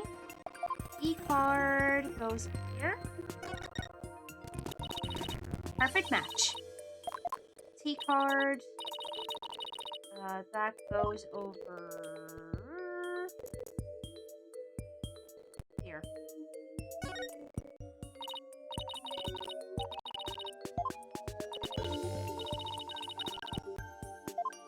And that goes over here.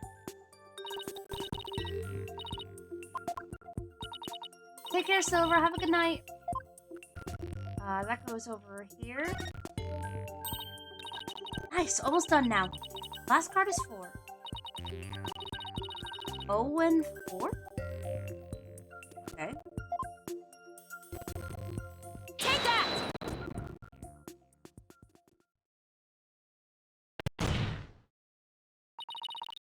So the message wet in 04 was originally supposed to say 0 and 4th. And this original message is our clue to the identity of the true culprit. What? An indignant look on Prosecutor Sadmonk's face is positively priceless. It's absurd.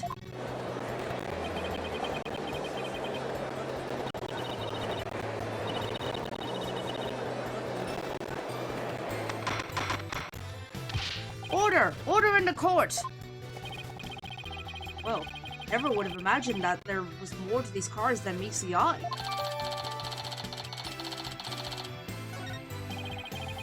So now that's settled, what does this 0 and 4th mean? Wait, am I?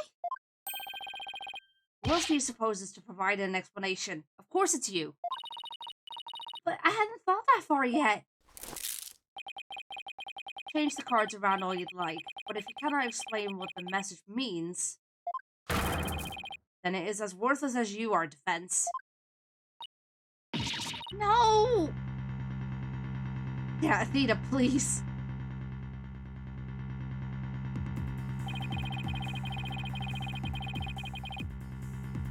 And so the spring chick that fancies itself as a grateful swan is brought back down to earth. To do something, but what? Still your thoughts for a second. There's a perfectly good witness to question over there. Oh, right! That's a good idea. Come on, Athena. Get a hold of yourself. Wendo, does the phrase 0 and 4th mean anything to you?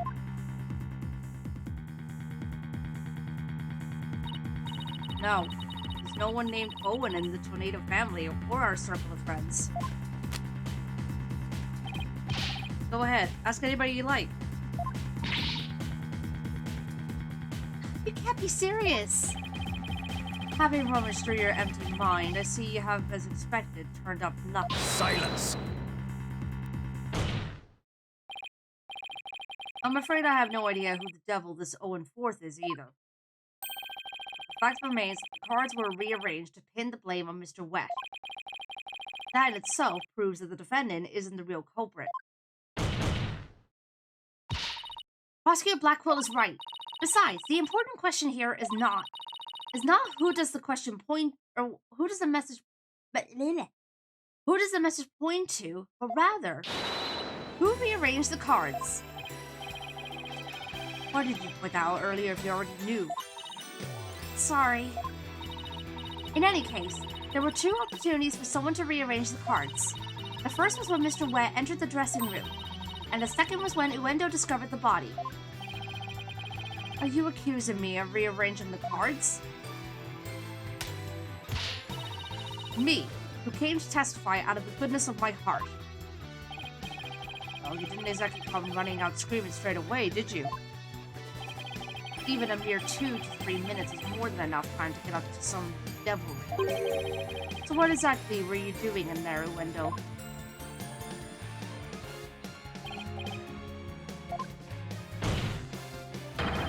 Put down the tea and spit out your answer.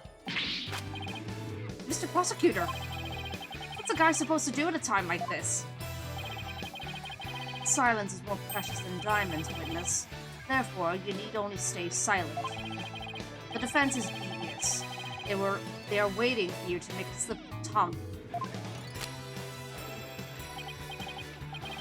Oh, I see. So that's what they're after, is it? In that case, Your Honor, I've decided not to say another word. Very good. After all, your right to remain silent is protected by law. Well, Prosecutor Blackwell, any other brilliant ideas you'd like to share?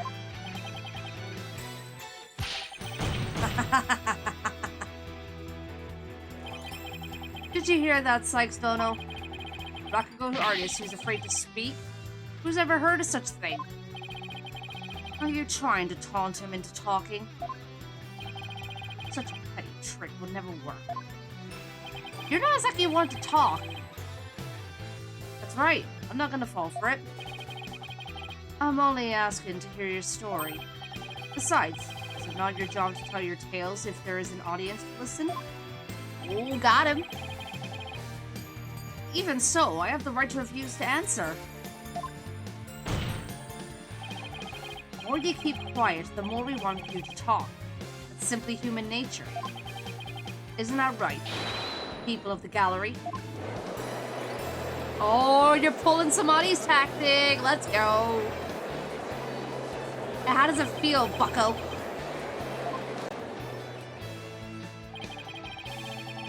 Even with this wonderful audience in front of you, you still refuse to talk? If so, then perhaps you chose the wrong line of work, my friend. Oh, got him! Are you saying I should quit? Because I'm not afraid to speak my mind, I'll have you know. No, never mind what I just said. It is scary to talk. It's absolutely terrifying. But no, as a Rakugo artist, I must talk. If I don't, how can I ever show my face on stage again? Your Honor, I'm ready to testify. He did it! He managed to convince Uendo with his power of suggestion technique. Bully for you, and Uendo. That's as real Rakugo artist should. That's as a real Rakugo artist should be. All right. If the witness wishes to testify, then by all means, please do. Simon says that it works in your favor. Yes. Turned by such an obvious ploy. What a man of weak spirit. Dude, you were basically doing the same thing he was doing, like, to Athena. So, zip it.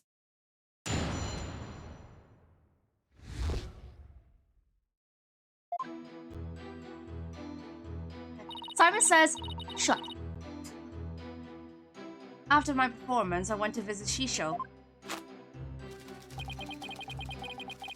I called to him from outside the room, but he didn't reply. When I entered the dressing room, I saw Shisho slumped over the table, motionless. From what I can tell, there do not appear to be any inconsistencies in the testimony. Even Serena's haven't done of sad monk samadhi. Yeah, you're right. Of course there aren't any, because I'm not trying to hide anything. Prosecutor Samadhi's right. I don't see anything inconsistent either. But I did pick up on some faint discord in Uendo's heart. Ponder all you would like, defense, but it is pointless. Your Honor, I believe there is no need for further deliberation. Hold it! I disagree, Your Honor. I detect discord in the voice of the witness's heart. That's a clear indication that Uendo was facing some sort of inner turmoil.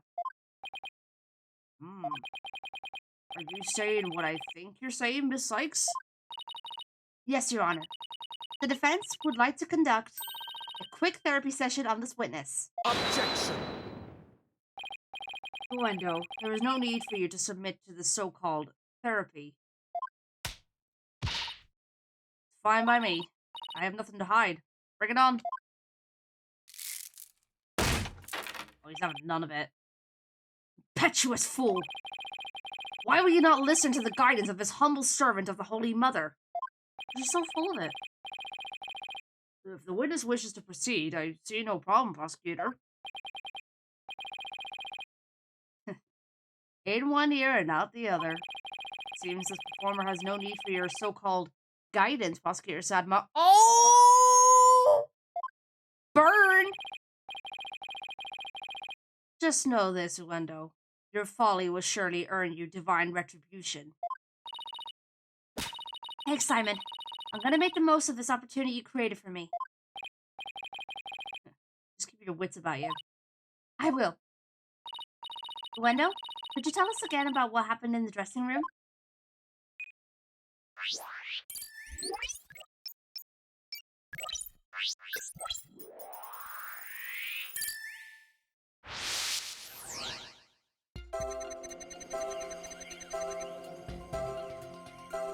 Okay, so after my performance, I went to visit Shisho.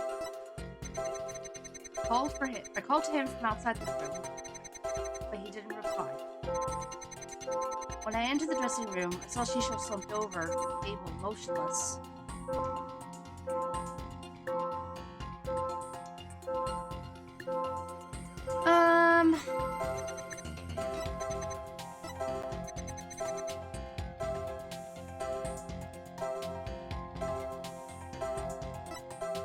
You would think that if he saw the body, he'd be more shocked.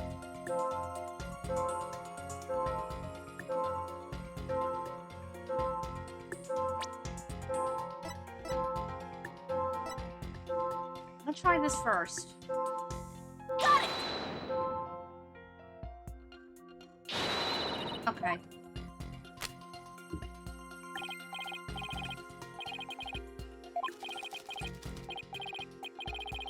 Shush, shush, shush, shush, shush.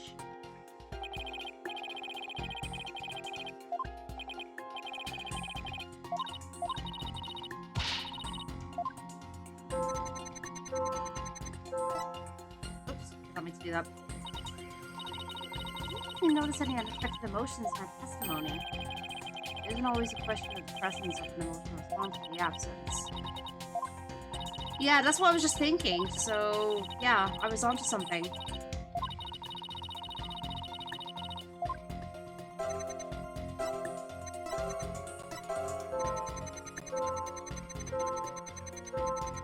Yep. Got it! There we go. Yeah, that was the first thing I noticed. I was like, normally when you see someone dead, you'd be shocked. Wendo, I'm noticing something strange with these emotions. Some thin stranger with cheesy toast skin, you say? No, something strange with these emotions. How could you have heard something stranger with cheesy toast skin? I don't know. Maybe it's me who's got some cheese in my ears. You might want to get your ears cleaned out, dude. Did he will the floor to open up and swallow his cushions out of shame for that bad joke? The point I'm trying to make is that I noticed something unexpected in your emotions. Now stop hiding and come out where we can see you. Bailiff, please bring the witness a few replacement cushions.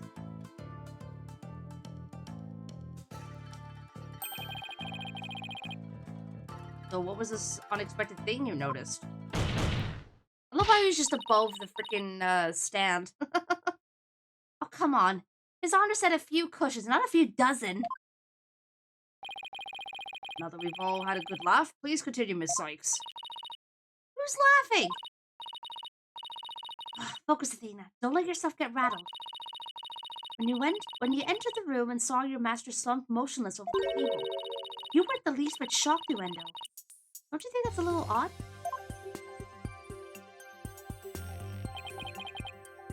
Is it though? Lack of surprise means you were prepared for what you saw. And I think I know why. The reason Uendo wasn't shaken when he saw his master's dead body is because... I'd say he knew about it, but let me say real quick.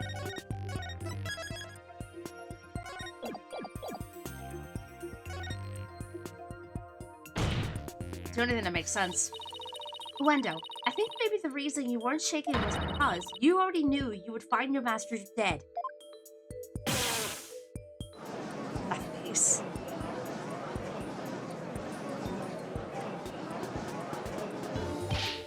What? What kind of a thing is that to say? You've got it all wrong. Oh, right. I just remembered something.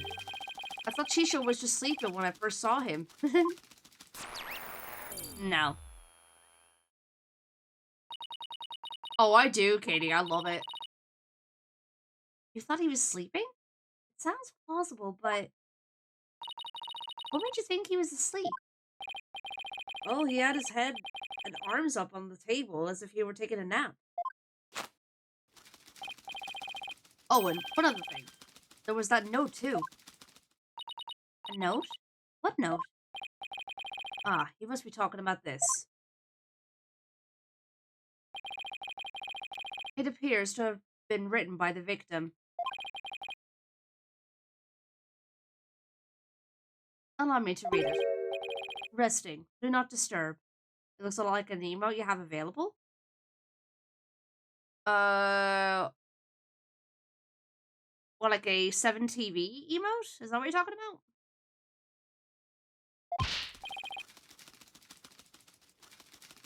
Oh, that one!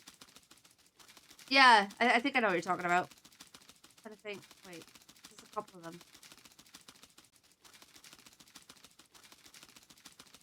Regardless. Ah, that's the note I saw.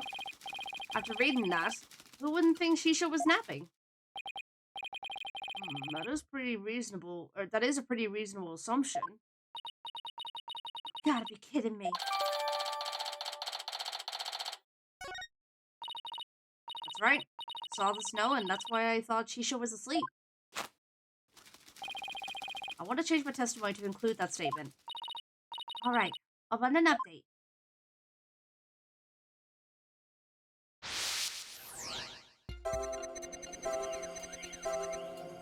Ah yes, I nap in my soup.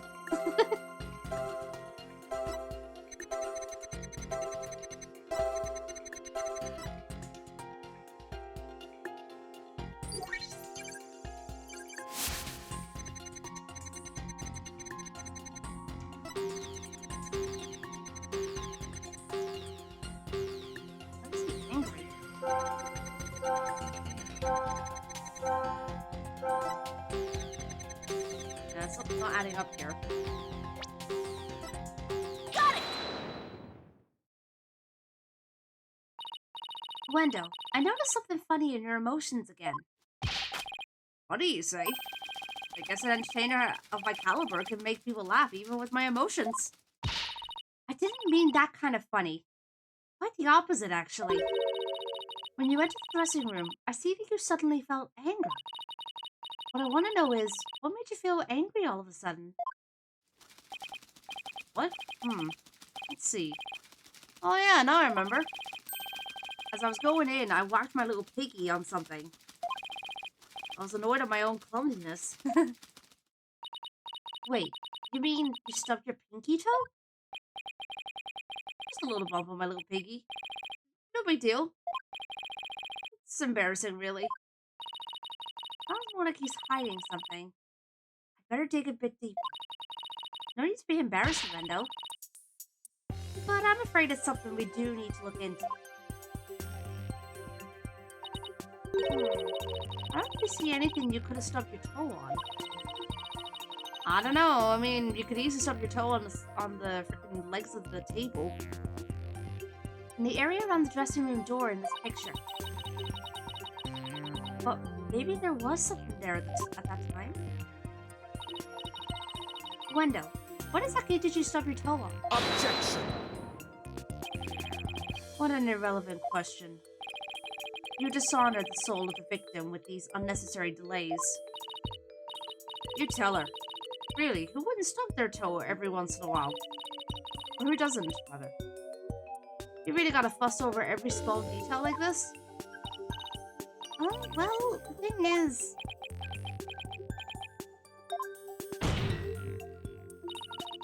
Even the most subtle of fluctuations in a person's psyche can clue us into the truth. That's why it's important to get to the bottom of this question.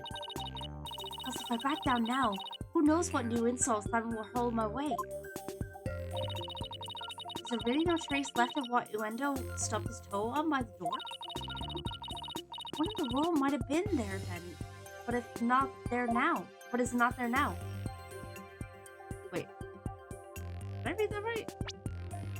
What in the world might have been there then, but is not there now?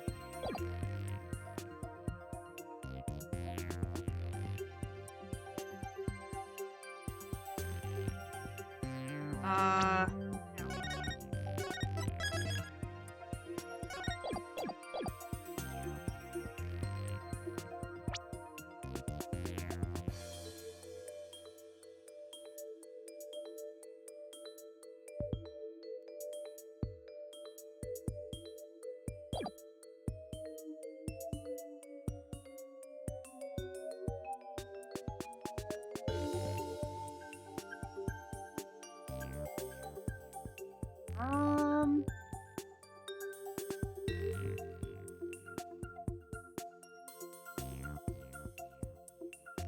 I'm just gonna try the table because I feel like yeah, exactly. How are we supposed to know? Because we didn't even go to the scene of the crime. What the heck? This bull.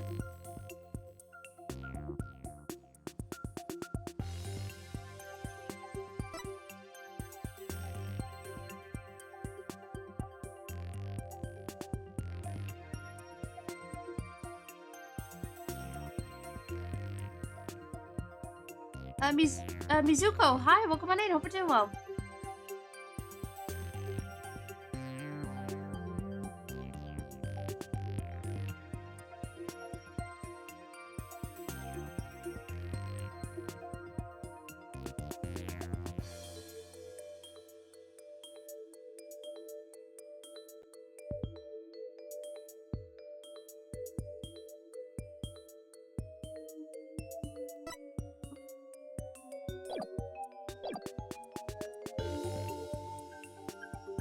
I do. Now that you mention it, I do see those. Oh, I see. Okay, I actually thought that you had played this.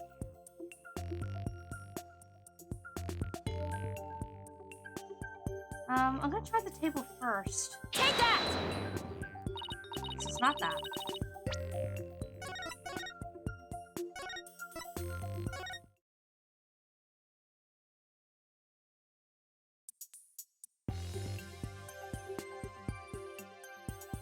Take that!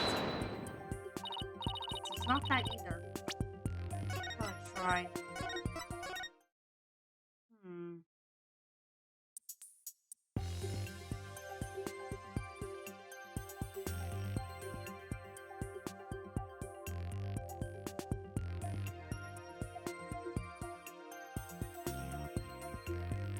What could he have stubbed his toe on?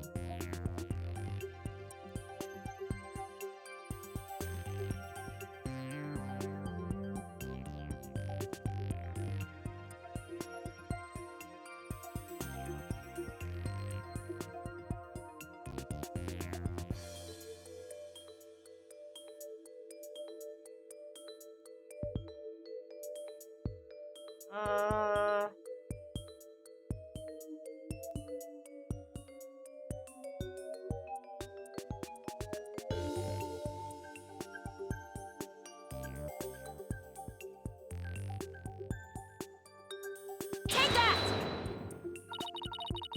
I was just taking a guess. Because I noticed that piece of paper there and I was like, hold on a minute. Take a good look at this photo of the crime scene.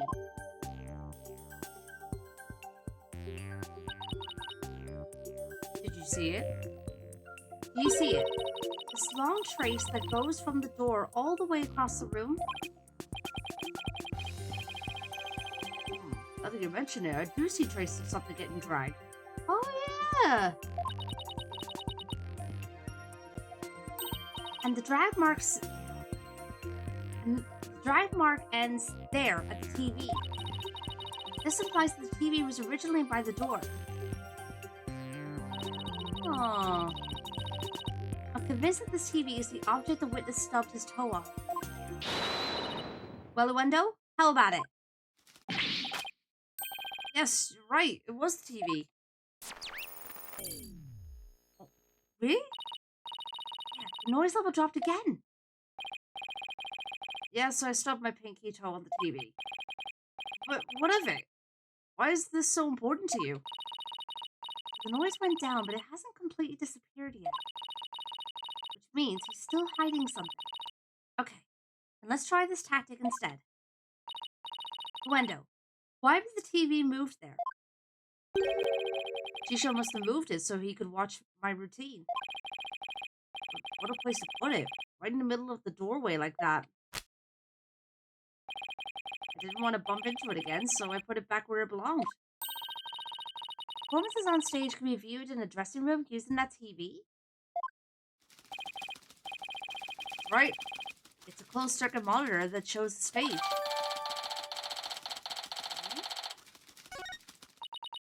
I see. Now what? I can't find anything else out of place. I still haven't gotten the noise level down to 0 yet. I'm still getting noise here, but I don't see anything else fishy. This is precisely why amateurs are such a bother. Sorry. I'm in no mood to play nursemaid here, but if that's what it takes to save the soba shop. Oi, Wendo. Here's a curiosity for you. This table Master Tornado is slumped over. Looks like it was moved. Did you happen to bump into it while you were moving the TV back? Why? Yes, you're right. The TV hit the table and Shisho's body moved with a jolt. That's when I first realized that Shisho was dead. Oh, how scared I was. I see. Thank you. Finally getting a more precise picture of how the body was discovered. But I'd wager you need to put the spurs to Iwendo just a trifle longer. Right.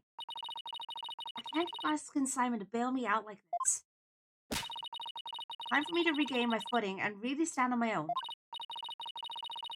Iwendo, what you said just now about discovering your master's death, would you please describe all of that again for the court in detail?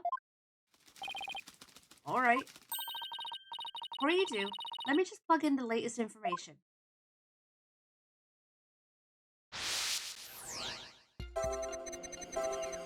Okay.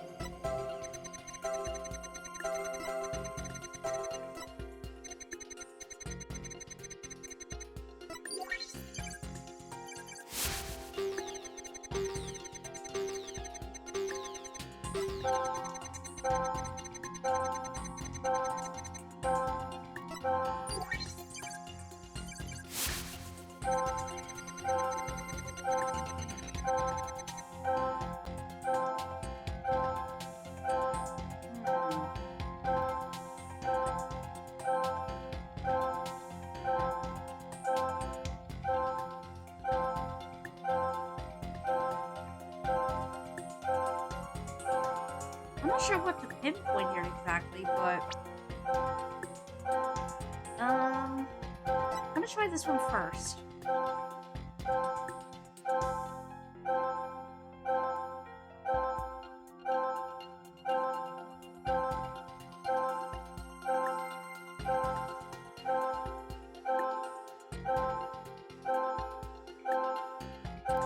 Oh, yeah, I'll wait until the ads are over.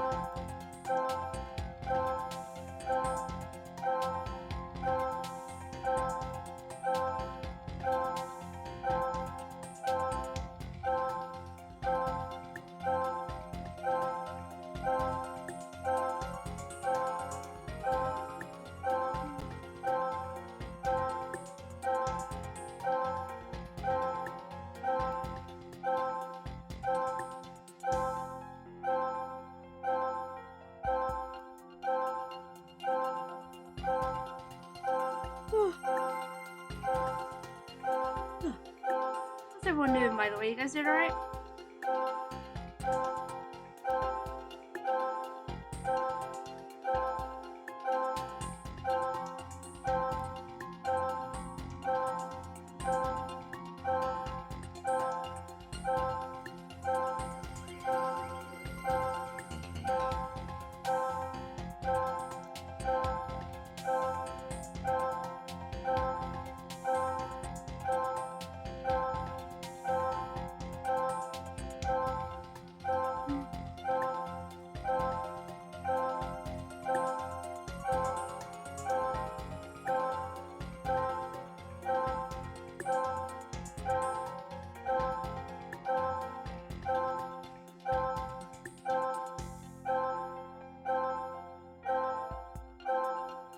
Watching the stream? Heck yeah.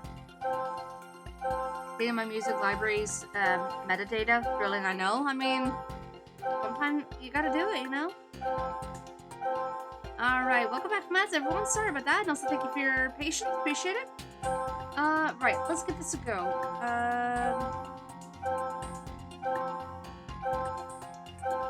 Heck.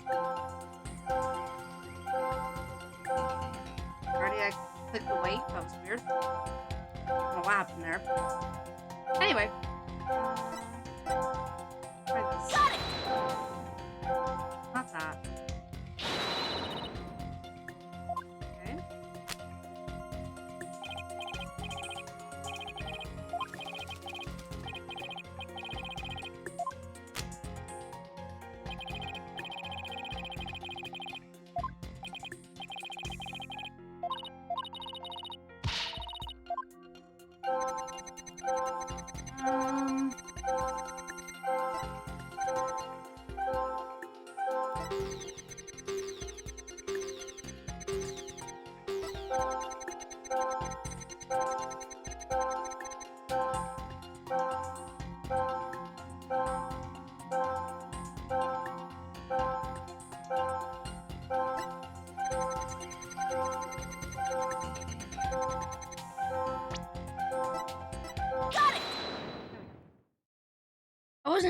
I wasn't sure which one at first. That's odd. After the initial shock of finding the victim dead, you reacted with surprise again. What was it that surprised you, Wendo, besides your master's death? What do you mean? What's more, you were even more surprised the second time than the first. What could surprise you more than finding your late master? Search me. Your little thingy must have made a mistake. Silence! The girl is as sharp as a trout, to be sure. But her ability to hear people's emotions is absolute. Now get to remembering, Wendo. What was it that surprised you? That was a compliment, right? Like, Oh, great. No, we pushed him too hard and now he's mentally all over the place. His emotions are completely out of control. Out of control? Care to explain how that's relevant? You know how normally I listen for hidden emotions in the witness's voice, right? From there I look for inconsistencies between their testimony and those emotions. Sometimes a person's feelings can run too high, making it hard to get proper readings. That's how your Matrix program works. Fascinating. Ordinarily, it's just one emotion that runs out of control. But it seems there's nothing ordinary about this time. Right. Oh god, here we go.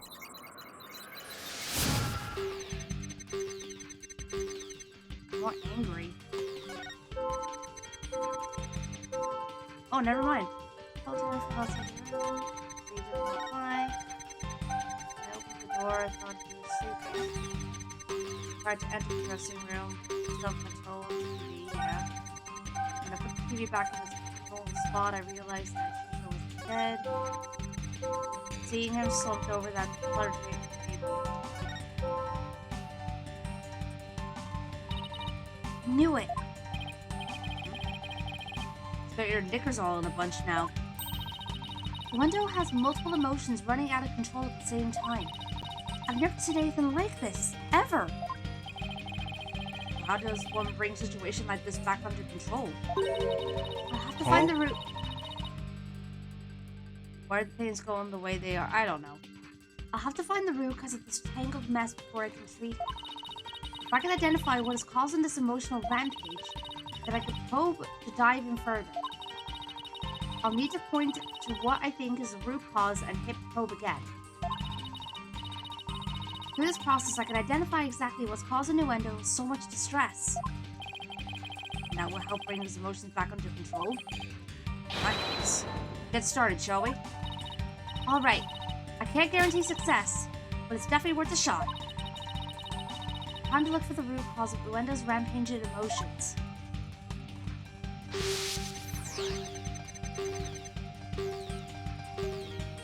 Yeah, why is he angry here?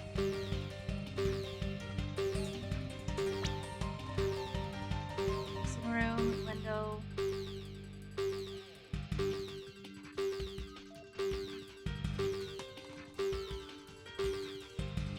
Got it!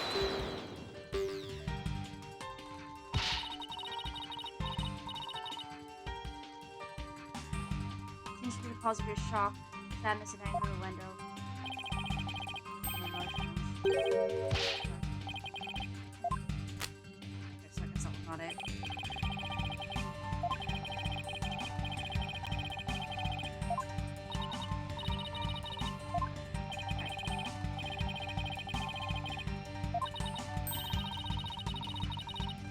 Maybe Nuendo saw something to make him feel this way?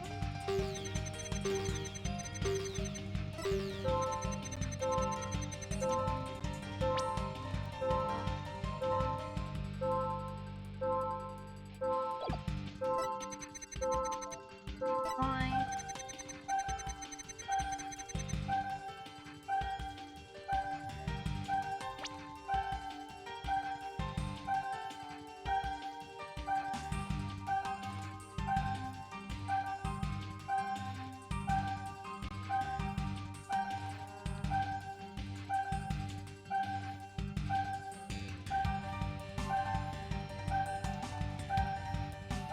Got it!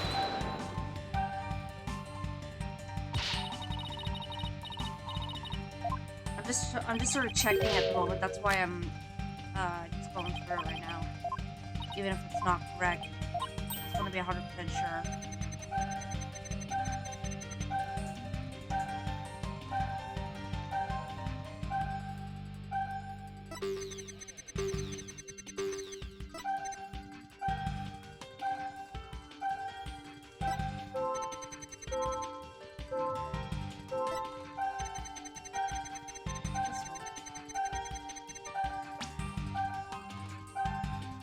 Got it!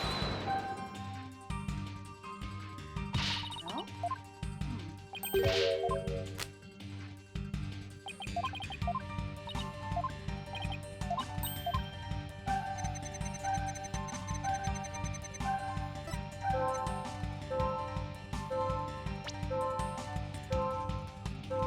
There we go. Got it! There we go. So what was the cards? I get it now. The cards were the root of it all.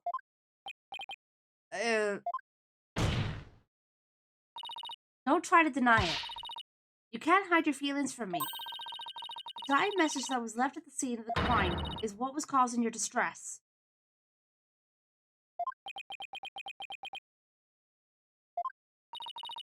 And if the dying message was the cause of all those feelings, then that means the phrase Owen Forth must mean something to you. Oh, there we go. Got him. Yeah, who knew? Who knew, Katie? There, noise level 0. Finally! Satura! Satura. The dying message consists of 2 words, Owen and Forth. But neither of these 2 words have anything to do with this witness. How do you know? This topic warrants no further argument. Sure, there may not seem to be any direct connection between Nuendo and the message. For now. But why don't you wait and decide what's necessary after you hear my theory?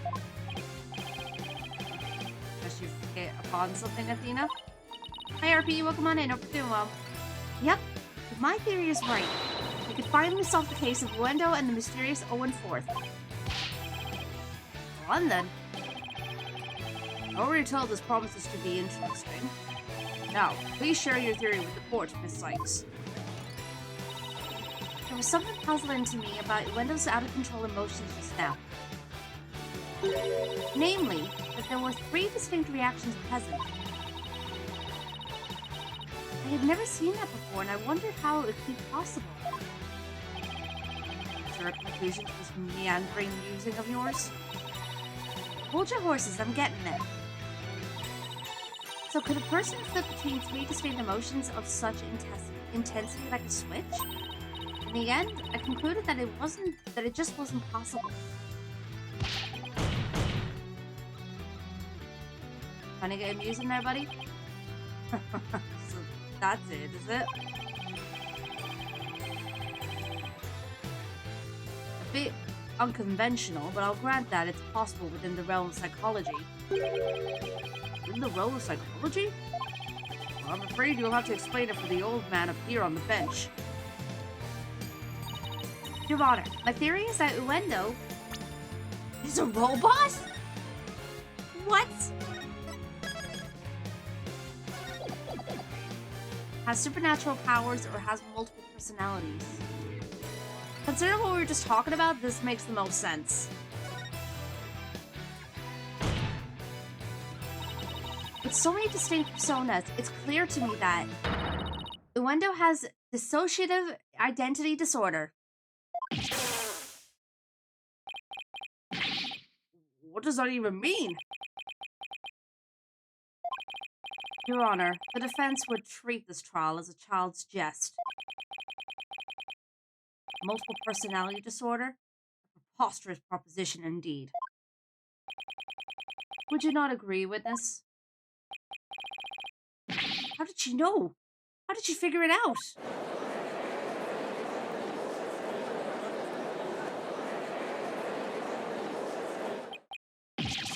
Okonka! I can't believe it. I did it! I did it, Simon!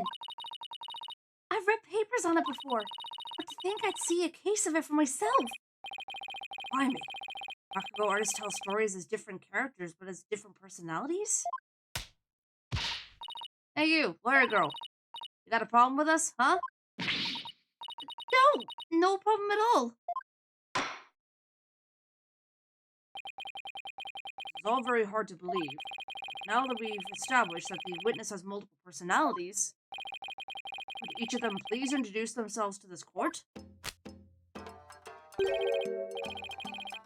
Wendo Tornado. I'm a Rakugo storyteller, as you know. Hello, everybody. Patches, the friendly jester here. Kisagawa. Courtesan. And is that all of you? Yes, that's all of us. So there are 3 personalities in total. Uendo, Patches, and Kisagawa, huh? I had a feeling Kisagawa was female. Well, Simon, what do you think now? You're one lucky duck. Just be glad they were dense enough to help you out. Can't you just straight up say I did great for a change? You appear to be quite proud of yourself, defense. But all you have done is infringe upon the privacy of the witness. I couldn't disagree more, prosecutor. Now that we know there are 3 personalities, a new way for us to interpret the meaning of a certain piece of evidence has arisen. Hey, Static. How you doing, dude? Think of the hydrate?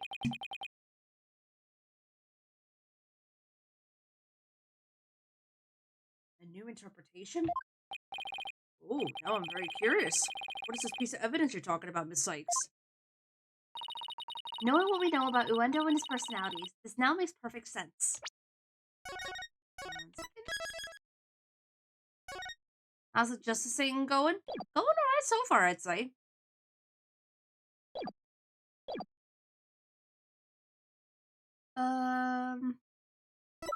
Oops.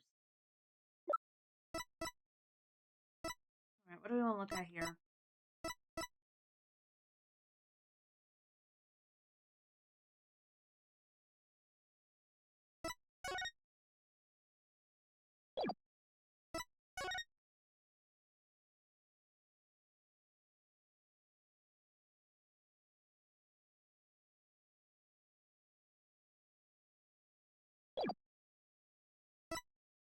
Huh.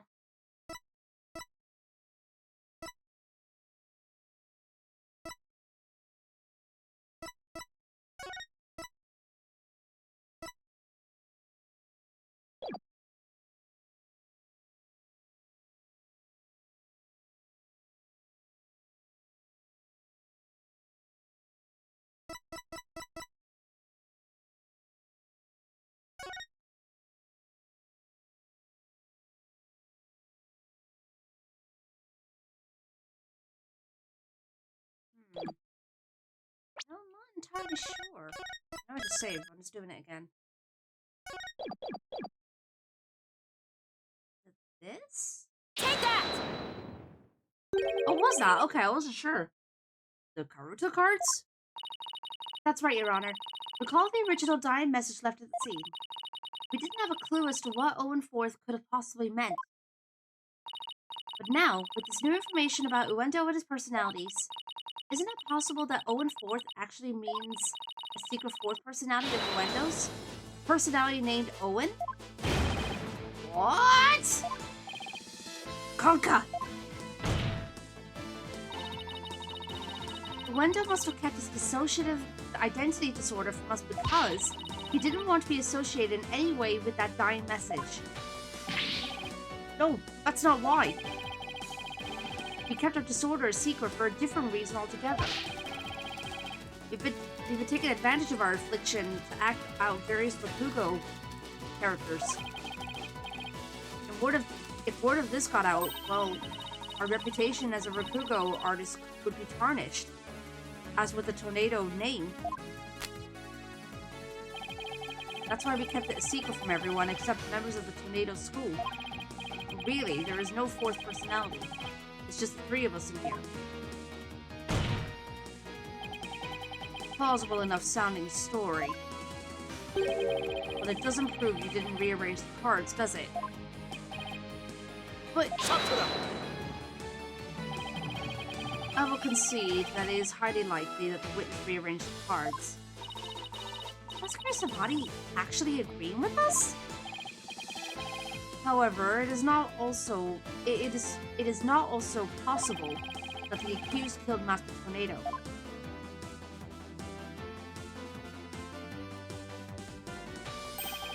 And then left that message in order to frame the witness. And upon noticing the cards when he found the victim's body, Uendo rearranged them. Silence! A fantastic tale, but a tale nonetheless. No one outside the Tornado School knew about Uendo's multiple personalities. I don't know, Static. Uendo just finished saying so himself. Ah, that is a true, but ultimately meaningless point. The witness was only in the dressing room for 2 to 3 minutes. That's far too little time to commit murder, wouldn't you say? Objection! Then who's to say he couldn't have done it before his discovery? Objection!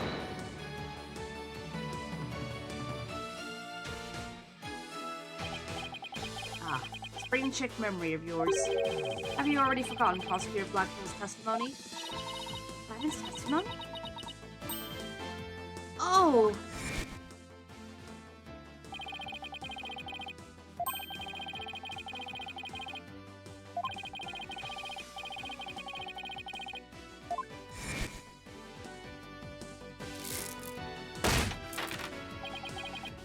Right. Until just a few moments ago, before Uendo entered the dressing room, Typhoon Tornado was confirmed to still be alive. Non! Not only that, but Uendo was on stage until just before he discovered the body. Bulletproof alibi that I have already confirmed with several audience members. Oh no! I also heard that his Rakugo performance that day was a steaming pile of... well, you get the picture. Yes, I'm afraid so. Really stunk up the stage, I did. And yes, I have a perfect alibi. Indeed. Why not land the coup de grace on the defense by describing your alibi, witness? Okie dokie, Smokey.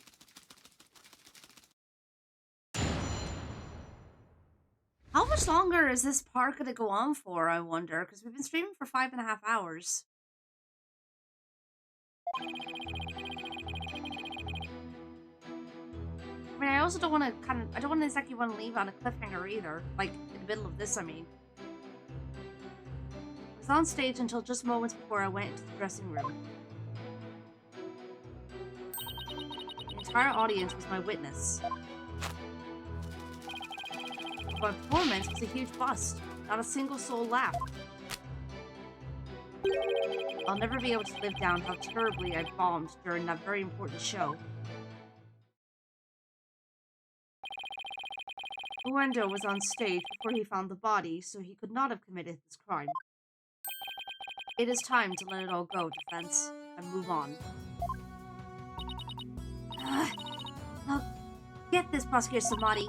The Rite Anything Agency never gives up. We fight to the bitter end. Allow me to say this once more. Let it go and move on. And allow me to say once more, I'm never giving up. Let it go and never! Pointless. You should have taken advantage of this opportunity while you could, you foolish child. Your worthless convictions only serve to prolong the accused's suffering.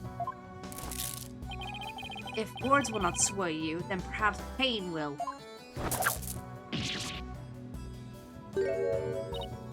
No! Anything but this!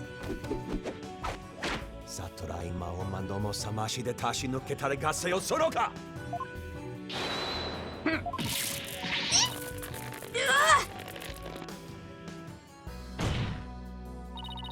What's the big idea, Prosecutor Samadi? That was but a small dose of punishment for your misguided convictions. Are you now a bit more inclined to give up as instructed? As if! Couch Death Toll, hi, welcome on in, hope you're doing well. In that case, you must require another dose. Bro! Thank you! Not bloody likely. I don't give two flips about your beliefs. But if psychs don't know what to submit to you here, I won't be able to eat good soba anymore. That's right! From Mr. Wet's future and Prosecutor Blackwell's stomach, I will never give up. You will rue those words, Defense. Of that, I can assure you. Oh boy. Okay.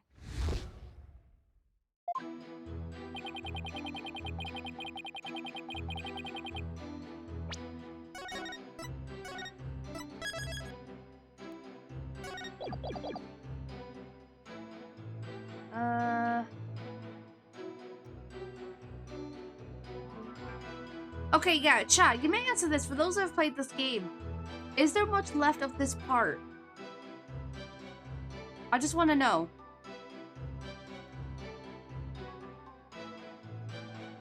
Because I don't want to go on for too long.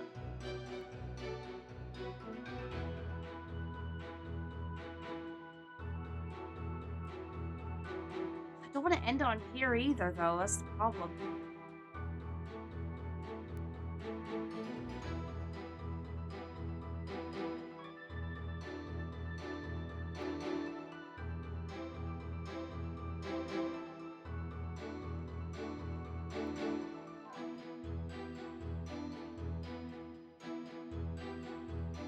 All I know is this is drama. You're right. It is certainly drama.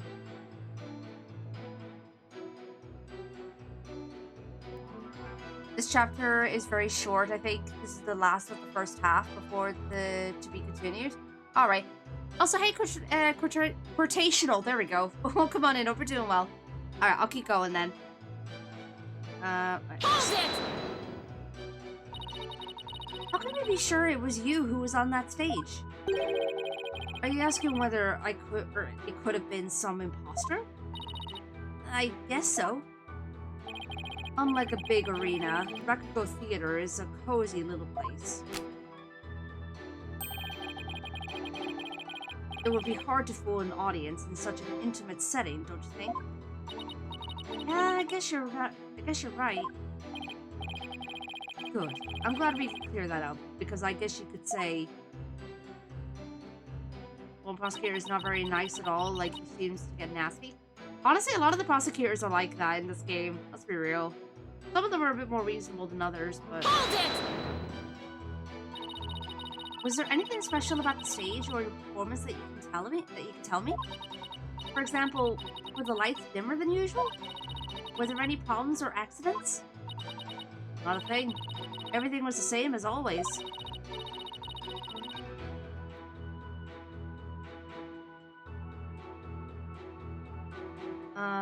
Mr. Prosecutor, you questioned the audience, didn't you?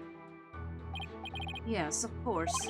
Apparently, nothing seemed amiss to them except, well, one small thing.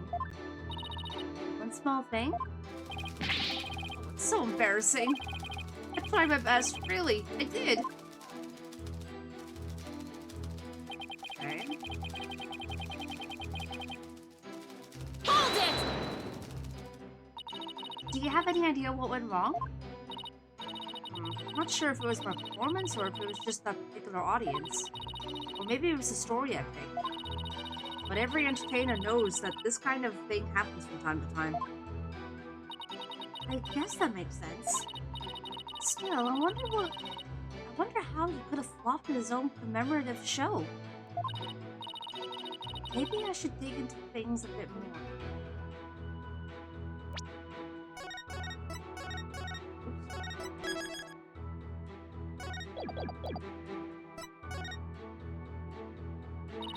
Could you tell me which Rakugo story you performed? Could, but I'm not sure if it would mean anything to the uninitiated. Well, even if I might not get it, can't you at least try me? Alright, if you insist. The story I performed is called Kakutsoba, otherwise known as Time Soba. Time Soba, huh? Maybe Uendo's right. He's only said the name of the tea and I'm already lost. Ah, you performed Time Soba, did you? Wait, you know it, Prosecutor Samani? In the course of my studies last night, I became familiar with a number of stories. I must say, Defense, you would do well to prepare better for your next trial. Simon, what's Time Soba about? Look it up yourself. Allow me to give an overview. The story takes place on a winter's night. A man orders a bowl of soba at a street stall. How you doing, sir? What can I get for you? I see you got seaweed topped hanamaki soba. Have a bowl of shipoku, my good man. Okay, nothing like a hot bowl of noodles and soup.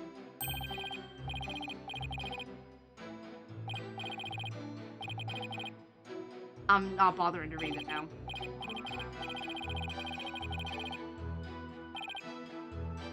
Wow, Prosecutor. The customer talks on and on like this. Finally, when he is done eating, he goes to pay for his soba. 16 months, sir. Alright, I only have small money. Drop the coins into your palm so you can... What the hell?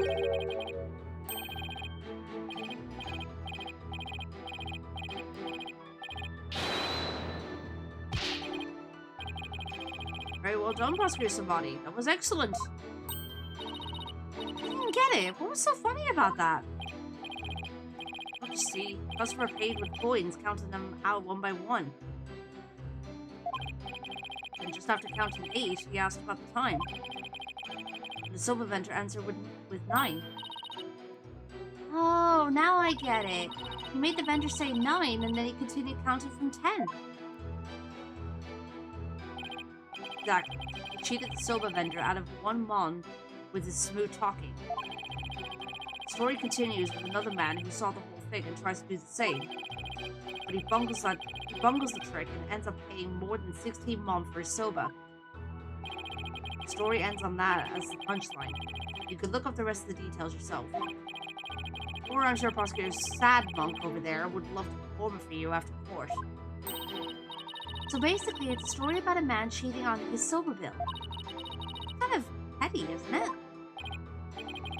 Is that really all you have to say about this classic story? Time soba is such a well-known staple of Bakugo. Objection! Fine. You studied a lot. But we haven't the time for a lecture detour right now, Prosecutor Sad Monk. Oh, I wanted to hear a little more. But I suppose it is off topic. Getting back to the matter at hand, Miss Sykes, the witness stated that the story I performed is called Toki Soba, otherwise known as Time Soba. Would you like to add the statement to his testimony? Can I add the statement added to the testimony?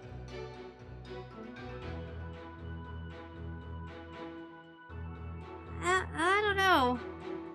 Maybe?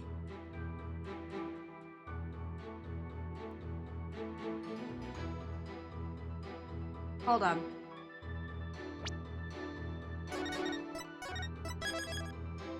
Just in case. We'll say yes.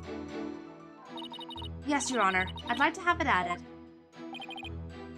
Was he supposed to do? Yeah, that's what I was just thinking. Yeah, hold on. Let me go back.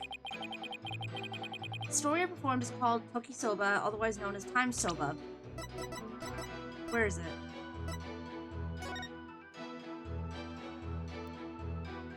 Yeah! Master Tornado was supposed to do Time Soba, and Wendo was supposed to do Soba Glutton. Okay, yeah, we got it. Objection! Boom. Wendo, isn't there something odd about the routine you performed? Odd? No, I don't think there's anything odd about it. But that's exactly what I find odd. The fact that you don't think it's odd. Objection! We are discussing the witness's alibi at the moment, defense. The show's program is completely irrelevant. Objection! That's where you're wrong, Prosecutor Samadi. Seafood, hi, welcome on in. Hope you're doing well, dude. The reason being, it contradicts the statement the witness just made. Wendo, do you know what this is? No. What is it? This is an invitation to the show sent from Master Tornado to Prosecutor Blackwell. Included in the invitation is a rundown of the show's program, which clearly states Time Soba was to be performed by Master Tornado himself. No. Wendo, why did you perform the routine your master was scheduled to do? You see, the reason for that is... How do I say this? See, let's say it was, a prank. That's right, it was just a little joke, see? I was trying to surprise Shisho by performing his routine before he did. That makes no sense. I don't know if I buy that. Was doing the victim's routine really just for laughs, or... Didn't Simon happen to hear Time Soba coming from the dressing room? During the Wendo's performance on stage? Seems like too much of a coincidence. Wait, in a bee. What's the matter? You look like a hen with a dozen eggs to lay. Stop comparing me to birds! And cease this bird-brained activity. If something has occurred to you, then lay it out for us already. Or lay it out for us already. Don't breed resentment in those watching your performance. Hey, okay. I don't have a ton of confidence in this theory, but here goes. It looks like Wendo's alibi checks out, Your Honor, but even though he was on stage at the time, he may have been trying to obfuscate a crucial detail about the case. Are you referring to the Soba Bill the man tried to skimp on in the witness's story? I'm not talking about the Rakugo story, Your Honor. Is it actually snowing outside? Yeah, I've been hearing that some places have been getting snow again. I hope you're keeping warm. And I'm doing alright, thank you. I'm doing alright. I've been very busy as of late. But I'm catching up on stuff now, thankfully. So, yeah, can't complain. Oh, I'm sorry. Then what are you talking about, Miss Sykes? What Uendo may have been trying to deceive us about was...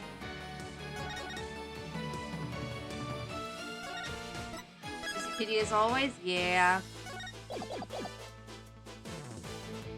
Cause of the victim's death, the time of the victim's death, and what the victim was performed.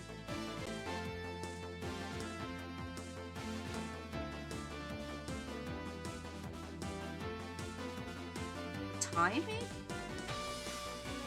Or the... No, wait, hold on.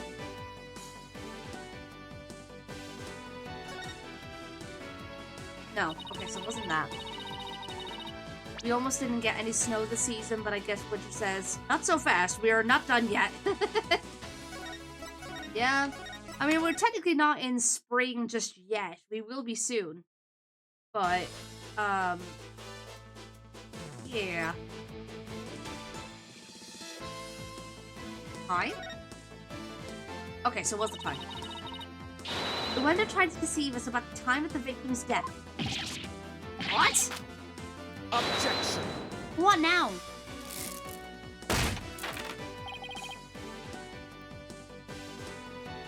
What's gibberish?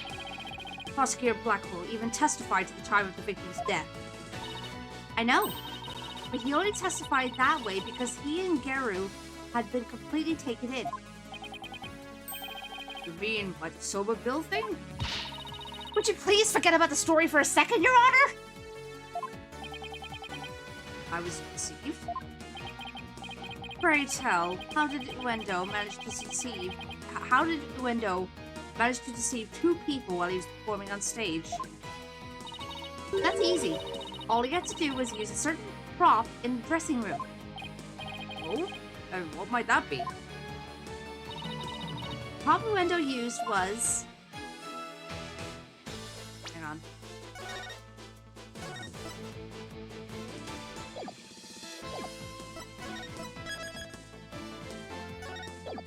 They're just a big fan of the stories, of the story, it seems? Yeah, it seems that way. What prop did Uendo use?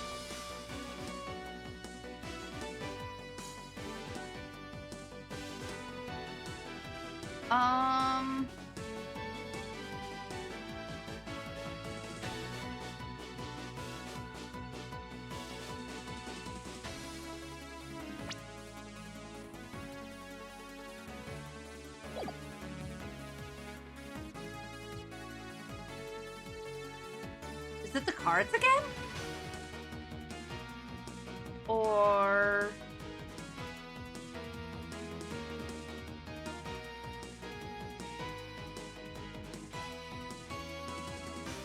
No, hold on.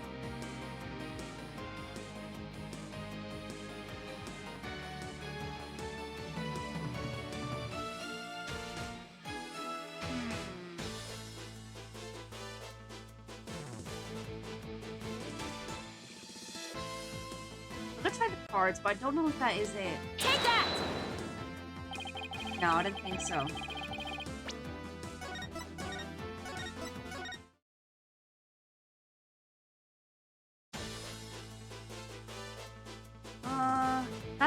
That's the deck of cards, right? So...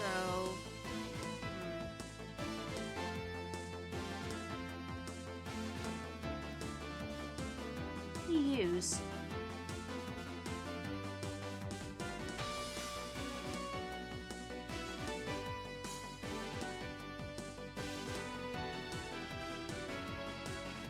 Doubt it, well...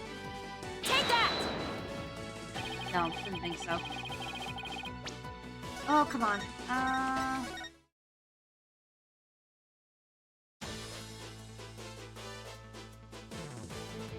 do you use?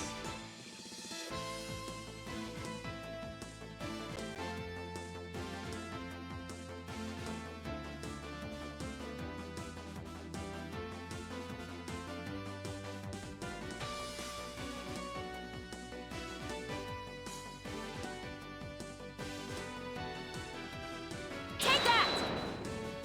I'm just doing process of elimination right now, honestly. I'm not entirely sure.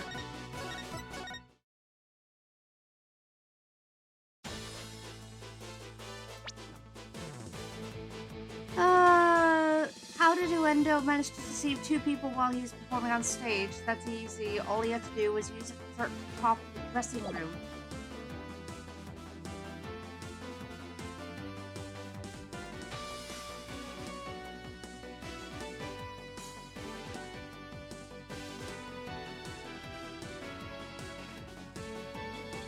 Oh yeah, that's right, he was watching the show! Take that! That's right, I forgot! Duh, thank you. This TV was used to view what was happening on the stage. Prosecutor Blackwell, when you came to the dressing room, what was Uendo doing? Yeah, I forgot that he watched the show on the TV. He was performing Time Soba. Blast, could it be? Sound as well? Yeah. Yes, it could and it was. What you and Gero heard was not Master Tornado practicing his routine. It was Uendo's performance as heard through this TV monitor speakers.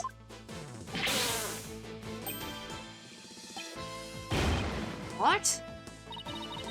With the TV just inside the inner door of the dressing room, it could easily be heard from the hallway outside. Because we knew that Master Tornado was scheduled to perform Time Soba, we were easily manipulated into thinking he was still alive at the time, rehearsing. Yes, your knowledge of the day's program is why the 2 of you could be fooled this way. Simon, did the voice you hear belong to Master Tornado? Doors in the way, I couldn't tell exactly who the voice belonged to. Because I heard Time Soba, I just assumed it was Master Tornado. I can't believe I was taken in by such a simple mind game. Objection! All of that is mere conjecture. Where is your proof defense? Objection! Uendo moved the TV back when he discovered the body. After all, he couldn't very well leave it by the door, because then someone might figure out the trick he'd been playing. Ugh. And there's one more thing about Uendo's actions that's suspicious. And that is the fact that he flopped so badly on such an important occasion.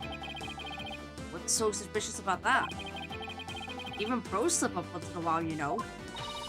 But I believe at this time it was intentional. Because Uendo knew it would be strange to hear laughter coming from the dressing room. Oh my! It's all just a bit too perfect to be sheer coincidence. Plus, if the voice prosecutor Blackwell and Geru heard was due to Uendo's scheming, then the victim's time of death could have been earlier than 4 p.m. In other words, Uendo could have killed Master Tornado himself. Got you by the stones now, Uendo, so you better confess everything.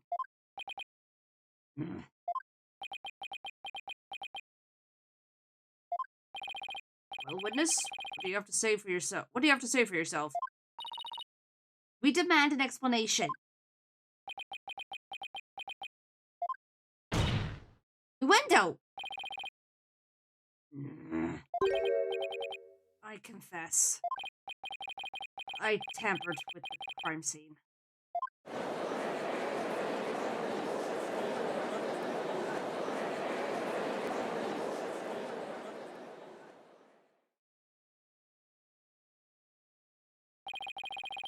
Is it the defense's claim that Uendo Tornado is the true murderer in this case? If he tampered with the crime scene, then we have to at least consider him a suspect. Now wait just 1 minute. Yes, I admit to messing with the dressing room, but I didn't kill Shisho. Then why did you tamper with the crime scene? I refuse to answer that question. What? If you suspect this witness, then I have a question for you. What could it be this time? Uendo had absolutely no reason to murder Typhoon Tornado. After all, why would Uendo kill the man who recognized his skills and promoted him?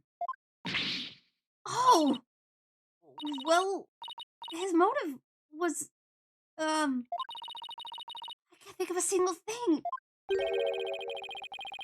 It appears you're also not aware of one other fact. And that is? That the accused visited the dressing room before 4 p.m. as well. It is not natural, then, to suppose that the accused killed the victim at that time. What? Nobody told me Mr. Wet had also gone there before 4 p.m. We were only discussing the time frame after 4 p.m., so I didn't think to mention it. But now that you have made the time period before 4 p.m. relevant... Uh-oh. I don't like where this is going. So, you really do not know what your client was doing during that time frame, do you?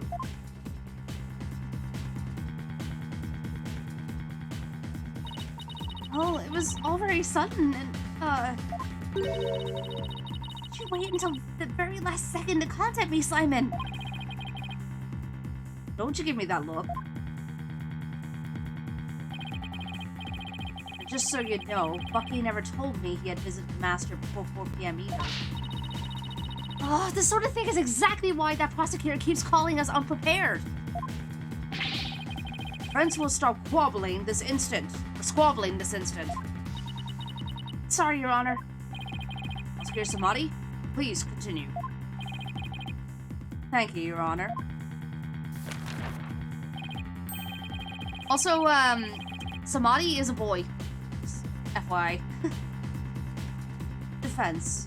You know of the soba-making implements of in the dressing room, correct? Are you talking about the equipment for making soba noodles? You speak of the large bowl that is used to mix buckwheat flour and water. The long rolling pin and the special knife that is used to cut the dough into noodles?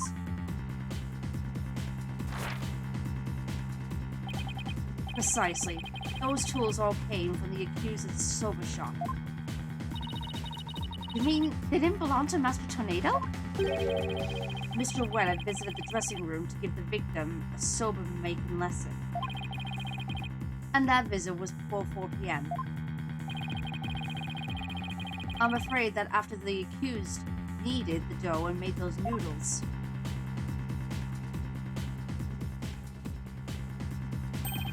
he committed the act of murder. Wait, that doesn't add up! If Mr. Wet killed the victim before 4 p.m., why would he return to that room at a later time?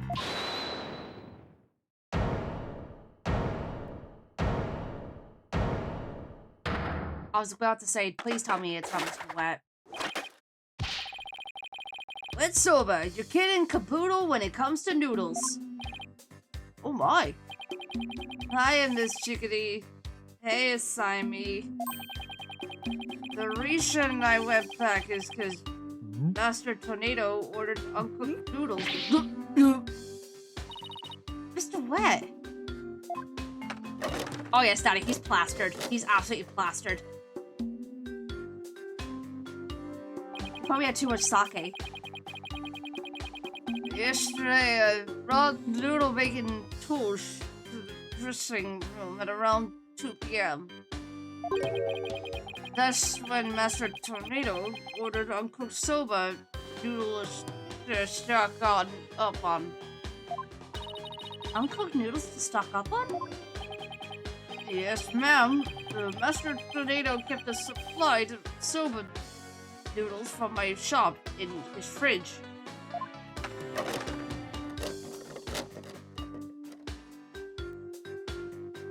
Dude, you need to lay off on the booze. He only had one serving left, so I went back to my shop and get some more. One serving of noodles in the fridge? But I thought the fridge was practically empty. Anyway, the whereabouts of the missing noodles isn't all that important now. You ran into me and Geru when you came back to deliver the uncooked soba, correct? That's right, Simey. I made time out of my busy day to deliver him the noodles. It's so weird acting as a drunk person. As someone that's never been drunk before, this is weird. You know what? He ignored me when I called to him from the inner doorway. He just kept mumbling reputable lines for ages. So I got mad and went back to my soba shop. And so that's why you got mad. If what you're saying is true, then there's no way he could be a murderer. He could be the murderer. I swear I'm telling the truth, Miss T. Bailiff, quick! Get this man to the infirmary! He isn't trying to just speak it in cursive. Yes! Oh my goodness. Well, I dare say he's quite the handful. Your Honor, please accept the statements Mr. Wet made just now into evidence. Objection!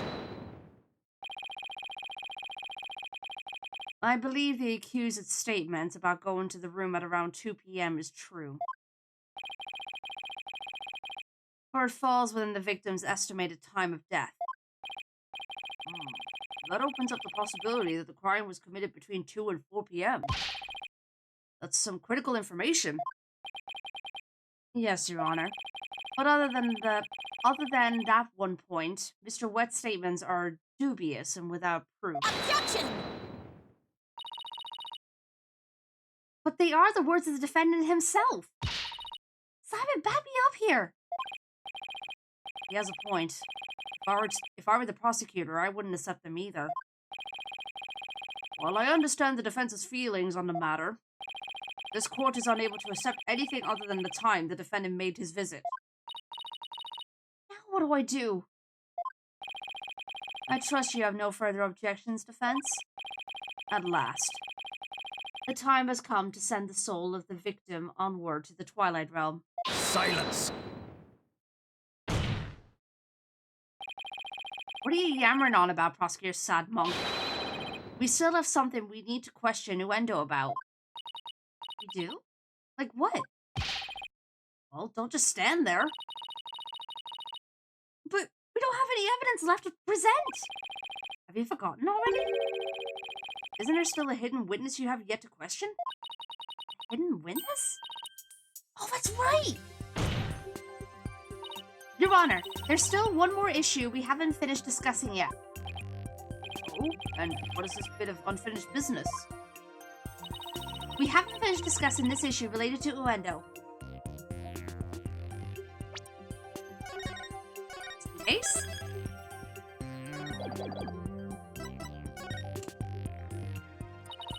We still have to discuss the possibility of a fourth personality, the one named Owen. Are you suggesting that this fourth personality of Uendo's might be the true culprit? Jeez, not that again. I told you, we don't know anything about this Owen. Look, Uendo, I know you don't have any motive to kill your master, but this Owen may have one for all we know. Come clean now, Uendo. You've got another personality stashed away, haven't you? Please tell us everything you know about Owen. That's enough. The witness has already stated that he knows not of any Owen character. Bravo! You tell him, Mr. Prosecutor. Hey, Patches. If you claim you don't know Owen when you really do, that's tantamount to perjury. If you want to exercise your right to remain silent, however, well, that's a different story. Do not listen to that depraved prosecutor witness. He will be tainted with his evil. Do you have any idea how dark and cold a prison cell is? I exercise my right to remain silent. What's this now? Changing horses in midstream, are you? Shut up! I will remain silent and that's it. Patches, you fool! You stay out of this!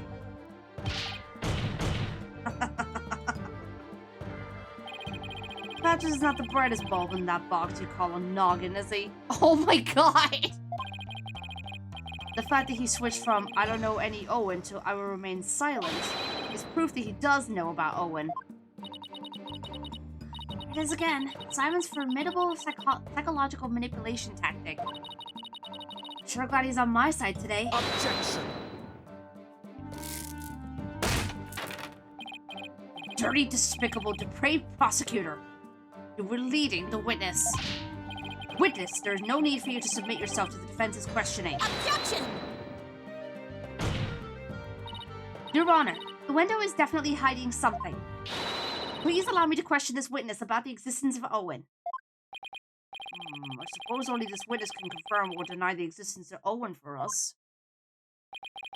Very well, I will allow the defense to proceed. Conka! Wait, are we doing another one? Oh, for God's sake, I thought it was going to be over by now. Oh, okay.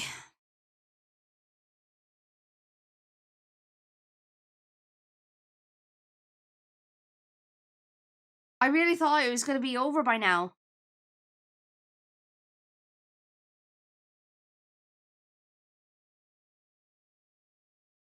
Maybe leave it there. Maybe. I don't want to leave it here, but... It's a stream that never ends. Oh my goodness.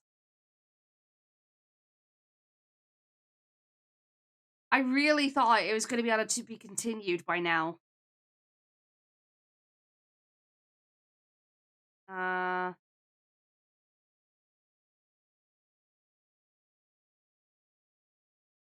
Would you like a little status checks on it? Yes, please.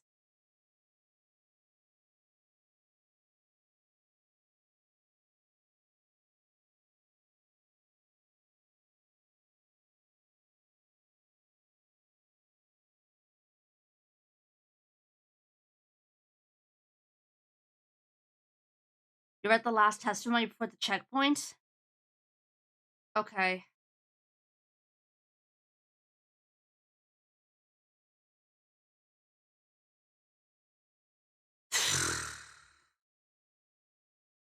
The question is, how long is this next test... Thank you for the pats. How long is this next testimony going to go on for, though? That's the question.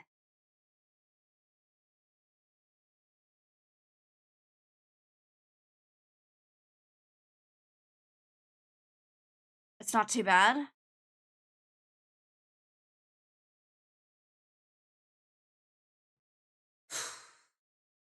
Okay.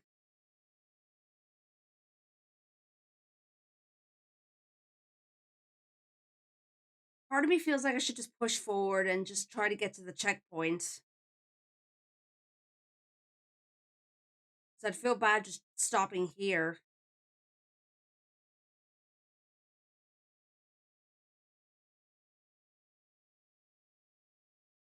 Well, let's just do it. Let's just get this over with. Never met any personality named Owen. Patches was just blurting out nonsense in a panic. Mitsuko, thank you so much for the follow. Welcome to the Biscuit Bunch officially. Appreciate it. We're always aware, so we definitely notice it if a personality like that showed up. How dare you treat me like a criminal based on mere conjecture? Wow, how am I supposed to deal with the testimony of 3 personalities? Unless you can prove the existence of Owen here, it's all over. You'd best screw your courage to the sticking place and attack their testimony head on. Alright, I will. Just stop piling the pressure on me. I have to throw out some info. Anything to drag Owen out into the open.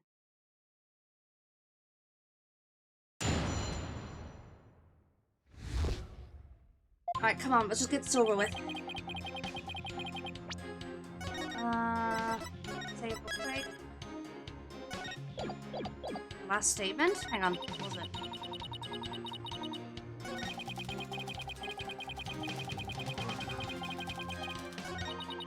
How dare you treat me like a criminal based on mere conjecture?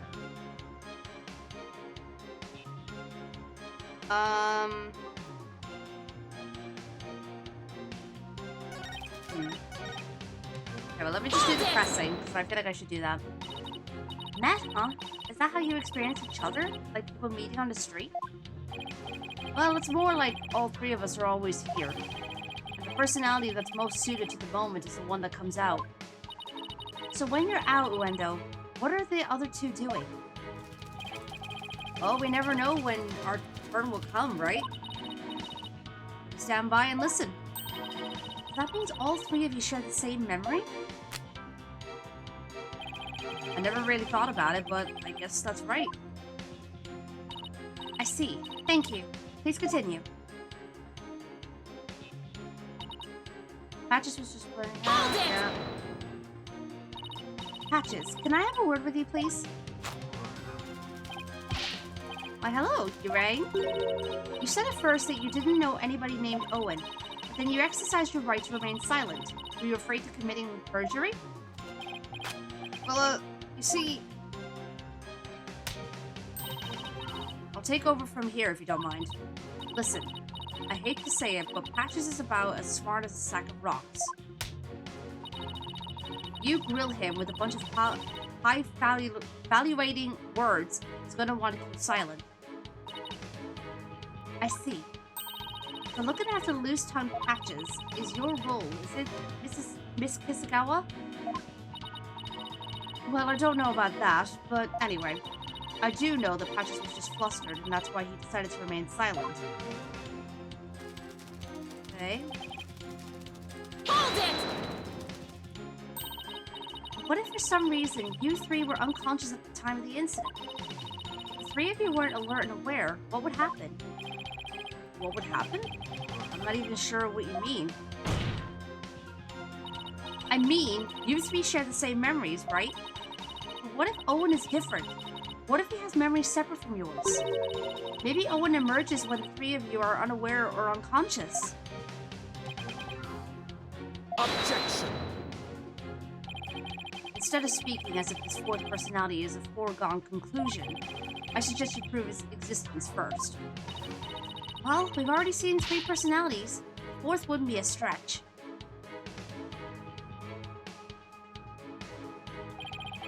You dishonor the victim and this court by jumping to such conclusions without proof. Should probably wait until the ads are over. Okay. Alright, come on.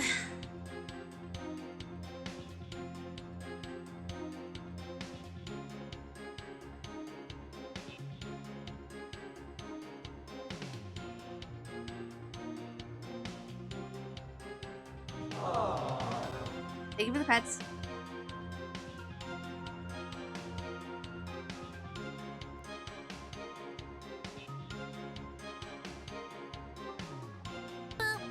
And the music.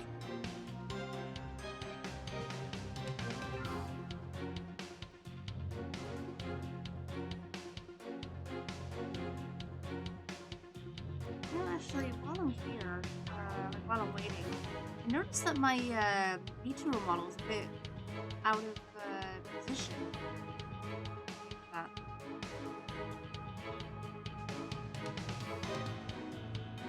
There we go. That's better.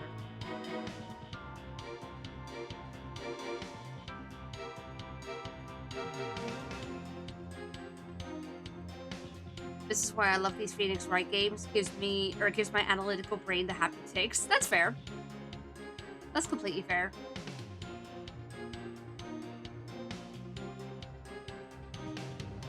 Let's see how things are going over here.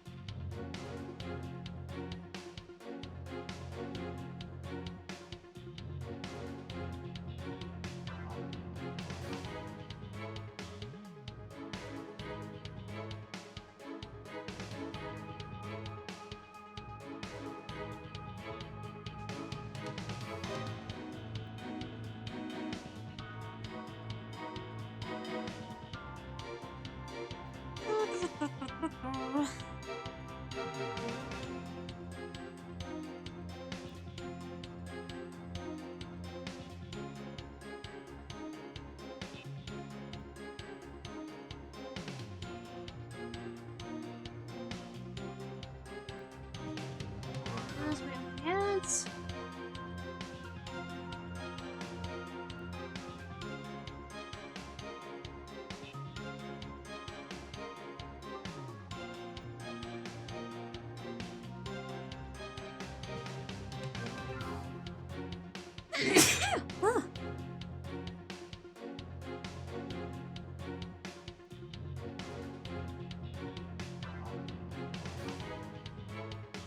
Oh, thank you all. That means a lot. Thank you so much. Hope you guys are enjoying it. Thank you. Alright, welcome back from that, everyone. Sorry about that, and also thank you for your patience. Alright, let's try to finish this. Or at least let's get to the next... let's get to the checkpoint. Have you ever heard these old sayings, Prosecutor Samadi? What happens twice what happens thrice? If you see one, there are likely 30 in your home. I'm basing my theory on such premises. Comparing us to cockroaches. Do we bug you that much, girly? But how do you intend to prove it? How will you prove that all three personalities became unconscious, as you say? Unless you could do that, all of this talk is merely empty speculation. Well, Don't be so timid. If you don't have it, then find it. Look for something that could render Uendo and the others unconscious. Simon's right. I can't back down now. For my client, Mr. Wet, I have to. Wait, Mr. Wet?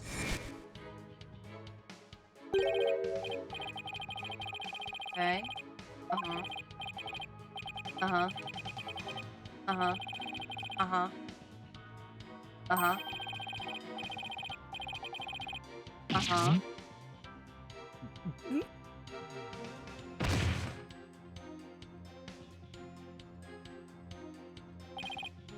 Uh-huh. Mr. Wet, falling unconscious. Wait a minute. I think I've got it. Yeah, I don't know, Katie. Sykes, you have proof to back up your theory.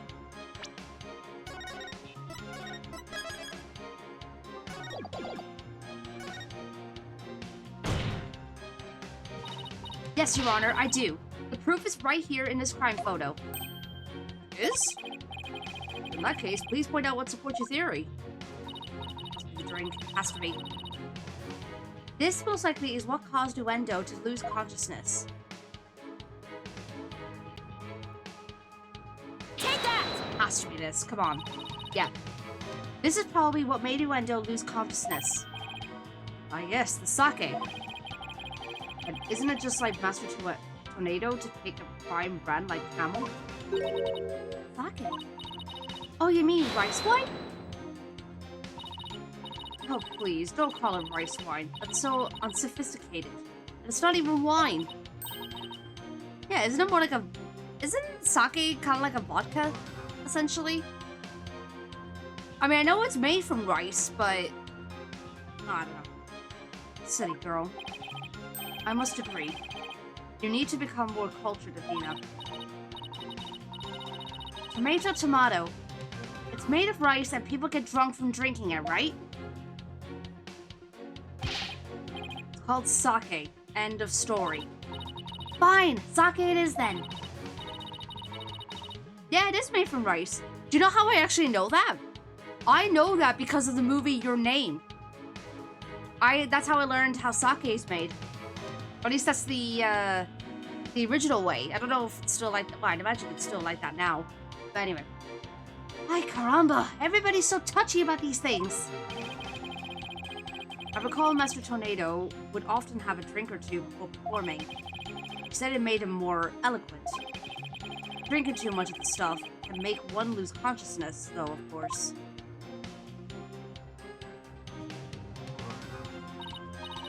And look! There were 2 glasses on the table. Uendo, I believe your master offered you some sake. And then, you must have drank too much and passed out.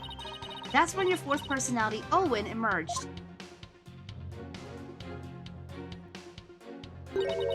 I drank sake. Oh, that's a good one. We have a real sweet tooth, you see, so yes, we did accept a sugary red bean bun. But since we really dislike sake, we said no, thank you. thank you to that. Believe it or not, we're real weak when it comes to booze. Even a tiny drop can knock us right out. Bro, fucking lightweight over here. So you see, I had a sweet manju bun and I didn't drink any sake. What? That can't be right. The defense demands that the glasses be examined right away. You amateur. Did you really think I had not already done so? Your foolishness is beyond the pale. Don't tell me there was no trace of the witness having touched either of the glasses naturally. Right, of course. Sykes, would you like the witness's statement added to his testimony? Yes, please, Your Honor. Very well. I had a sweet manju bun and I didn't drink any sake. Just quick.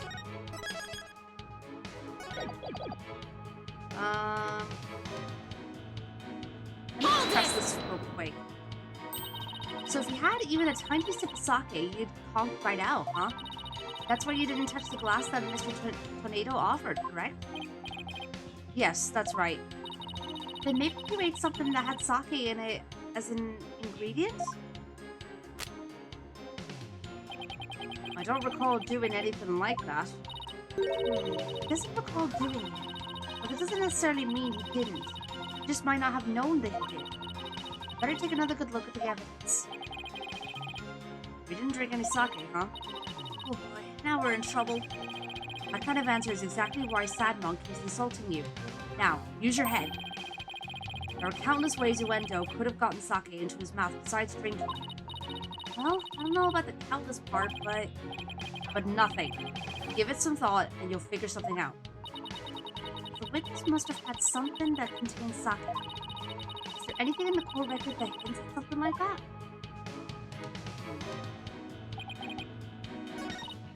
Yeah, just get to the end, please. Okay.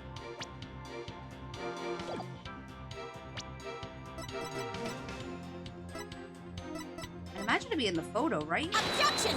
No? I thought we had in the photo. It's not. Okay. Go back in.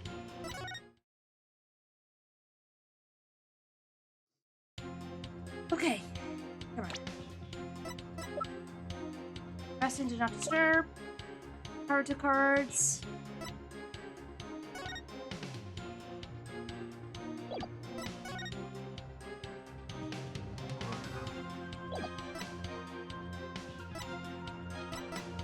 I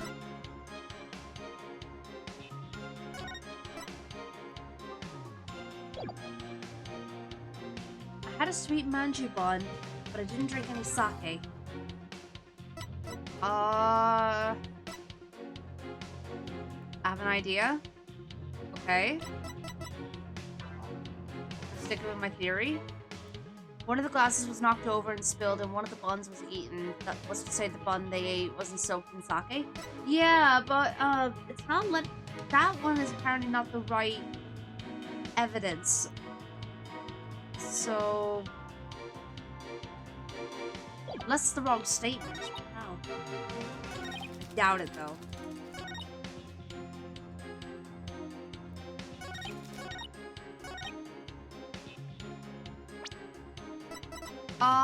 Okay.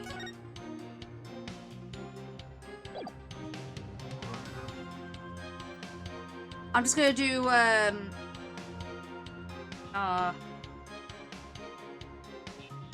brain, I can't think right now. Basically, I'm just gonna run down the list. Objection! Is what I'm gonna do. I just want to get through this as quick as I can.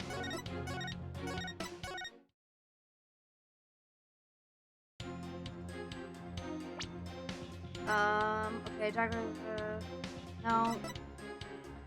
No. I doubted this. Objection! Yeah, I didn't think so.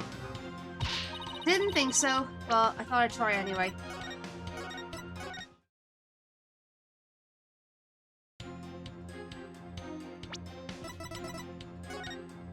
Inside the envelope is a ticket to the First performed the balloon act, then Wendo was to do his sober glutton routine, and finally...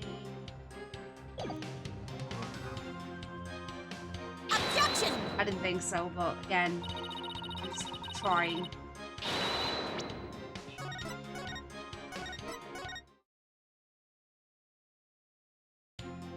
Right, come on.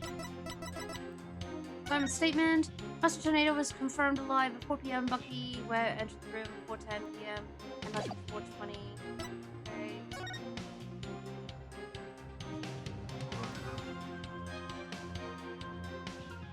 Okay.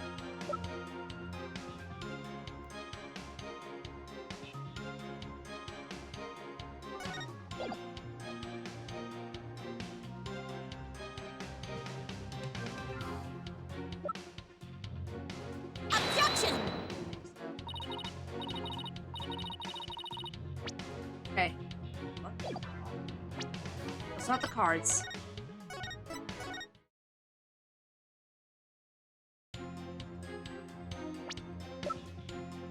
Objection! There we go. Okay.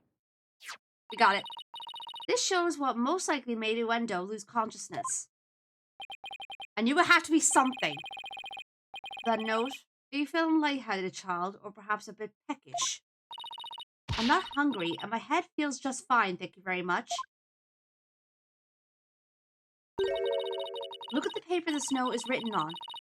Isn't there something familiar about it? Oh yeah, it's got the camel. What exactly is your point, Defense? This faint design here reminds me of the paper from...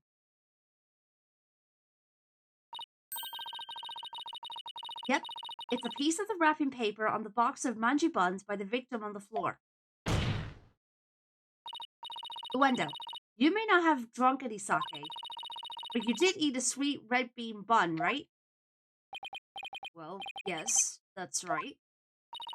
I don't know if you are aware of it or not, Uendo, but I believe the manju you ate caused you to fall unconscious. Bean bun? But how? Because those buns contained a secret ingredient. A very punchy secret ingredient at that. Punchy secret ingredient? Yes. The design on the wrapping paper matches that of something else in the room. It does? The design on this object matches one of the manju's that of the manju box's wrapping paper. Take that! Camel pattern? It's the same one for the camel brand sake. So, just as Uendo said, he didn't drink any sake per se, but he did eat some. Impossible. Uendo had a camel brand red bean bun, which boasts a nice shot of sake as one of its ingredients. Friends is claiming that Uendo passed out after consuming a camel sweet bun, which allowed a fourth personality named Owen to emerge. Is that correct? Yes, Your Honor. That's exactly what I'm claiming. There's one thing that bothers me. Wouldn't the alcoholic content of the buns evaporate as they are steamed? In order to give them a stronger flavor, some manju are specially made to retain as much of their alcoholic content as possible. What kind of lightweight do you think I am? Even I wouldn't pass out from eating a simple manju. Then how about we test that theory? What do you say, Your Honor? Seeing is believing, as they say. Very well, I will allow a test.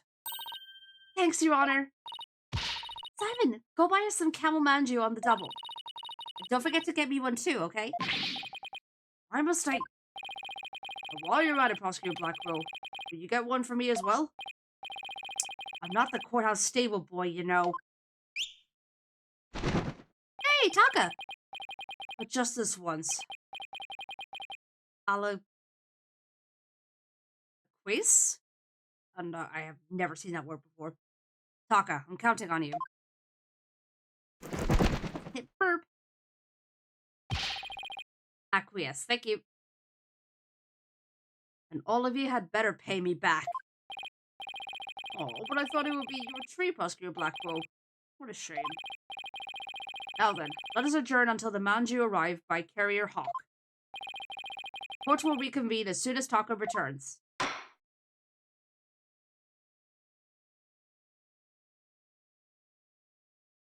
There we go. There's the checkpoint. Oh my goodness. Oh boy.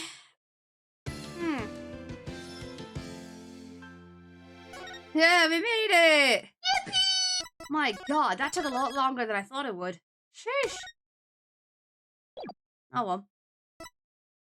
Well, that's a good point for us to wrap up for the day. We will return to this next week, which I'm assuming we're going to conclude this this case.